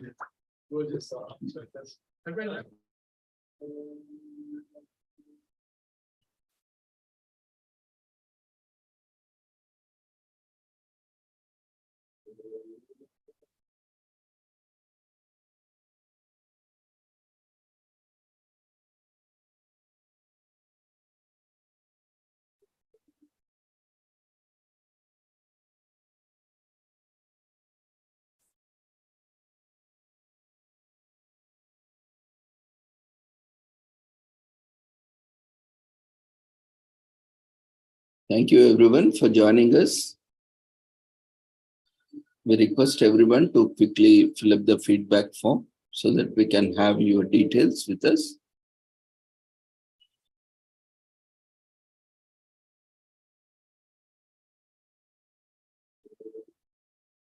And congratulations to all the presenters and also participants and all the awardees who have won the awards.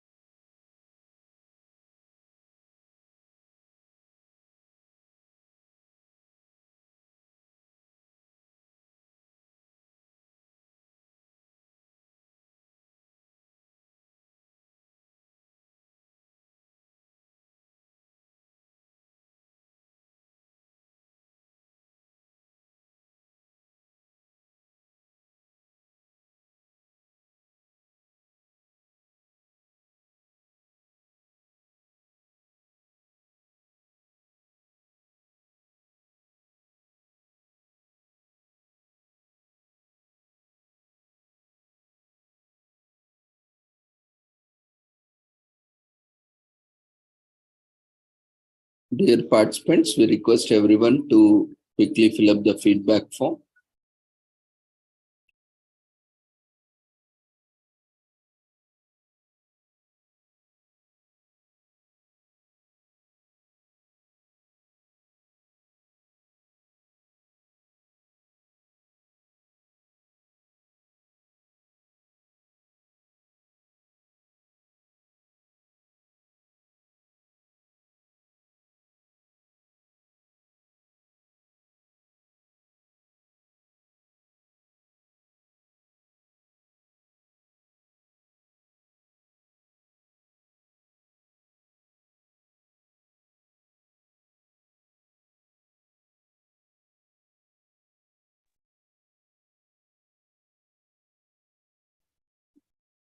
Dear participants, we request everyone to quickly fill up the feedback form. We'll be closing it in 5 minutes.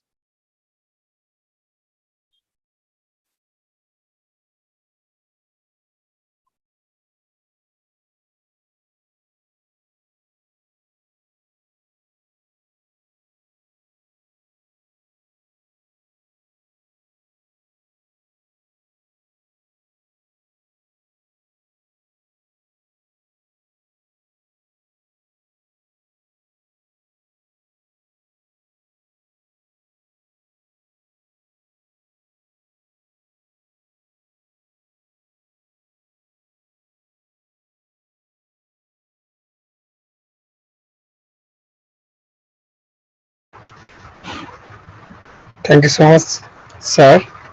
I'm really happy to this conference. My life is fulfilled through this conference. Each of these papers is a resource for history and heritage.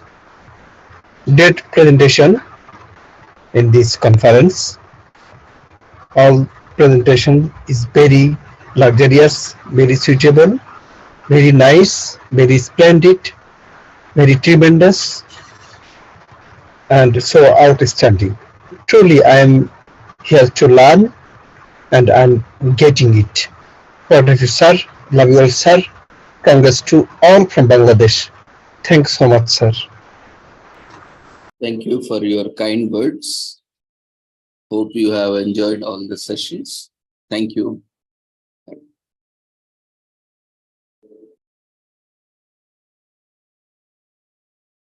Anyone else would like to share feedback on this 2 days conference? you can raise your hand. We can unmute you while you are filling up the feedback form.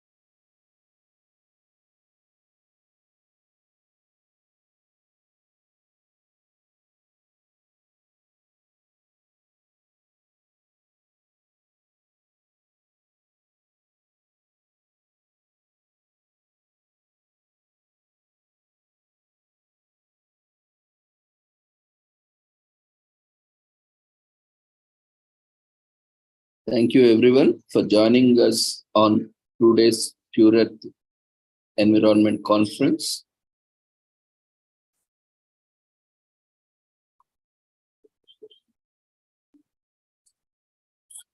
So we are closing down the online session.